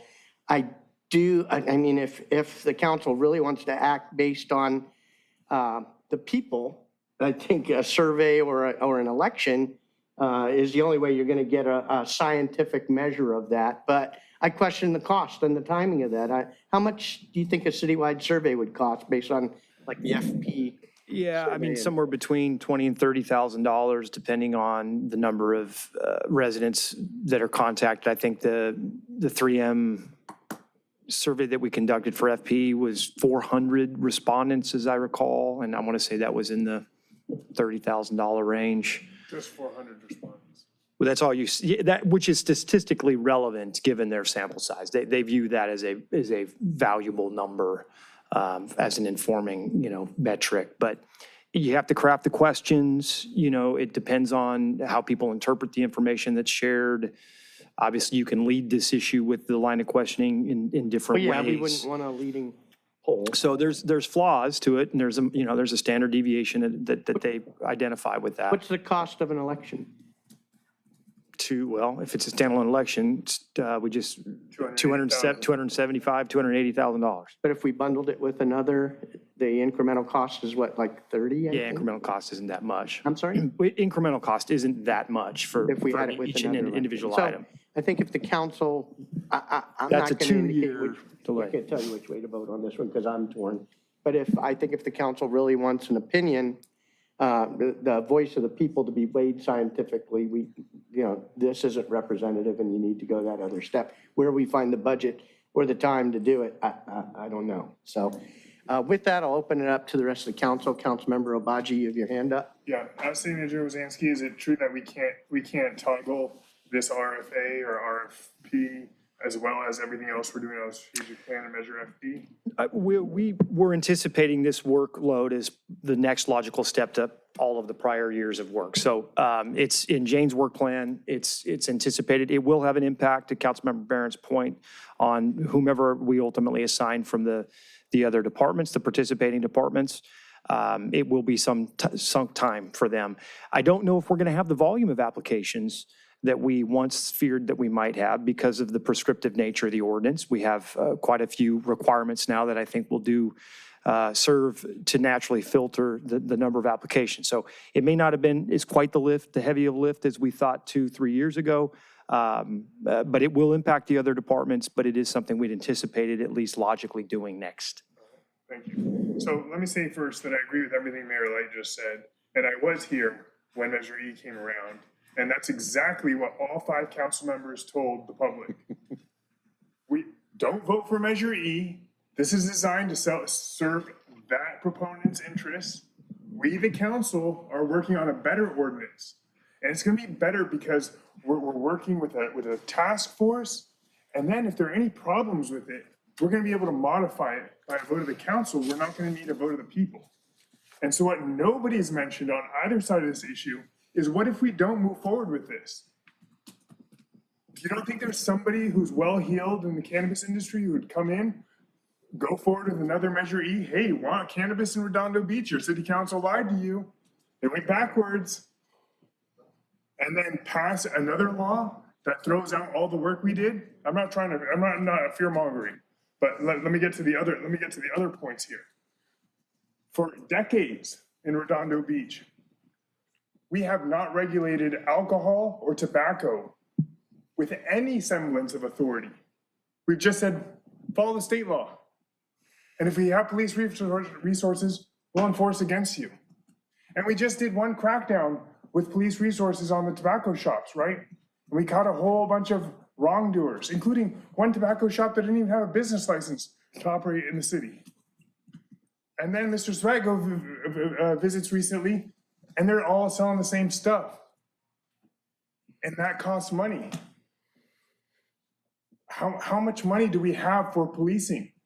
To send 2 SROs to the school district, only get reimbursed for a quarter of one. Have 2 police officers sit here with the Public Safety Commission. We need to raise revenue. We've looked at transient occupancy taxes. We're charging for paramedic. We're gonna look at transient occupancy taxes. We're gonna charge now for 911 responses. People don't want, they passed Measure FP. They don't want more taxes. They don't want a lighting and assessment district, tree and lighting assessment district imposed on them. They're not gonna vote for it, I don't think. We need to figure out better ways to fund the public safety responses that we want here in Redondo Beach. And cannabis is just one option that we have thoroughly thought through. I don't think it's gonna be a silver bullet. 300,000 to 500,000 per shop, and I do think we will only get one shop. Because I've heard from retailers who've said it's just impossible in North Redondo. I've talked to every landowner, talked to the owner of the Great Room. Nobody's willing, those who have space are in the zone, not willing to lease out space. Great, fine. Maybe we only get an applicant for one location, or for South Redondo, or applicants for South Redondo. That's fine. It'll be a start. It'll be revenue. And when we, by the way, have looked to regulate alcohol or tobacco shops in Redondo Beach, what have we said? Let's put in the same regulations that we've adopted in this cannabis ordinance, because we spent so long getting the cannabis ordinance right. I agree that we need youth education on cannabis. I think it's the absolute worst thing for youth to get into is any substance use, including caffeine for that matter, but any substance use in their youth. I do think I can see a difference in what happened in high school between those who used pot and those who didn't, and what they did afterwards in their life, from my own high school experience. But we don't have money for youth education. We don't have money to throw towards Alcove for a partnership between the city and Alcove towards youth education. Some of that money could come from a successful cannabis operation. Sure, there's a bunch of cannabis shops out there that are failing miserably, that are running up big debts, not paying their taxes. Our system is developed specifically to look into that, due diligence, run audits, and figure out who's up on their taxes and who's shown stamina to survive and do well in Redondo Beach. And I'll say this also, Measure CT, the cannabis tax, passed by more of a percentage, a greater percentage than Measure E was defeated. I'm looking at the election results right now. Measure CT passed by 76.2%. Measure E was defeated by 75.41. And while I'm not sure that any cannabis group out there is going to come spend money right now in Redondo Beach to try to force cannabis down our throat. I'll tell you this: nobody had a problem signing a document to get Measure E on the ballot. Nobody had a problem signing for a recall. It is super easy in Redondo Beach to get paid signatures from residents. They'll sign for anything to go on a ballot, get it on the ballot for people to decide on. We want to waste time, money, going for another opinion. I agree with what the mayor said.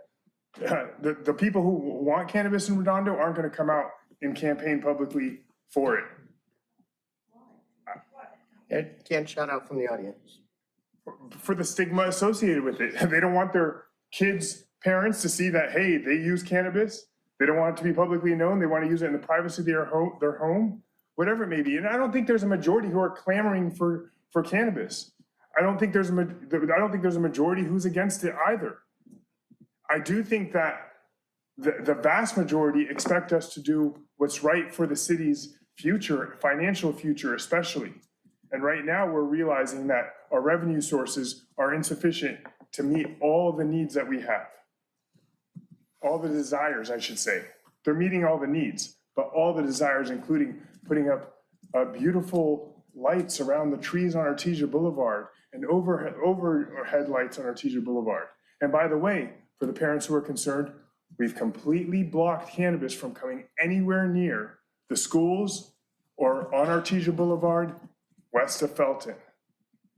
All right, so with that, and as for the health issue relative to the pesticides, look, there's pesticides in the cannabis right now that kids are getting. When they were here and I asked, only one kid said they would not know how to get cannabis. Folks have access to cannabis, and we do not have adequate resources to go after all these unlawful operations on a regular recurring basis. We need some revenue. So with that, I will make a motion to authorize the release of the city's request for commercial retail cannabis permit application process and direct staff to prepare resolutions implementing the city's process, integrity guidelines policy, and setting the city's cannabis application processing fees. Okay, do we have a second? Going once? If you're gonna speak, speak now. Well, to Member Abaji's points that he just made, coming off the tails of Measure E, the city did go through an extensive process to put the ordinance together and open up the process to the public to incorporate all of the issues that have been raised here tonight by people who are against it in terms of distance from schools, certain stretches of Artesia Boulevard, and actually it's made it very limited. And I did hear from one cannabis company that they had decided to pass on even applying for a permit in Redondo Beach just because it was such an onerous process. So I think, over the last, 3 years that the city council and staff have spent talking to the public, trying to incorporate everyone's opinion into it, that we have a workable ordinance. And, one of the things in there as well is that the permitting process is actually just a temporary process in the sense that it comes up for renewal so that if there were any issues, unforeseen issues that did come up, that the city could cancel the renewal and we could be, out of the cannabis business. So, we've put together our own process incorporating the feedback from the public. I think that that's a strong ordinance as opposed to what happened with Measure E, where we had a distributor come to Redondo, try to just run his own process through Redondo Beach, and that would not have had any of the safeguards that have addressed a lot of the concerns that were raised here tonight. So you're not seconding it? So I will second it. I mean, when the city. You say you are? I am. Okay. When the city passed the ordinance back in March, it was a unanimous decision to pass the ordinance, taking in all the feedback that had come over the years. So, I would like to see that process. And to the, things like the people who are concerned that it won't raise the revenue or the businesses won't be successful, if they're not successful, and we only have one store that's not successful, we're effectively out of the cannabis business. Or if the cannabis businesses can't maintain profitability with all of the constraints that we've placed on them, then this isn't the place for cannabis. Okay, thank you. So we're on this for going on 2 hours now. Councilmember Barron, do you have an alternate motion? If not, I'm gonna call the vote, or I'll open up for an alternate motion. And then I'm going to call the vote because we've had lots of debate on this. Yeah, I don't have an alternate motion. I think we've talked this through. All things considered, at least for me personally, I don't see this as the time to issue an RFP. We don't have residents clamoring for it, certainly not to do it now. And we would not be foreclosed from revisiting it at a later time. Okay. So, yeah. You have something quick to say? Yeah, just something quick. I totally respect that. And just something I wanted to add is I asked Representative or Councilmember Alex Montoya from Hawthorne at the last COG meeting. We sat down, we were talking about their budget process. I said, hey, how'd it go? Good. How's it? Where are you getting revenue from besides property tax? He says sales tax. I said, oh, really? Sales tax? Where are you getting sales tax from? He said, oh, we have 3 cannabis shops. You know what? And we're authorized to do 6, and we can't wait to open up more. Really? Why? He said, they're doing great revenue for us. I said, are you having problems like kids getting addicted to cannabis, problems, with the youth and the like? No, not at all. Did you have people when you were considering that come to you and say, hey, no, you can't do this because of the kids and so on and so forth? Yep. Did any of it come to bear? Nope. So that's also what's giving me confidence is I do think that we put in the precautions, taking the best from the surrounding communities to protect our youth and ensure that this is successful from the standpoint, from the public safety standpoint. I'm not sure it's going to be successful from a financial standpoint, but that's that. Yeah. Is that it? I would just. I don't want to go back on a rebuttal. I'm going to call the vote. I apologize, but. Okay, that's fine. I mean, I just going to mention the. Okay, parents and Councilmember Waller. people who- Would it be appropriate as an alternate? Yes or no? Oh. This is aye or no? I'm calling Well, the vote. he's asking if you could make an No. alternate vote.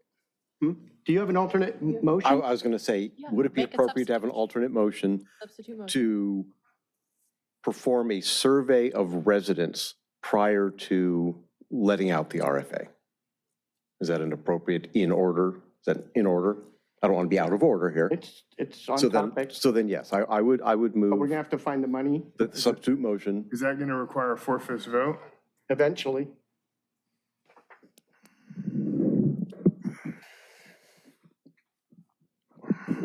Depends on I the don't carry. think tonight it does, but when we allocate for the. In order to approve the contract, which is going to be roughly $30,000 to $40,000, I just had Luke look up the 3FM costs for the Measure FP survey, which was, it's a little while ago now. It was about $34,000. So I can expect it to be at least that much money, if not more. So we'd probably need in the $40,000 range. At time of carryover, which is in the fall, we could designate some available funds But for it's a that type of 4/5 purpose. vote because it's But not it's a in the budget 4/5 today. approval at that time, or it'd have to be a standalone motion from another source of funds. Okay. So do you want to make the motion? Yes. Okay. Anybody want to second it? If that's the compromise that's being proposed, I mean, that's a fair proposal. It's a huge issue. So, yeah, I'll second that. Okay. Anybody else have an alternate? And just to be clear, so it's just to get a professional survey. And then basically, once we have the results of that, either it's up or down. Yes. Based on the survey results. Well, not based, the survey isn't, we will then reconsider after hearing the survey results. Okay. Yeah, if it's 5149 one way, it doesn't mean, oh, that has to go. Right. Okay. But can I suggest a friendly amendment? Why wouldn't you just make it a ballot measure, advisory ballot measure? Because we're going to have to do a special election for our general plan amendment anyways. And so that's a 20, 30K thing, but it's actually directly to every resident, a registered voter versus, a sampling of 400. That would be acceptable to me. My only worry is that gets the money involved of the vendors, and I worry a little bit about that, but I would be acceptable. That would be acceptable to me as an alternative. So you're accepting it as a friendly amendment? Well, I'm just saying, I'm okay It's a yes or with that. no. Okay. I'll say no for now. Well, that's, okay. So that's a no. we can. Do you want to keep make the an process. alternate? Substitute to the substitute. I don't. Okay. So let's, I've walked in. so we're going to vote on the alternate, on the alternate first. What's it? To be The clear, substitute motion. the substitute motion is for a survey. Survey. Okay. I preferred the survey over that, but Okay, Councilmember Waller. aye. Councilmember. Aye. Councilmember Kalijorovic. Aye. Councilmember Obaji. No. Councilmember Barrett. I'm an aye, and I know our city manager will make sure we have objective and thorough and maybe use that same group. And Well, we won't, I mean, we'll get a contract quote back from 3FM, and then we'll bring that to you at year end, which will be, Is when? it'll be November, December. And at that time, we'll have year end funds. You'll have an opportunity to decide if you want to appropriate the money to support the survey, and we'll go from there. Okay, so we've made the decision there. Let's move on. Anybody want a break? well, I'll make a motion for we need a recharge. I'm going to make it a 10-minute break. Are you really going to make it 10? We've been here for 6 We have hours a and 40. second? Aye. All four? Second, aye. Anybody opposed? Okay, 10-minute breaks, folks. So 9:49. Good job.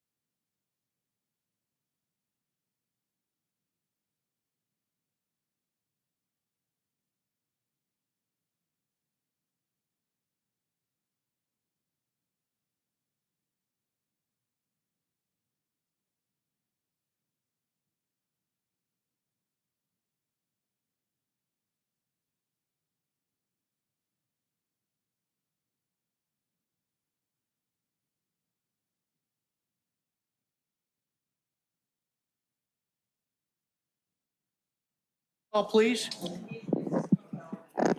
Councilmember Waller, Present. Councilmember Castle, Here. Councilmember Kelly Jedovich is currently absent, Councilmember Obaji, Here. Councilmember Barron, Here. Mayor Light. Here.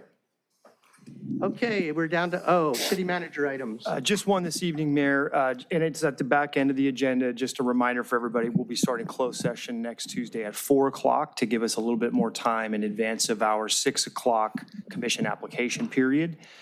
So again, 4 o'clock start for closed session next Tuesday. And the open session will be interviews. Will be exclusively commission application interviews. Do we have a lot?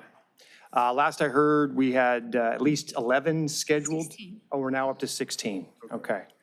So the number's growing. When does Okay. that close? And let the record show, Councilmember. Applications, I think, are ongoing, I believe. I mean, is there a closure time. for, before we can next?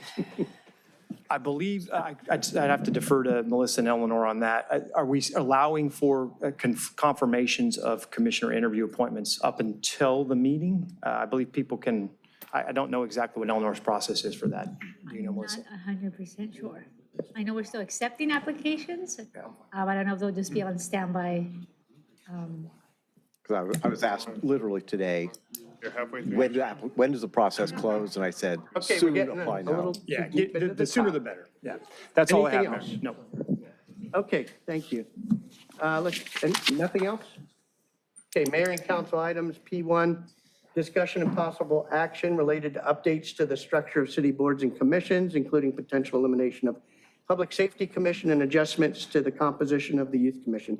So I'll start this one off, and I don't have a briefing for it. I'm not going to discuss, I think the staff report covered very well the adjustments and composition of the Youth Commission. I don't think that's controversial at all. Hopefully it's not.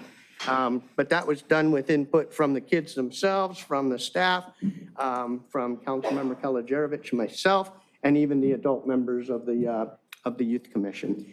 And I think the changes there will be a positive step in making it more effective through the years. So if you do have questions, Councilmember Kalajerovich and I can answer questions on that, but I'm going to focus on the Public Safety Commission because that's obviously a more controversial one. This started, some people seem to think that I'm doing this because the Public Safety Commission has had issues, and they have. I've had complaints from commissioners, complaints from the public, complaints from staff, reports of misuse of title, inaccurate and inappropriate social media posts, on and on and on. But that is not what instigated this exact item. What happened was because the council had asked me to put together the rules of conduct, and that included the purviews of the different commissions and getting them aligned, and so they didn't overlap, and so that they were more tightly written. I investigated each of the commissions, and you saw the results of the Youth Commission that we already discussed. So in the process of that, I did sit down with our city manager, the police chief, and the fire chief to see what value the commission could bring to them.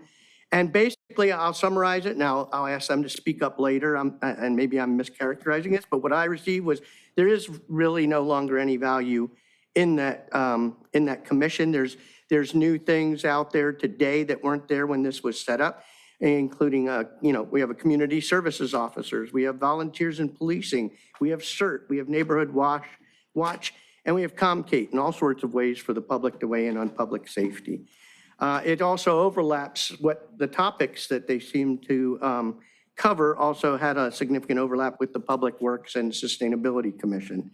So then I dug down because I did not go into this wanting to recommend disbanding it. But what I found in my analysis was that there was no meaningful advice to the council. An example is the budget and strategic plan just this year. We didn't get anything of value from that commission. We got more from the Youth Commission than we got from the Public Safety Commission. And then as I further looked into it, they were delving into areas well beyond what I consider their jurisdiction, or what I think you could reasonably read into the jurisdiction defined in the ordinance even today. There were discussions on manhole covers, microchipping cats, giving awards to residents, asking the city council to direct the city attorney, which we have no power to do. She's an elected official. And asking for a joint session with Public Works and Sustainability about things that are their main purview.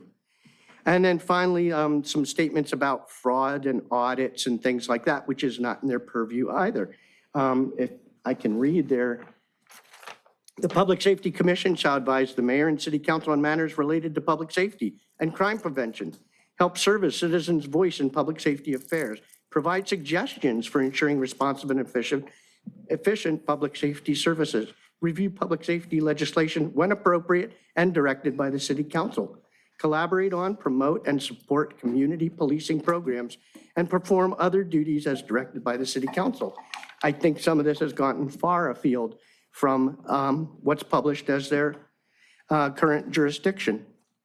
This is not an oversight commission. It wasn't set up that way.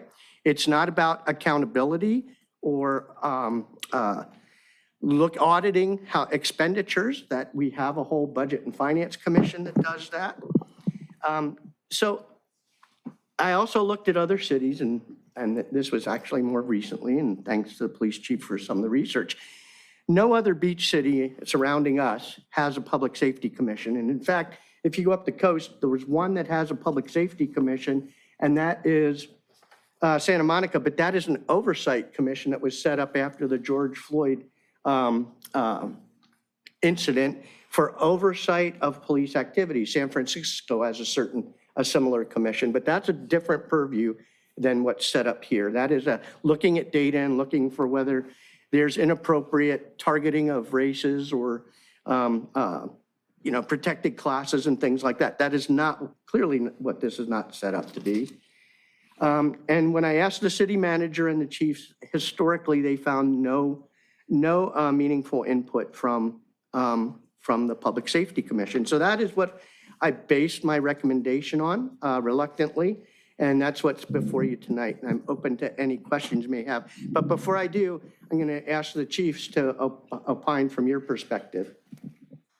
Sure. Good evening, Mayor and Council. Joe Hoffman, Chief of Police, and thanks for the opportunity to provide some additional information and maybe some context on this item. I think it's important to note that this is not about reducing community input. It's about modernizing and strengthening it. I bring a unique perspective to the Public Safety Commission because I've been working with the Redondo Beach Public Safety Commission for 20 years. As a young lieutenant, I was the liaison for the Public Safety Commission. So over the course of time, I've seen the Public Safety Commission change in structure and personnel as the profession of law enforcement in the city has changed with it. So I'm grateful to all the commissioner members over the course of the time that I've been involved with it for their time and dedication and commitment to Redondo Beach's public safety mission. But having said that, the commission is no longer functioning as originally intended since it was created in 1996. It's not an efficient or effective vehicle for advancing public safety in the current environment. The commission operates solely in an advisory capacity, as you mentioned, with no oversight or decision-making authority. And this creates confusion amongst the public because many members of the public think that it does have oversight ability. In fact, I've seen comments from the commissioners themselves specifically referencing their oversight role as part of the Public Safety Commission, which is very misleading to the community. The recommendations have had minimal, if any, impact on City Council policy or police department operations. And there's been a clear lack of measurable productivity or tangible outcomes in recent years. Law enforcement operations have changed significantly over the past 30 years and even more rapidly in the last 5 or 10, largely due to available technology. Modernization requires adaptation in how we gather input, engage the community, and operate transparently. So some of the tools that we have adopted for engagement and transparency, we have several advanced platforms that offer real-time data-driven community engagement. We have digital dashboards on the police department website now. We have a transparency portal on the police department website with over 15 different types of resources, survey results, drone activity, information on officer-involved shooting, department demographics, a whole litany of things. There's a crime analysis reporting link where citizens can go and look up various crime statistics, and it's searchable by different types of crimes and date ranges. We have real-time systems that provide real-time statistics like Peregrine. We have Zen City for public sentiment analysis, which is a public opinion polling software where they're using complex algorithms to actually poll members of the public that are in the city that haven't requested police services and then provide those reports to us that allow us to see what the actual citizens in the community are concerned about and where they rate trust and safety. We're using Spider Tech for direct communication and surveys with people that have actually requested police services, and we get daily and monthly reports on that that give us an opportunity to gauge how we're providing services, where we're doing things right, and where there's an opportunity to improve. And obviously, we have very active social media channels.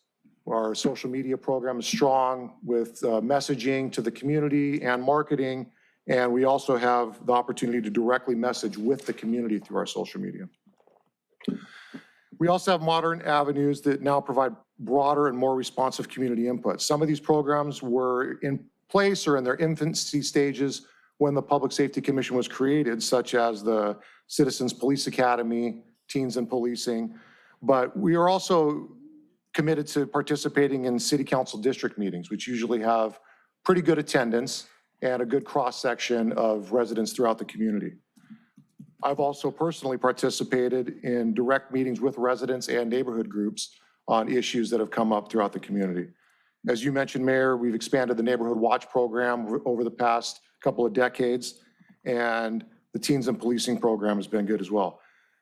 Shortly after I became chief of police several years ago, we created the Quality of Life unit in the police department to focus on quality of life issues within the city. Previously to that, we had a quality of life officer, but we actually created the unit by adding a supervisor, including code enforcement, part-time employees, et cetera, and a dedicated email, qualityoflife@redondo.org, where anybody can reach out, and that goes to all over the Support Services Bureau, Operations Bureau, and the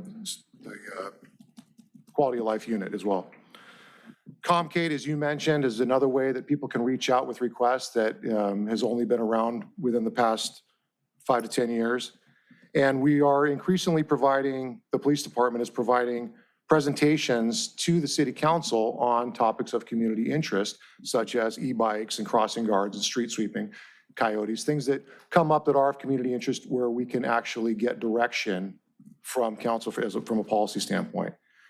And then strategic planning sessions that directly involve community voices. So we get items on the strategic plan that have been brought up by members of the community that become part of our work plan. The methods that I've mentioned are more timely, more flexible, and most importantly, they are reflective of how residents prefer to communicate today. People want to communicate via email, through the apps, go to the website on their own and look up data. Nobody's coming to meetings to get crime statistics that are a month old. These methods offer two-way communication, increased transparency, and much faster feedback loops than traditional commission meetings. Preparing for the commission meetings consumes considerable staff time and resources. We have a liaison who does a very good job. He's been brought up here already tonight, and I spoke with him, and he did a calculation and estimates that he spends 12.5% of his monthly working hours committed to the Public Safety Commission, based on the meetings, the follow-up, the preparation, and then we have a lieutenant that also spends 8 hours a month, which is the meeting itself, and then he estimates roughly 3 hours working with the liaison to clarify questions and assist with other issues. That's a significant amount of time, and redirecting that staff time towards frontline services would improve overall efficiency and impact in the city. As a police department, we remain committed to transparent, inclusive, and effective community engagement that align with today's public safety needs. So thank you for the opportunity to provide input on this item, and I hope I was able to offer a little bit more information and context. Thank you. Chief Butler? Just gotta hold it down a little bit, Pat. You know how to work that thing? There we go. If it was a handy talkie, I would. I think my experience working at a different city prior to here is I worked somewhere where we had 96 neighborhood councils, and each council had a public safety committee. And just my personal experience, there was a lot of duplication of effort, a lot of duplication of oversight. Commissions, even my experience here, they create an expectation beyond the scope of their legal authority. Oftentimes, they offer operational input, and that's, in my career, oftentimes non-experts would come and provide some type of oversight, discussion, or idea, and really mission creep. In my time here, what I have noticed is that it's a significant draw on resources and staff work. Just this budget cycle here, there was aspects of the department that we held back because we understood the fiscal constraints. But on top of that, continuing with the Public Safety Commission is just one more draw on our resources. When I came on the fire service in the late 80s, I think it was important to work with the community, with commissions, because back then communication was either newspapers, television, radio, and I think it was important then to have more personal interaction. But right now, for example, you go to a commission meeting and the information is old because we communicate in near real time with the public. Also, a lot of the aspects of our job have changed in the 37 years I've been here, because there's a lot of legal oversight that really kind of bars us from going into further discussion. And because there's mission creep, it also can, affect or even create some liability for the department. I think public engagement is important. I think this department, especially in this city, communicates in near real time. As a matter of fact, there'll be an incident somewhere in the city, and within 10 minutes, there'll be some type of communication from the police department. There'll be some type of communication from Public Works talking about street closures.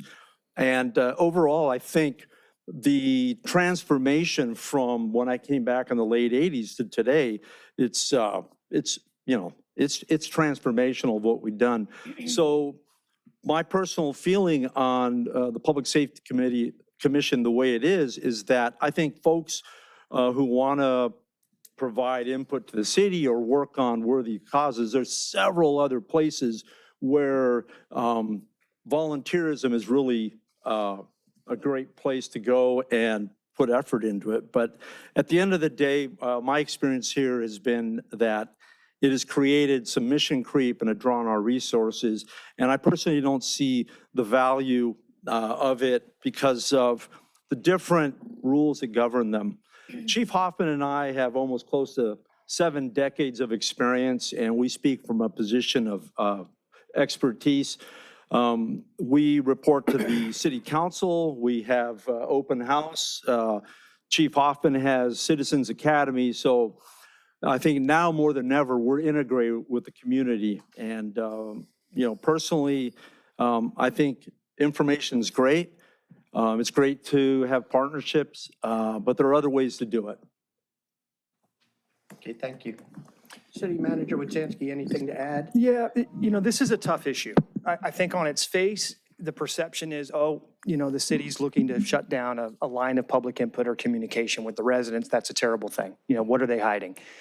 I think you have to look deeper and understand the issue structurally as we analyze this. And I want to say first that I know everybody that's on that commission and everybody that's applied for a commission is well-meaning. They have the community's best interest at heart. They want to do good work. They want to be constructive. We want them to be constructive. We want their time to be well spent. We want our time to be well spent in creating value to allow for constructive feedback and critique at times.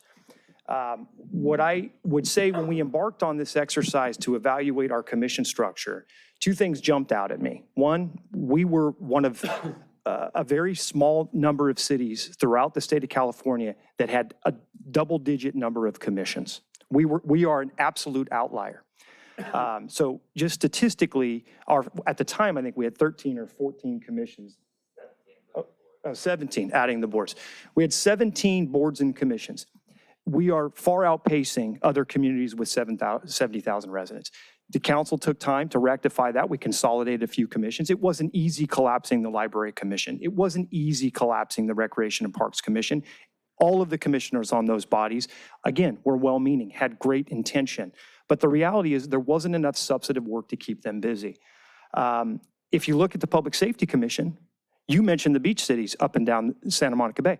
We're the only city in the South Bay to have a Public Safety Commission, the only city in the South Bay to have a Public Safety Commission. So when I hear phrases like, well, who's going to provide oversight? Or who's going to critique operations? That's your job. That's the mayor and council's job. And you do that every day. You do that through email. You do that through phone calls to me.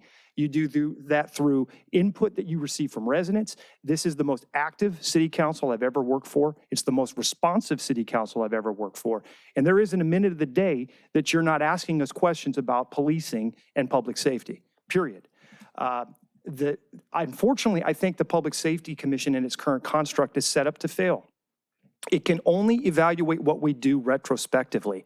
And in some instances, it can't even be in 30 days of retrospection. It may be years before we can have a constructive dialogue over an incident or over operations, because there might be a civil case pending before the courts that we have to observe and monitor and protect our interests associated with. There might be an active internal affairs investigation evaluating our code of conduct to make sure that we did it properly, that we can't speak to, we can't address publicly.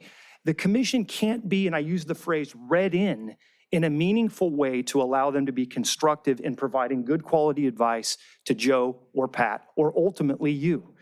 And I think that's the frustration. So what happens in a situation where we can't give the commission, not because we don't want to, but because we can't in the city's interest, give the commission timely and meaningful information that they can act on and give you constructive policy advice? They have to seek something else. They have to seek alternative value. And I applaud them. They're trying. I know the group is trying. I've worked with them individually.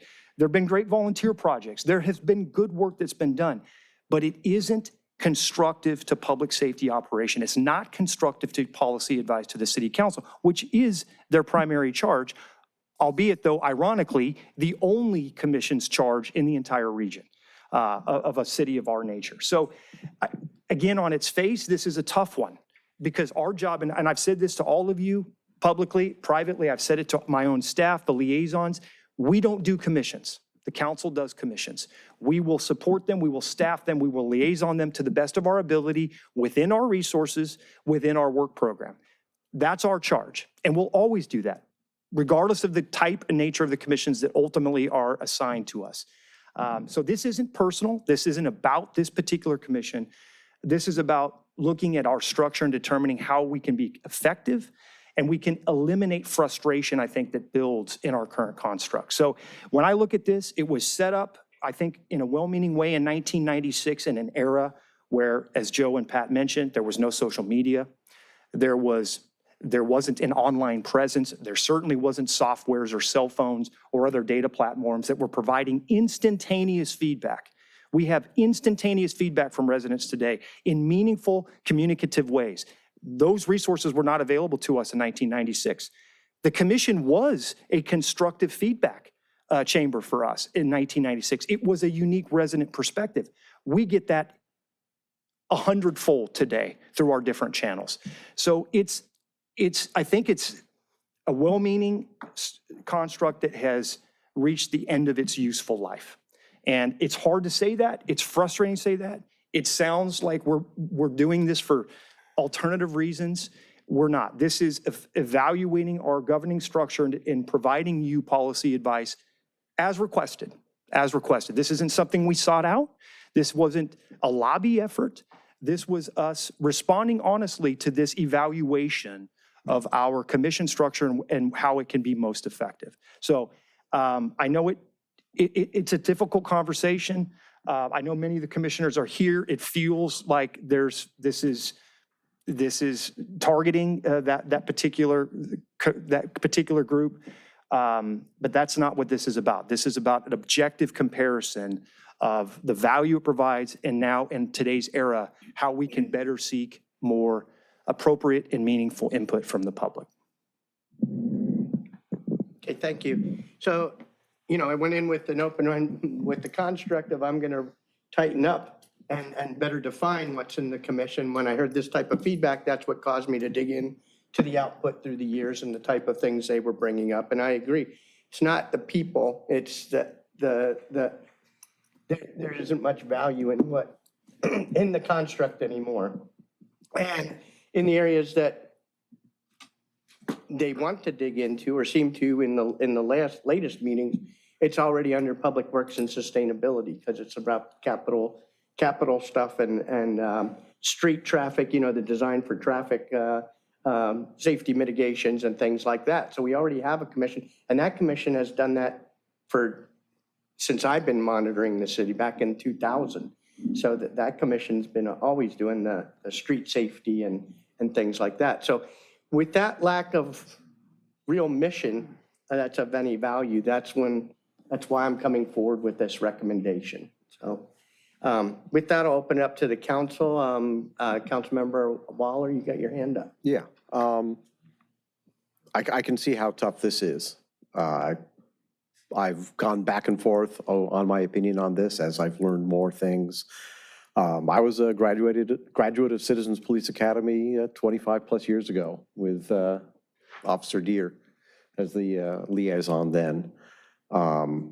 I've watched the department change. I've watched technology change. I didn't know until literally, this week that we were the only city or one of very few cities that had a public safety commission. And I kind of assumed that it was, most cities had it, and that's just what we did since I'm so used to it being here, since I've been in Redondo Beach. But it does seem that, maybe there's a mismatch in the mission. So, if we are to keep it, perhaps narrowing the focus so that it is literally just, advising the city council based on what we refer to them, asking them, what do you think about the crossing guards, or can you give us advice on e-bike safety? Whatever it would be, might be something that they're doing so that they're not, getting into matters, personnel matters or oversight matters. But the question to the city manager, I guess, would be, what would your estimate be for direct and indirect costs, dollars that are expended for this commission? Yeah, just the police department's contribution in support of the commission is roughly $50,000 of staff time that are assigned to the commission. That does not count the division chief that Pat assigns, typically Brian, to the role, which would be an additional probably $10,000 of time and energy. You've got the clerk's office that provides a minute secretary that's responsive to the information that's provided. We have to turn the chambers on. So there are agenda preparation. There is a lot of time and energy that goes into staffing a commission. And that's why we embarked on, hey, we've got 17 boards and commissions. What can we do to be more efficient and more effective? And so, yes, this isn't just the Public Safety Commission. Most commissions have this type of time commitment. So, but to answer your question, yes, just the police department alone, when you throw in the clerk's office and the fire department, you're looking at well over $50,000 a year in staff value. Yeah, the commission definitely is not a oversight commission. And I think that's a big misunderstanding that a lot of, the public comments that I've gotten have been related to what I've read and seen. So thinking about them as, advice to the council for issues that have been directed for, which I haven't, I'm not too aware of anything the council has sent. Maybe, one or two times over the past, 5 or 10 years has the council sent something to the commission and said, please help us with that. If that had been done more in the past, perhaps this wouldn't be coming up. But yeah, so my mind is not made up on this at this point, but that's sort of just been my thoughts. And so with that, I'll pass it on to the next person. Well, I will tell you, we don't have to feed the other commissions. They have their purview and they operate. Sometimes we do throw in a little extra something on them to evaluate. Well, yeah, but the council does electronic signage in the harbor, and you send it to both harbor and planning commission. So there are a lot of times where the council will, I wouldn't say a lot, but before we decide this, we're going to. Before we even Well, a lot of them take work off of us because they do have decision-making authority. Mhm. And this is one of the few that doesn't. Okay, that's the only hand I showed up. Anybody else from the council wish to opine on this one? Yeah. Okay, let's hear from the public.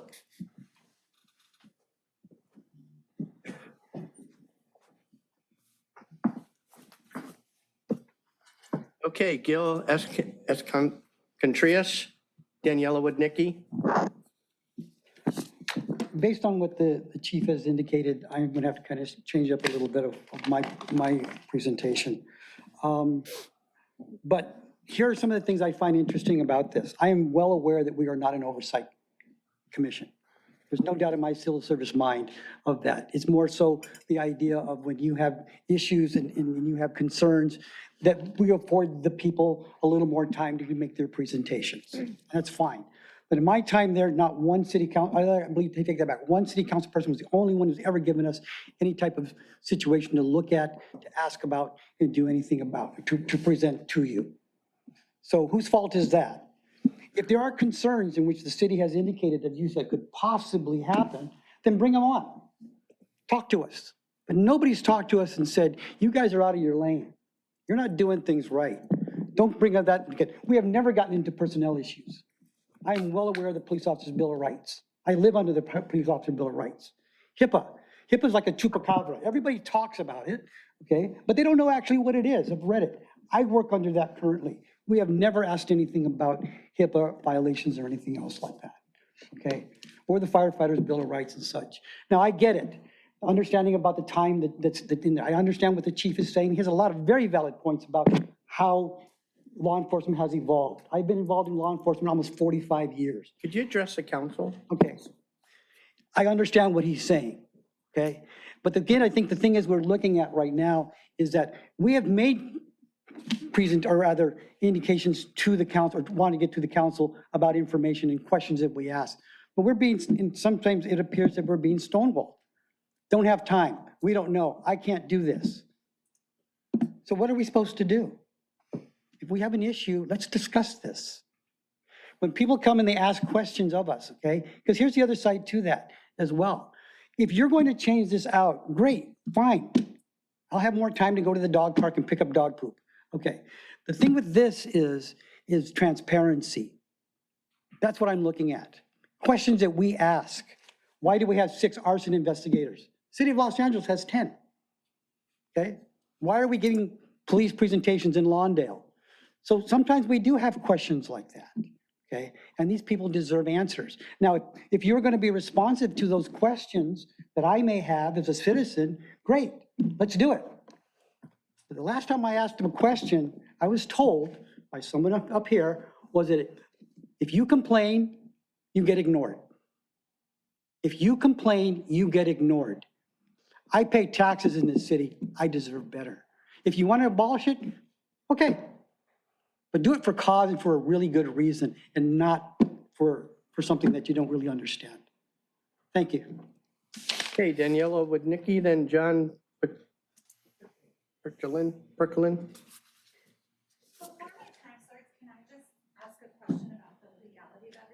Well, because you noticed it as a HIPAA violation and you spoke about something completely different. You have to speak into the mic and it has to be on public. Hi, Daniela, good evening. I came here under the auspices that we are being considered for dismantling because of HIPAA violations. So I'm gonna just address that. I've told the story when I applied to the Public Safety Commission and I'll tell it again here. My mother was an immigrant to this country many years ago. And she came and she moved to Redondo Beach and she went to the library and she saw that it was a mess.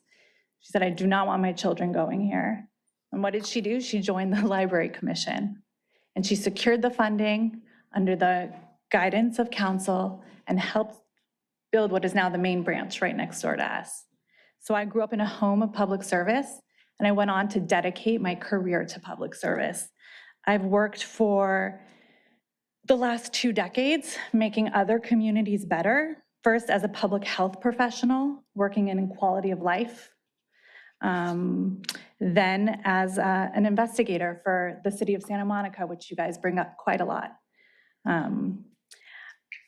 After taking our Citizens Academy class, which was great, I saw a need to better our community. And that's what led me to join the Public Safety Commission. While I respect the concerns raised by our chiefs, they're misleading and misguided. I believe rather that they point to a need for clearer communication,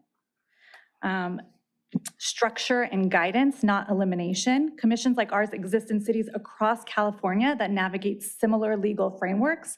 No one's mentioned Lomita. They have a public safety commission. No one's mentioned that Santa Monica's Oversight Commission is also for public safety reform.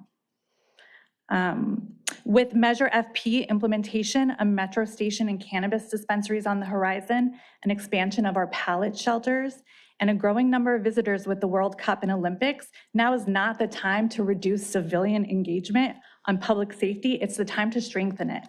Transparency in government and public safety is more important now than ever. I know this best. I've worked in local government for the last 20 years. The commission plays a vital role in connecting community members to the complex systems that keep us safe. What you mentioned, what the chiefs mentioned, that's a complex system that not every layperson knows how to do. They come to the commission when they don't understand something. I urge you to consider alternatives that preserve the transparency and community voice while addressing any concerns in a practical way, one that empowers citizens and not silences them. And I'll leave it at this. In the last year that I've been a member of the commission, not one member of this council has come to us asking for advice.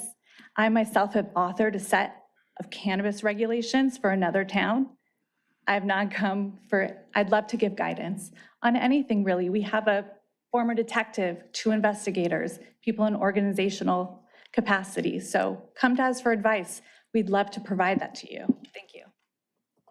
Okay, John. And then Melissa DeShant.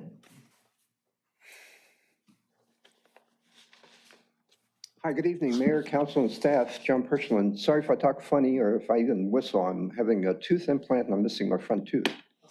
Over the past almost 2 years, this commission has been the only municipal body to take a genuine interest in the safety issues we residents have identified along Palos Verdes Boulevard and Prospect Avenue. Those issues are illegal trucks, vehicles going through the stop signs and red lights, cars and motorcycles accelerating high rate of speed, excessively loud exhaust, a non-operational 25-mile-per-hour light at Toledo School. At the recommendation of the chairman at the time, Jeff Gall, many neighborhood residents attended a safety commission meeting. We were heartened that the commission not only listened, but extended the standard 3-minute comment period on several occasions, recognizing the complexity of the concerns we had.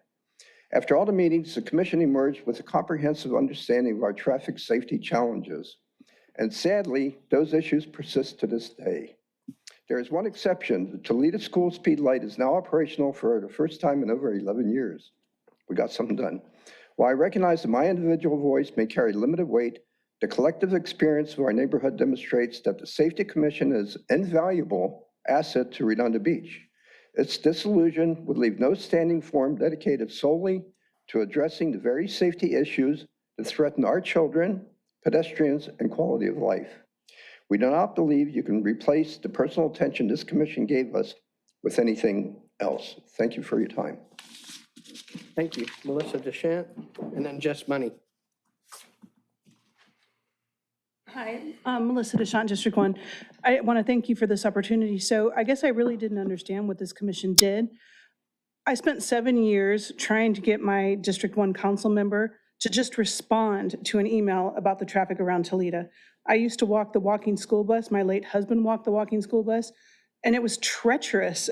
Chadwick knows, he has been at Toledo as well. I mean, you walk with like 30 kids and there's trucks coming by at 7:30 in the morning. 7 years of zero response. I was delighted. I just happened to be at one of their commission meetings for a totally unrelated topic. I'd been directed to go there, and I saw them actually taking action on this issue. And so for me, when I heard that, there's consideration of disbanding this commission, it caused a lot of dismay, because I really don't know, what do you do when you get no response from your city council member? Zero response. I went back and counted my emails. zero response on this issue. So many other Toledo parents, zero response on this issue. So many parents saying around the Christmas tree light time, it's so treacherous to walk around Toledo, the neighborhoods we live in, zero response. And this is the first time I actually saw action being taken. I went to them because we'd been directed, you go to the Safety Commission and you talk about cannabis. And I looked at it as, oh, great, there's a body who's going to take a look at peer-reviewed data and use that to inform policy, not anecdote, not opinion, not this happened to me back in the day, but actual peer-reviewed data and fact. So I guess I would love to see the commission remain, but perhaps with a different mandate or something, because I really don't know what other forum there is for this sort of public input and to actually get things done. Thank you. Thank you. Jess Money and then Nancy Skiba. Just Money, District 3. Jim Light says that there's no valuable input from the commission. It's my understanding that the reason for that is the city stonewalls the commission on the information they want in order to make recommendations. Now, let's face it, cops hate accountability, they hate oversight, they hate being questioned about anything. HBO had a series called We Own the City about the corrupt cops in Baltimore. Applies equally to Redondo. You think I'm kidding? People should know that the city charter limits campaign contributions to any one candidate in any one election cycle to $2,700. The Police Officers Association gave an illegal $11,300 contribution to Jim Light's campaign for mayor. Thankfully, the POA dutifully reported it on their required campaign statements, but Mr. Light did not, which is why he is the subject of FPPC complaint 063020250190. These two police chiefs over here knowingly appeared in uniform in violation of state law in Jim Light's campaign materials. That's why we need oversight. I believe that the Public Safety Commission serves a necessary and vital role and should be retained. What the city and the police are really afraid of is anyone digging into the completely illegal nature of the pallet shelter and homeless outreach programs being run out of the city attorney's office. The foregoing notwithstanding, I urge you to abolish the commission. Please, please, please. I make this plea because over the last several months, I have had communications with various people in the DA's office, the FPPC, and the U.S. Attorney's Office. In fact, tomorrow I have to respond to the latest email from the DA's office, and I cannot wait to let them know that the last vestige of civilian oversight of the police department has been abolished. This isn't on the level with Nixon firing Archibald Cox, but it's in the same category. So go right ahead and disband the commission. Make my day. Okay, anyone else wish to address the council on this item? Nancy Skiba. Oh, I'm sorry, Nancy. Don't abolish me yet, Jim. Okay, I'm Nancy Skiba, Public Safety Commission from District 4. All right, now, here's the thing. You know, we all want participation and we all want to make a contribution of some kind that is worthwhile and has a lasting impact. Our commission has members on it who are extremely caring individuals, like we say, a retired 40 years plus detective, supervisor, 2 investigators, and other people. Some of us were put in there by Bill Brand. And, you know, we strive to encourage participation. We've invited people to come to our meetings, members of the city to come there. People have been attending our meetings, bringing their situations there. Some of us have engaged in outreach. We have met with Brian Regan at Fire Station 1. We toured the facility, talked with him, encouraged him to come back to our meetings because there was a time when he did not want to come back to our meetings, which I won't get into right now.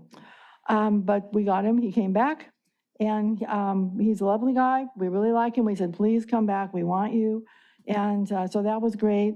We went out and had meetings with John Pershulin and his friend Tony up on PV Boulevard so we could see what's happening out there. And we reported that we observed they now had a motor officer watching and taking off after individuals, which was good to see. And the pallet shelters, we went over there and had a tour and talked to people, met with Lila Omura and other people. It's like we try to reach out and bring people in so that we can all have communication and make contributions to the city. I have to say, and I hate to say it, but the thing about us not bringing information to the council or accomplishing things, we have made many efforts to have referrals to staff or to the council. And unfortunately, Kyle Lofstrom, who's our liaison, says that he has too much on his plate and he's too busy. He's got too much to deal with now, so let's put everything off for a few more months. And it continues to happen. It's happened, I'd say, that most of the year it's been going on. So when we try to bring things up that we'd like to put forward, we are being told that there's no time, he doesn't have time. I know he's got this, he runs this community program, he's very busy with this, he's out making videos constantly, and appearances and coffee with a cop and all this, that's great. But maybe they have someone else who could come out and take on some of that responsibility. I know he's got staff over there. So it puts us in a place where we feel we're being blocked. And we were told on one occasion, somebody wanted to get copies or information about statistics of citations. And he told us, oh, you can't, that's confidential.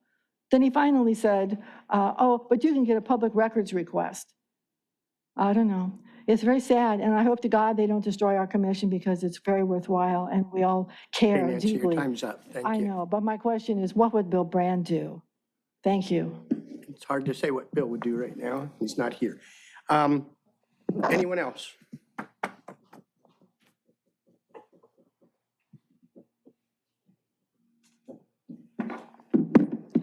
I debated on how to address the mayor and city council with respect to this issue because of the personal nature of how it was brought to me, the very, very inappropriate personal way that it was brought to me. But I'm going to remain an elevated brand. So first and foremost, comparison is the thief of joy. So every single one of you keep saying we're not in any beach. There's no public safety in any beach. Let's not compare ourselves to others because we want to put forth cannabis and it's in no other beach. So like, let's not do that. Let's not be intellectually dishonest. The second part is, I think I'm going to need the paramedics because the whiplash I got from reading the administrative report that said the reason that the commission needs to go away is because of HIPAA and operational interference. And then we get here and then these two make us, these three, enjoy you all, so please just hear this in context. These three are saying that we're obsolete. Are you kidding me? There is a huge population that does not know how to turn on Comcate, that does not know how to read X, Y, and Z. And they call into our meetings, they show up to our meetings, and they say, explain to me why I can't get a bike lane. Because you all do not respond to all of these emails in various ways that you say that you can get in touch with folks and folks can get in touch with you. I would love you to, if you're going to bring all this and be nebulous, bring forth the stats. How many emails do you get and how many emails do you respond to? How many phone calls do you get and how many do you respond to? Who knows the email of quality of life at redondobeach.com? How many people know that? How many people use it? How many users are of Comcate? How many unique users have a login to Comcate?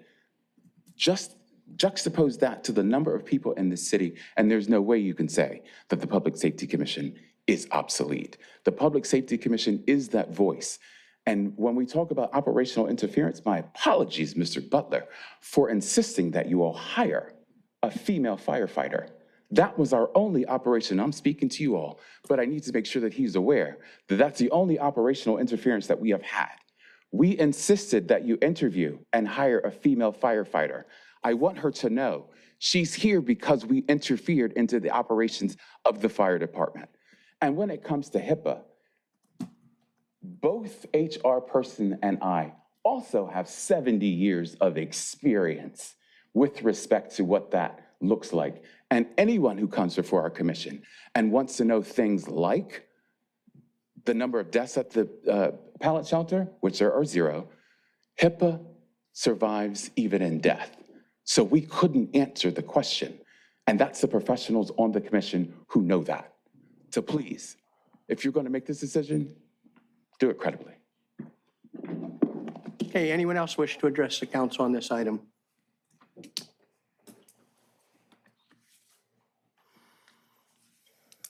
Evening again, Jonathan Zverko. First, let me start by saying thank you for providing the context as to why this has even come up here tonight. I think one of the better ways to approach this, based off of my experience, is that when it comes to connecting with government, it's incredibly complicated. It's difficult, and it's difficult on both sides, obviously. You have limited time, limited resources that you can communicate with your residents here. Similarly true on the resident side going forward. What I've heard here is that there's been some ideas on how to make this more efficient, how to upgrade the process, so on and so forth. Someone who deals, like myself, consistently with trying to deal with politicians up in Sacramento, it's hard to get a hold of them in many different ways. And we tried multiple different stuff going forward. I don't think it is right to look at abolishing a committee like this as being a way of upgrading and becoming more efficient, when really it's providing another platform for the residents to come forward and to have interactions with its government. So what I would like to encourage you tonight, because I think I've heard this from all sides, rather than looking at a either-or solution, I think you need to come back to the table and discuss how can you make this actually a process that works for us, the residents. You have obviously willing members of this committee who want to be part of it. You all would like to see results come out of this as well too. And it gives us just one more touch point to connect with you. We've done it, I've done it. How many times, let's just take the cannabis topic. It's so complex. I've emailed you all, I've talked to you, I've tried to stuff out. You still can't get all that information, much less in the little bit of time that we have here at times. So again, I would encourage you, rather than looking at this as an either-or solution, see how you can actually fix this and make this a solution that works better for us, the residents, and takes into account people's willingness to participate in government, because that's something that's just nowadays really quite scary for people to see how to go forward on. And I'd just like to see a better solution go forward. Thank you. Anyone else?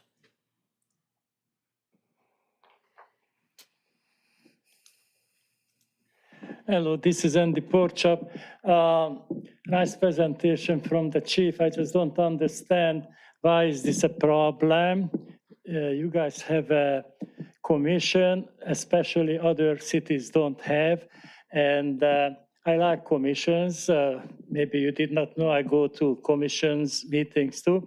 And that gives a chance to people to come in and speak to you in person and tell their problem or whatever. And although I find Redondo Beach a very safe city, you know, except a few policemen, you know, who was behaving disgusting to me a couple of months ago or a month ago, and I could come to like a police oversight committee and I could tell them the disgusting behavior, what they did, violating my civil rights and accuse me of bullshit. You know what I mean? And so besides that, this commission is very important, you know, relying on people's email.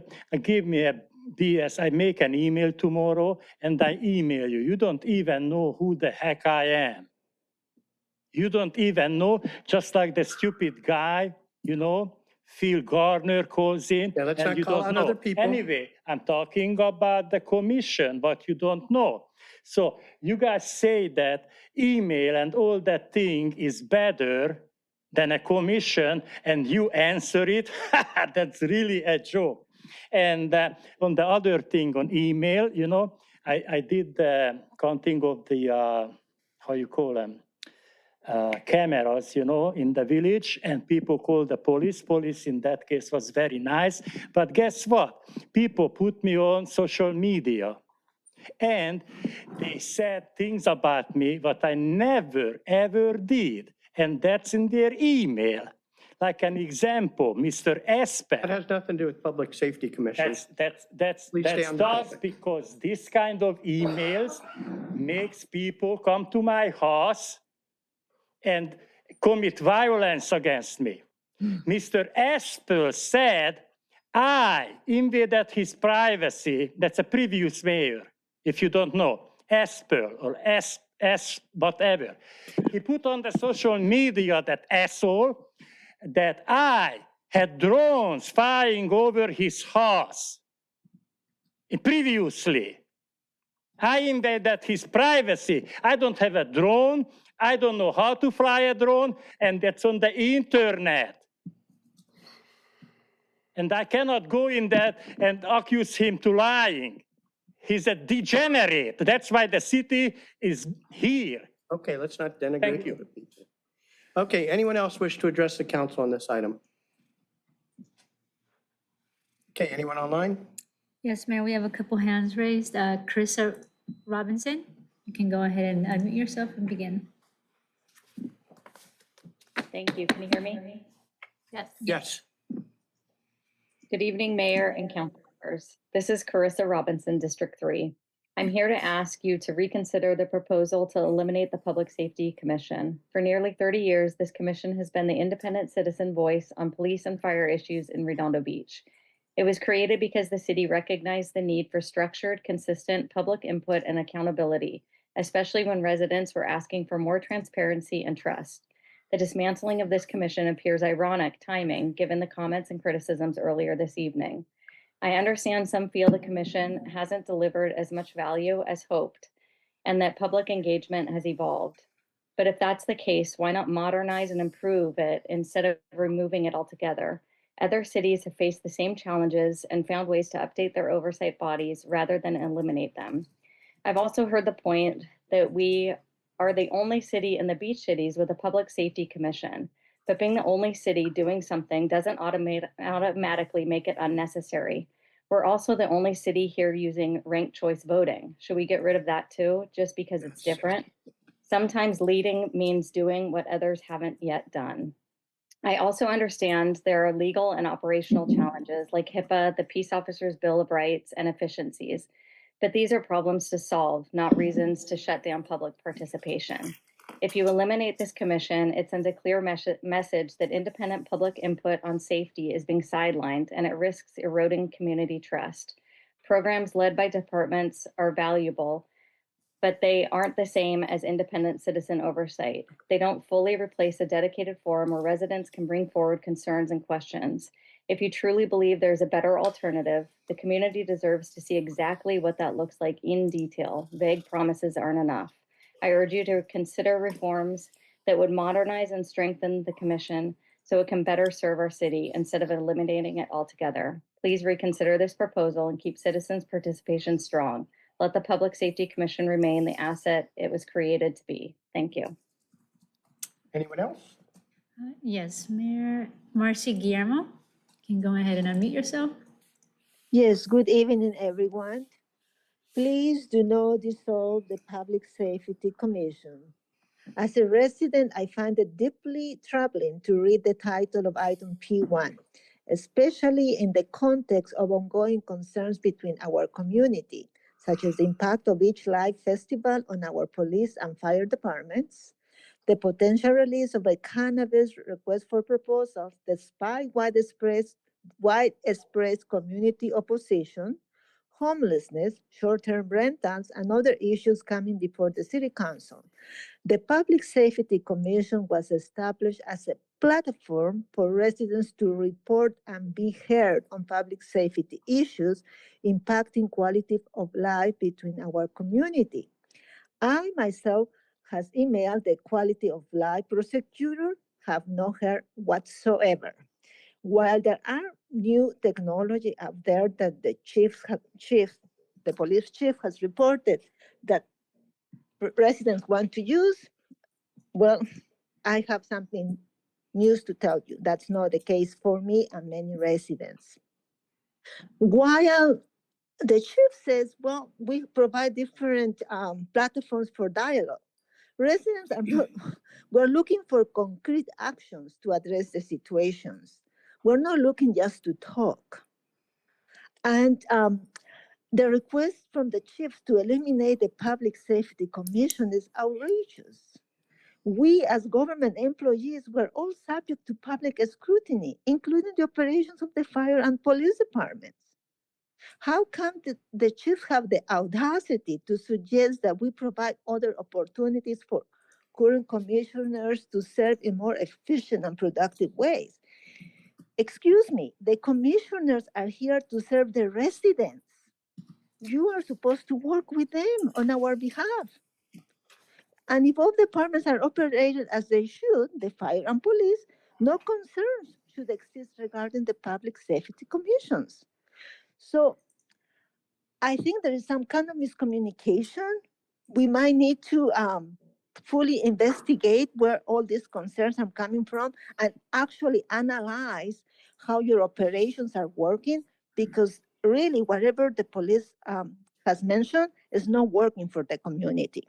I myself, I can go on, I have my list, and I can tell you that what you have mentioned is not working. So please, let's structure. It's a two-way street. You work with what you have and you provide feedback. But don't just say, well, it's not working, eliminate it. That's not on the best interest of the residents. Thank you. Anyone else? Yes, Jill Clausen, you can go ahead and unmute yourself and begin. Okay, thank you. Jill Clausen, District 1. Mr. Light, members of the council, I'm here tonight absolutely furious that this item is on the agenda tonight. After the sham of an election where members of police and fire illegally campaigned for at least 2 of you, I had determined not to participate. Excuse me, I'm just really upset in this illegitimate city council until all of the bad actors were no longer taking up space in this hallowed hall. Giving all of you enough rope to hang yourselves for whatever stupid things you might pass during your tenures. Strangling us with a Homeland Security program and the purchase of a 60-unit modular anti-vehicle barrier system coming to $277,000. And a salary of a full-time employee to provide police propaganda to the public via social media, like you approved just tonight, among them. But this I cannot and will not abide. I will not allow my silence to be perceived as consent. So I'm speaking out in the strongest possible terms. This smacks of retaliation against public records requests that you don't want to comply with. What are you hiding or trying to hide from the public? To use your power to disband the Public Safety Commission on completely bogus charges in order to prevent public access to legally allowed information is outrageous and may just be criminal. I have notified the Los Angeles County District Attorney's Office to these shenanigans, and I will follow up with them to their conclusion. I will be taking note of who on this council votes in favor of stripping citizens of our right to know about issues involving public safety, and will do everything in my limited power to hold you accountable. 2 final notes. Contrary to the chief's comments, you don't improve public safety by eliminating the Public Safety Commission. You strangle it.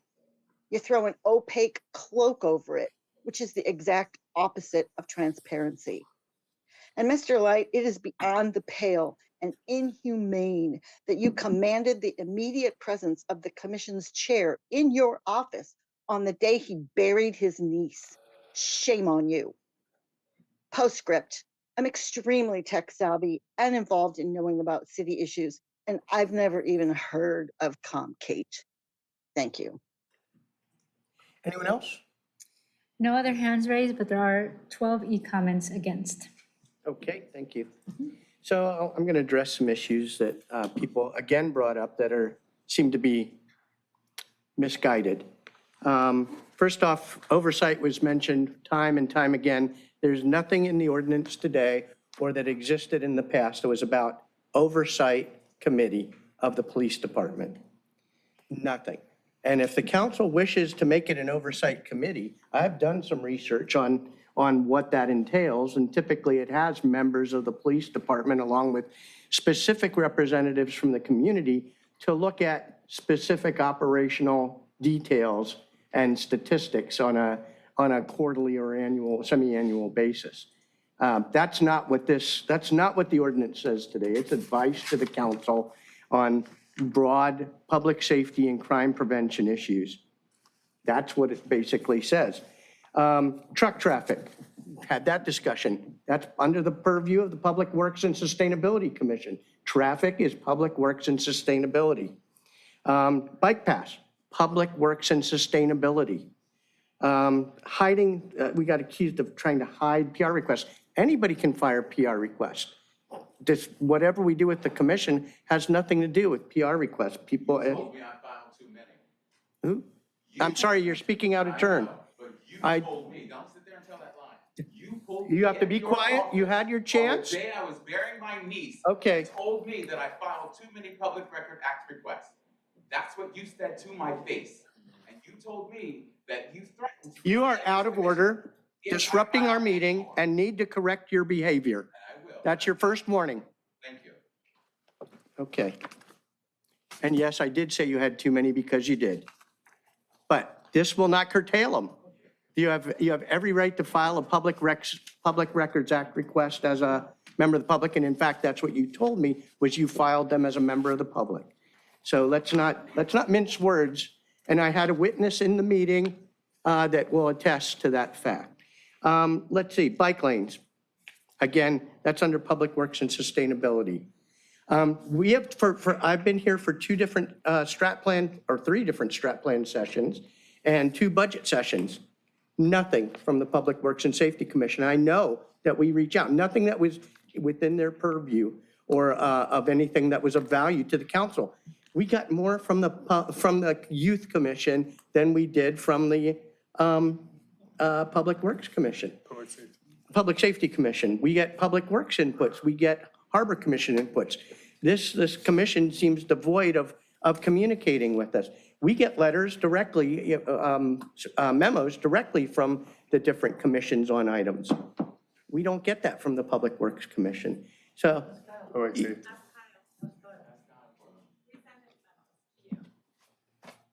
No.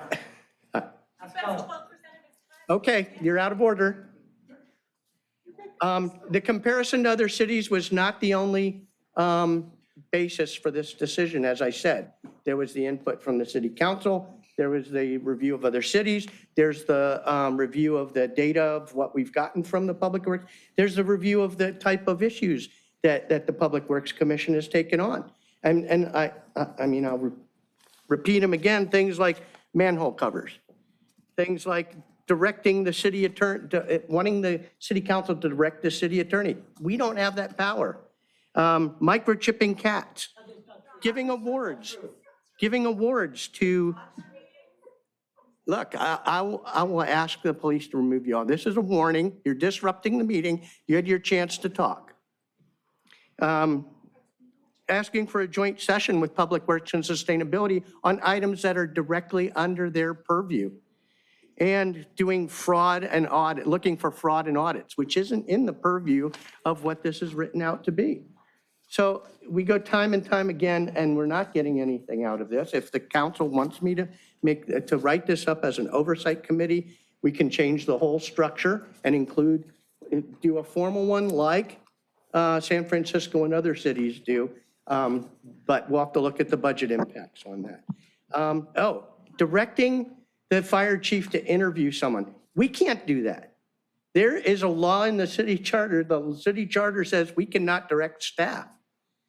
So, some of these inputs just kind of reaffirm the reason for my recommendation based on all the different input I had. So with that, Councilmember Barrett. Thank you, Mayor.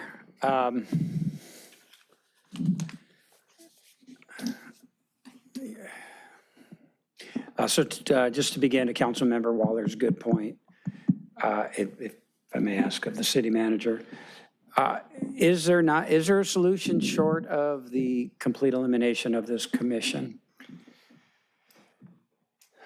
And before you answer that, well, go ahead and answer that. There are, pardon me, I'll interrupt and I'm focused, it's getting late. And again, back to Councilmember Waller's point, isn't the solution to modernize it, tighten it up, the purview, make it leaner, more focused on assigned tasks, and kind of rein in what, I think the mayor's made good points, rein in the duties just to make it more streamlined. Maybe limit the meetings to quarterly or every other month to address the time and staffing issues. I'm looking at the ordinance itself. Public Safety Commission shall help serve as the citizen's voice in public safety affairs. I mean, that's important. And perform other such duties as directed by city council. So I'm wondering if we, maybe we need to do a better job as a city council to tighten up the commission, modernize it, lean it out. And then if there's a particular item that we as the city council think needs to be looked at, we could direct them to do that. So, I'm just kind of thinking out loud here a little bit. There's got to be a way for citizens to interact with our public safety departments in this formal setting. I think that's important. And, again, to be the citizen's voice on public safety, ultimately subject to the city council's final decisions, as always. But to be able to be at a commission and to ask questions of public safety officials or official, maybe put some time limits on the meeting, limit, something where there's a forum, and somebody had spoken to, there needs to be a forum for citizens to have a voice. So, maybe we could rewrite the scope of these duties and, again, something short of complete abolition. And I'm thinking in my mind, and I haven't drafted it, but, our chiefs have made great points, and they're well taken. We do have data, residents get data, Complicate, et cetera. But, and we get the crime reports every week. But, it'd be helpful for citizens to kind of hear in person, what it means, what are the trends? Because I get those reports and it's, stolen vehicle recovered. I go immediately to District 5. I care about the entire city. I go immediately to District 5 streets, what have been the crimes reported on those streets. So I mention that because there's some additional, there's data. It's not 1996, there's data, but the analysis isn't there. Hey, what does this mean? Has there been an uptick in car thefts? Hey, it looks like serious crime is coming. Just a place where that analysis can be provided. Citizens can ask about it. And again, very defined and limited. And I don't know all the facts about what has and didn't happen at the commissions, dog tags and stuff like that. I think if maybe, and I do ultimately want to hear from you, if maybe, we tighten up the confines of the commission and their duties, and if individual, and this mayor made the good point, this isn't about individual members, but if individual members are going outside the scope of their assigned duties, we have a tool in place, and the city attorney knows this, in our code for removal of members. Members of each board and commission may be removed from office by a vote of the majority of members of the council. So, there are other folks, presumably in the residents who, would step into those roles if we're having a problem with individual commissioners going outside the scope of their assigned duties. And then just going to the charter, why do we even have these commissions? It's to promote the interest of the city of Redondo Beach. A resident forum to hear about on an analytical level, to provide suggestions to our public safety officials. That could promote the interest of the city of Redondo Beach. And the council may grant to them such powers and duties accordingly. So, we can rewrite this thing. We have the power to do it. We have a lot of, Mayor's done a great job. I'm not going to belabor it. He's combined commissions, he's streamlined them. And, we still have a lot of commissions. I mean, I'm not making the argument, could an argument be made, hey, we don't need a public safety commission. Like, we have Public Works Department, they're great. We'll bring you an item to council. Staff doesn't have time.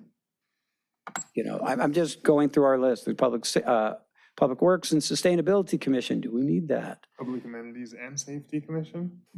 Public Works and Sustainability? No, Public Amenities and Safety Commission. Well, yeah, so thank you. Overloaded that one. Well, and we could, and that's an option. I think Councilmember Obaji's point, and I'm going to wait to hear from him specifically on it. Can we combine it?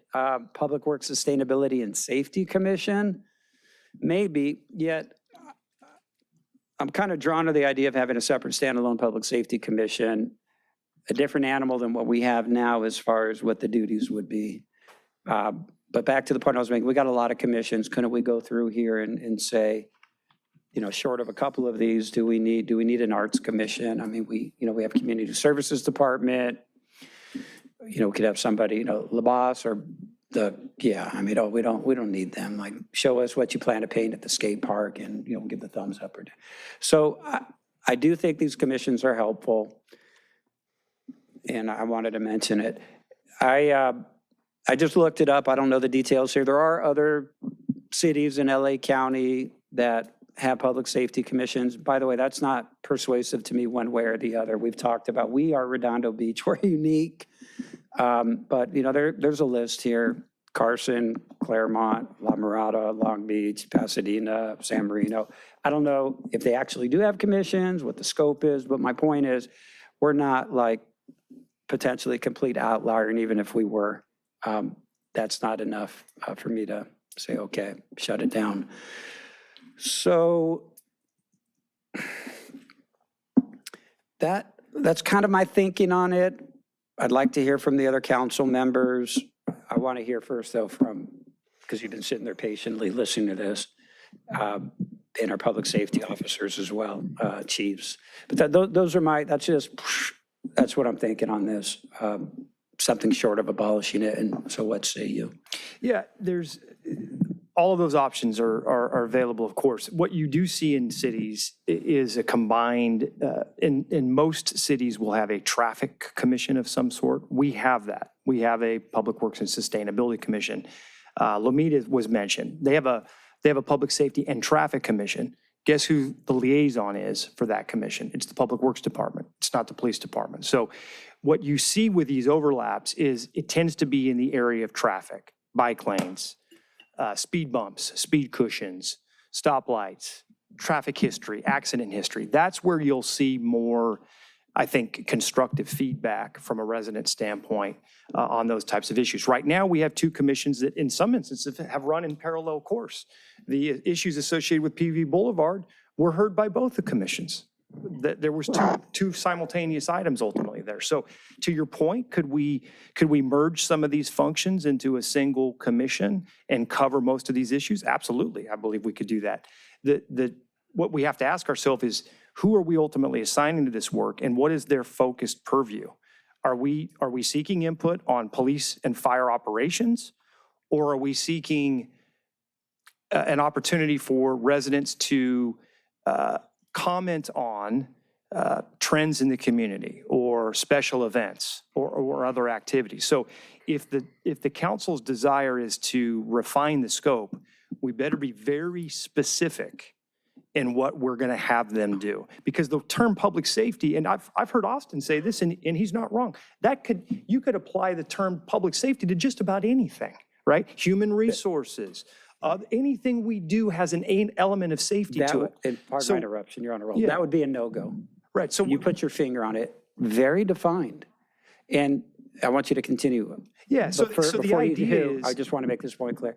We have the finest public safety I haven't traveled the entire world, but Redondo Beach, police and fire, they're the best. And so I'm kind of drawn to the idea of citizens being able to kind of interact with that and hear about what they're doing. So but very defined. Go ahead. So, and that's the key is, are we asking them to be ambassadors for how we operate or conduct business or special No. events? Right, so but you read the current orchestration of the commission, the structure of it, you could interpret to mean just about anything. This is wrong. So- Yeah, pardon me for, again, interrupting and stepping on what you're saying. It's all over the place. I mean, yeah. Yeah, And that's I what I'm talking about. And that's what creates What's written confusion. within, to be clear, for the minutes and record, what's written within the Municipal Code 2-9.803 Powers and Duties of the Public Safety Commission is way off. It needs to be modernized and tightened up to Councilmember Waller's initial point. And you're hitting, I'm glad I asked the question. I'll let you continue. Yeah, I think you mentioned frequency. That's another big issue, Frequency, right? yeah. Is there enough workload to address that level of specificity in the scope and that cadence would need to be readjusted. Yes, maybe every other month. I put that up, maybe quarterly. I'm not sure. That's a pretty big ripple change in the ordinances, but we could accommodate it. Just for this one. Those are the types Right now, it says every commission meets every month. Okay. Yeah, Good there's some point. other- So we'll have to work around this, but go ahead. And Right, I'm so not there's- advocating quarterly only, but yeah. There's other language that has to be addressed in that. That's a broader view. And that's kind of where this process started, is consolidating, looking at Yeah. structure, determining where we can be more effective, merging where appropriate, making sure we don't have duplicated work, et Taking out cetera. The contradiction. challenge we face really, and what you heard from Pat and Joe is a advisory commission cannot provide constructive, meaningful input to Joe on how to conduct an investigation. They cannot provide meaningful, productive input and policy input to Pat on how to deliver paramedic services. That is not going to happen in a retrospective commission function. Bingo, pardon my interruption. And they shouldn't do that. It should be citizens hearing firsthand, what are you doing for publics? What's going on? The exact things you just mentioned, how are you rolling out? What do so they could learn about it, ask questions, right, give input. Hey, I was on PCH, I'm seeing a lot of whatever, what can you tell me? It's just that interaction and input with our public safety people and, so yeah. Well, and that's where we've got to make sure we're careful, right? We've Careful. talked about cannabis, right? Well, guess what commission spent a lot of time and energy analyzing the cannabis ordinance? Our planning commission, right? That was part of their purview. was there. I heard the term crossing guards. Well, the Public Works and Sustainability Commission, from a traffic perspective, would probably be the more appropriate commission to Yes. assign that work to now.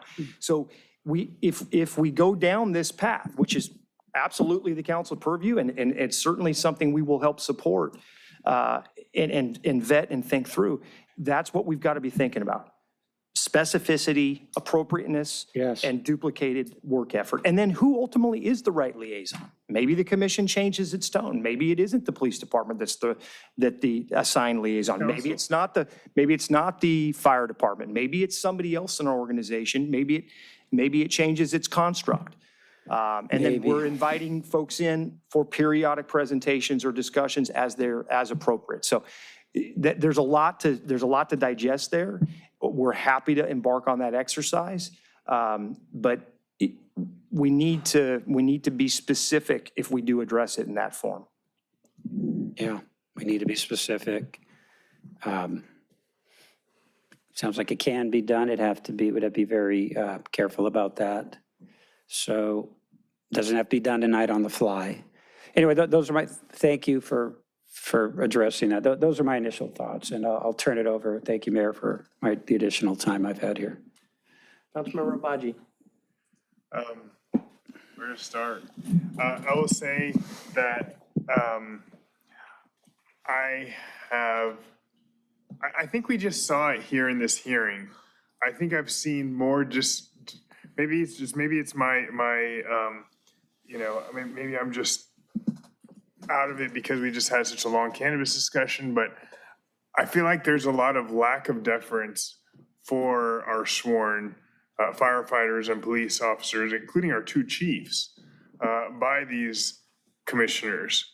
And I feel like that's part of the problem. We heard it. Nancy Skiba said Division Chief Reagan didn't want to come back to our meetings. Why? What is the commission doing that's causing a paid staff person to not want to come to a meeting? Why are we assigning 2 officers to this commission as liaison? City Manager Rosansky or Chief Hoffman? It was to try to be supportive, to try to help provide broader perspective. You know, Kyle's experience is different than Lieutenant Long's experience, right? The goal was to help provide the commission with perhaps real-time information that could inform them on issues and where appropriate, corral the line of questioning and thinking. That's why Brian was ultimately assigned to help. And so we've done everything to try, and I've had discussions with the city manager prior to that, and hey, can we get them another liaison, additional, somebody a little more senior? We've done everything to try to make this commission successful. We have gotten 0 work product from them on the strategic plan, on the budget. Instead, we get emails from individual ones of them, either telling us what the commission voted on or what their view is, but it's not something that the commission voted on. And I get complaints from commissioners about other commissioners. So much so that for the first time ever, I had commissioners at my house over sitting around a dining table talking from the Public Safety Commission, talking about how could we make the Public Safety Commission more fruitful for them, for the city, and so on and so forth. And subsequently, things didn't change, things didn't improve. I gave my advice, and we got no work product. So in this city, where I see our police officers and firefighters out and about, available for the public to interact with, more than I've ever seen before in my life in any community anywhere. Juneteenth celebration, Springfest, Summerfest, you name it. They are out. Coffee with a cop. There's coffee with a cop like every other week. So there's no lack of community engagement by our fire department or police department. And at Fire Station 2, you know, the gate's up a lot of the time. They're out there working on the trucks. You can walk up and talk to the firefighters, ask them any question, you know, you want from a public inquiry standpoint. I don't see that the juice is worth the squeeze. I don't think we're getting the bang for the buck for the amount of money that's going in with staff time for this commission. I do see how the current structure lends itself to mission creep and the feeling that they've gone beyond their authority in light of the fact that so much authority is in all these other commissions. I do think that there are valuable members of this commission that I'd like to see involved elsewhere on other city commissions. And I think maybe we should give them priority when the next interviews come up. But I do favor, at this time, in this current form, dissolving this commission and making the youth commission adjustments that have been described in the staff report. Okay, thank you. Councilmember Kalajerovich. Thank you, Mayor. Just quickly, in the ordinance, and Councilmember Barrett, thank you for sharing that. You mentioned that this commission, the Public Safety Commission, is meant to be the citizen's voice.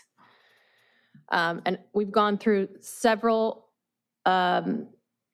new ways that citizens have a voice. We already went through Coffee with a Cop, Citizens Academy, social media, the public input, the software when someone requests PD services. The list goes on and on. But also just interacting, like how are we getting residents' answers? When I get a request, when I get an email about a public safety issue, I'm gonna ask our chiefs. I get a response back and I give it to my residents. So, while this commission was formed to give citizens a voice, we have so many other ways that citizens do have a voice. I've invited the chief to talk about things that were happening in the community, statistics. You gave a presentation in Franklin Park about crime and the trends that were going on. And I know if I asked you again, you would be willing to do that.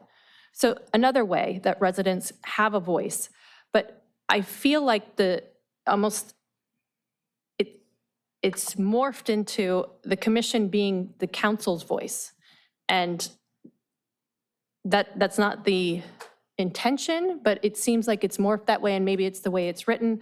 But I think outside of that, we've talked about possibly making some changes to commissions that could absorb this commission or changes to this specific commission. We haven't talked about what that assignment would be. We still haven't listed a single topic that would be in specifically their purview that wouldn't fit neatly in another commission. So, you know, I think all good points about the commissioners on that commission are clearly very passionate about the community, and I'd love for them to find a space to do that. I wouldn't want to put the burden on us for them to get assignments. I think, you know, that's just searching for things. So those are my comments for right now.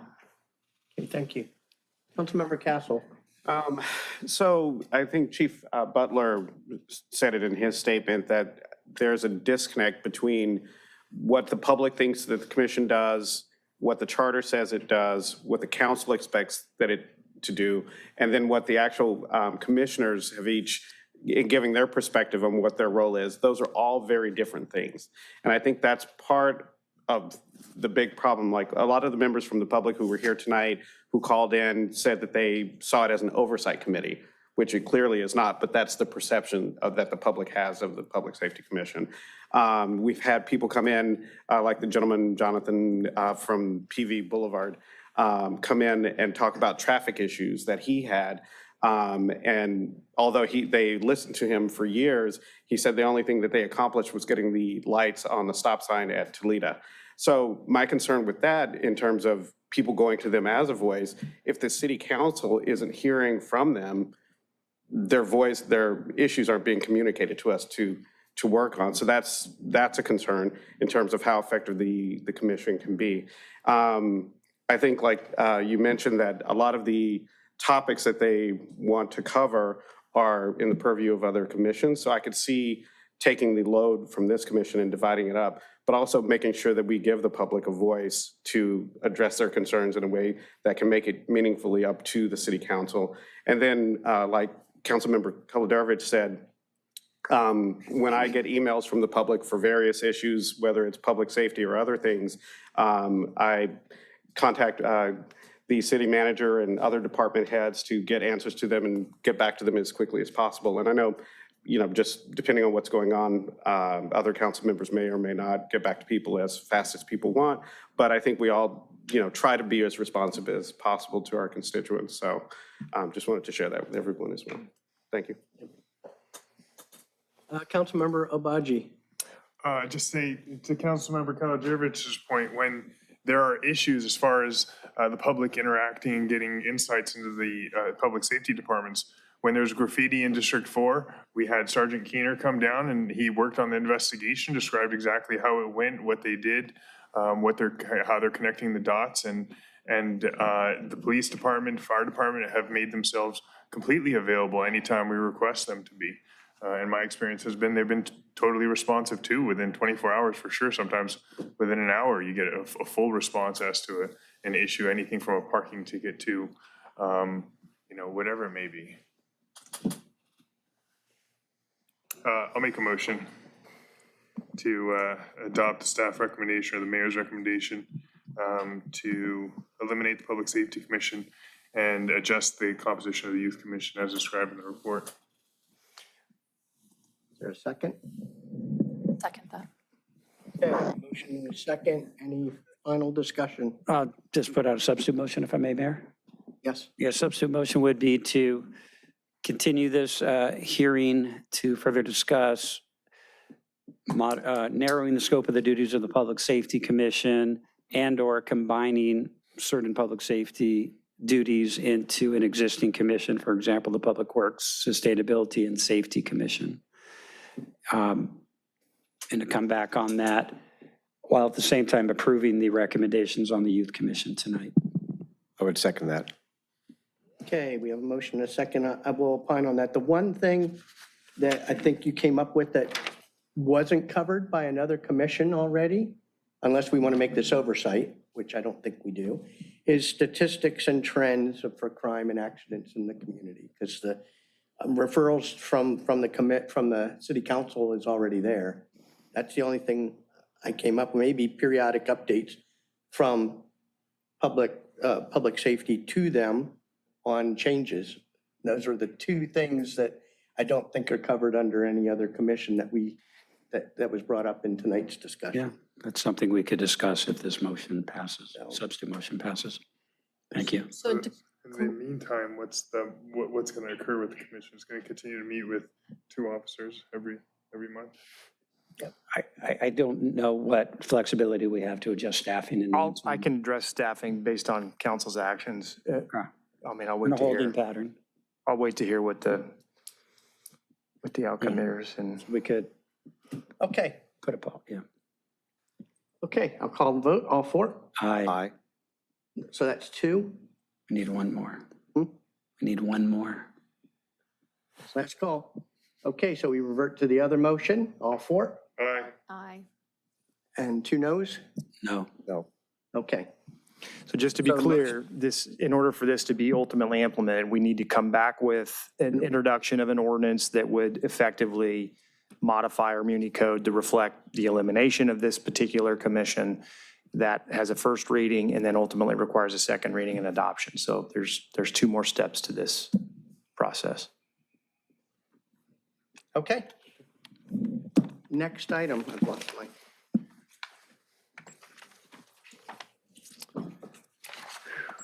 I think it's the last item. And that is, It's the subcommittee, crossing guard subcommittee. help me, it's N2, I know, but what's the topic? Crossing guard subcommittee. Crossing guards, our favorite topic. I think there's 7 people available for that.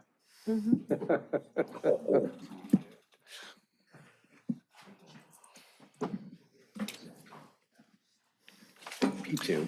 There's not much to this staff report. I think Luke's just going to say, this was a referral from staff, correct, Luke? You want to go? Yeah, it was a referral from, at the time, Mayor Pro Tem Kalijedovich on June 10th to bring back a discussion item to discuss the creation of a city council subcommittee to discuss the city's crossing guard program.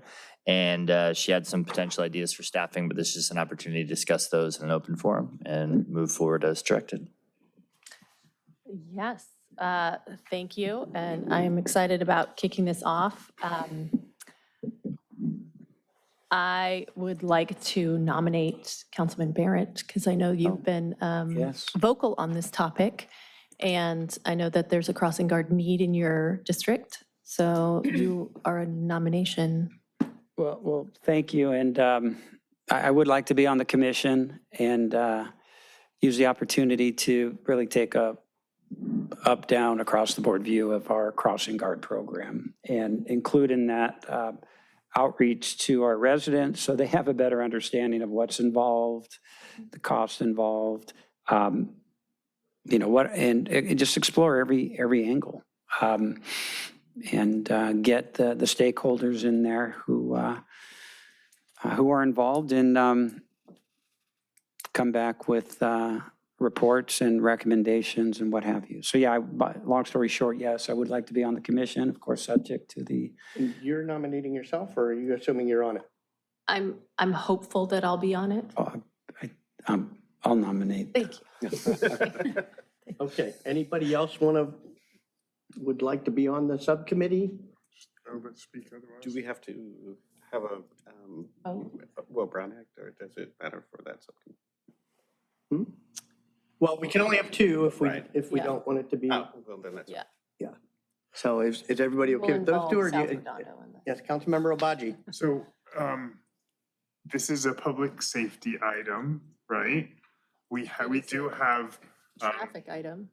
What's that? Traffic item.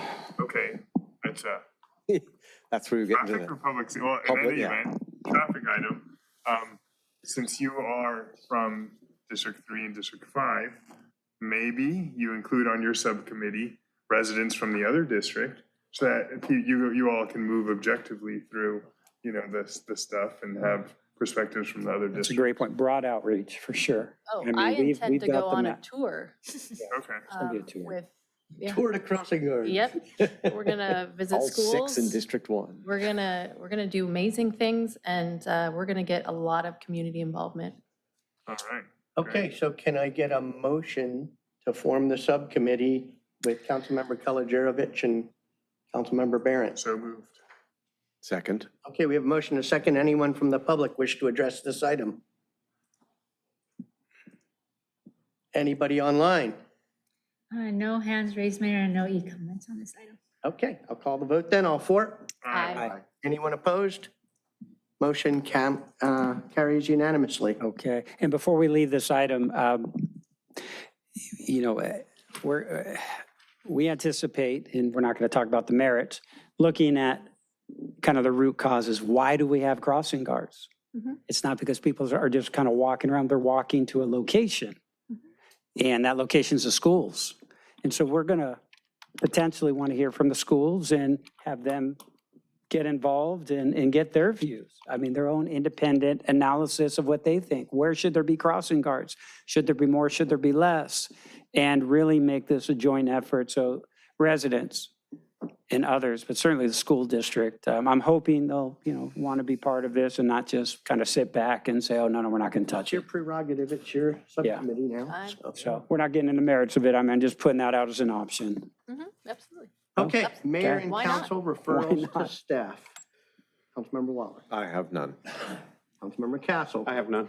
Councilmember Kalajerovich. Not today. Thank you. Councilmember Obaji. Thank you. Councilmember Barrett. No. Not today. I have 12 items. No, I have none. Okay, with that, I will entertain a motion to adjourn. Again, reminding the public that we'll be starting closed session at 4 p.m. The 6 p.m. council meeting will be interviews for commissions. Okay, can I get a motion? Motion. Second. All for? Aye. Okay, thank you.